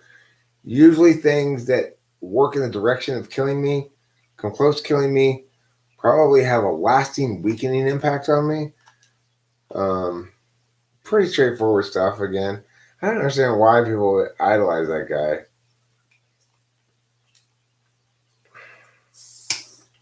Well, you might be able to make people consent to anything, sort of, if you're withholding their necessary drug.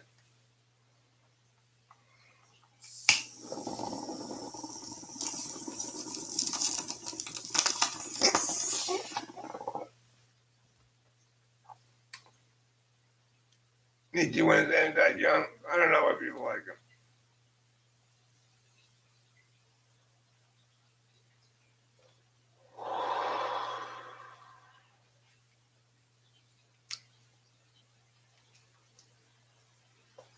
That which doesn't kill me or hurt me in any way mostly goes without notice because that's my default assumption.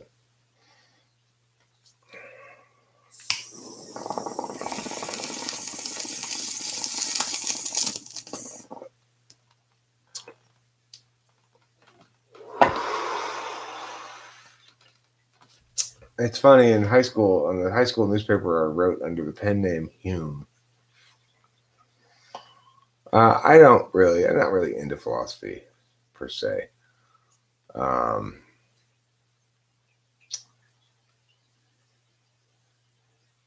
not into philosophy. Look, the reason I'm not really into philosophy is because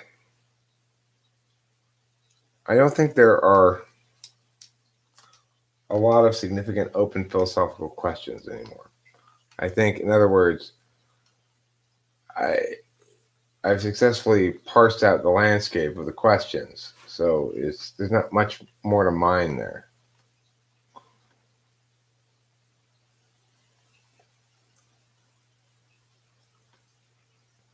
Nietzsche wasn't interested in social change. Nietzsche wasn't interested in social change at all. He was interested in bitterly displaying to everybody that they were doing everything wrong, and he was mad about it. That's not. That's not being interested in social change. That's, yeah. Nietzsche.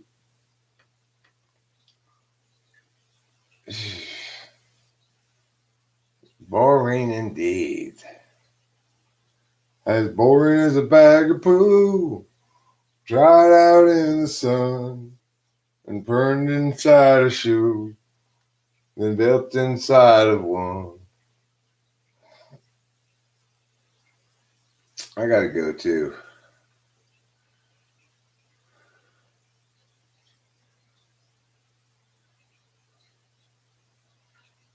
I don't know if EHP slay or not. I never slayed.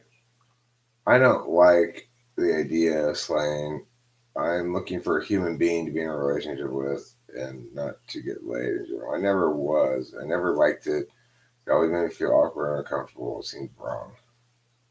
I like the intimacy of ever growing familiarity, which is to say, a long term relationship, committed monogamous. Yeah, I'm gonna split though, Sky Gear. I got to go. I'm tired.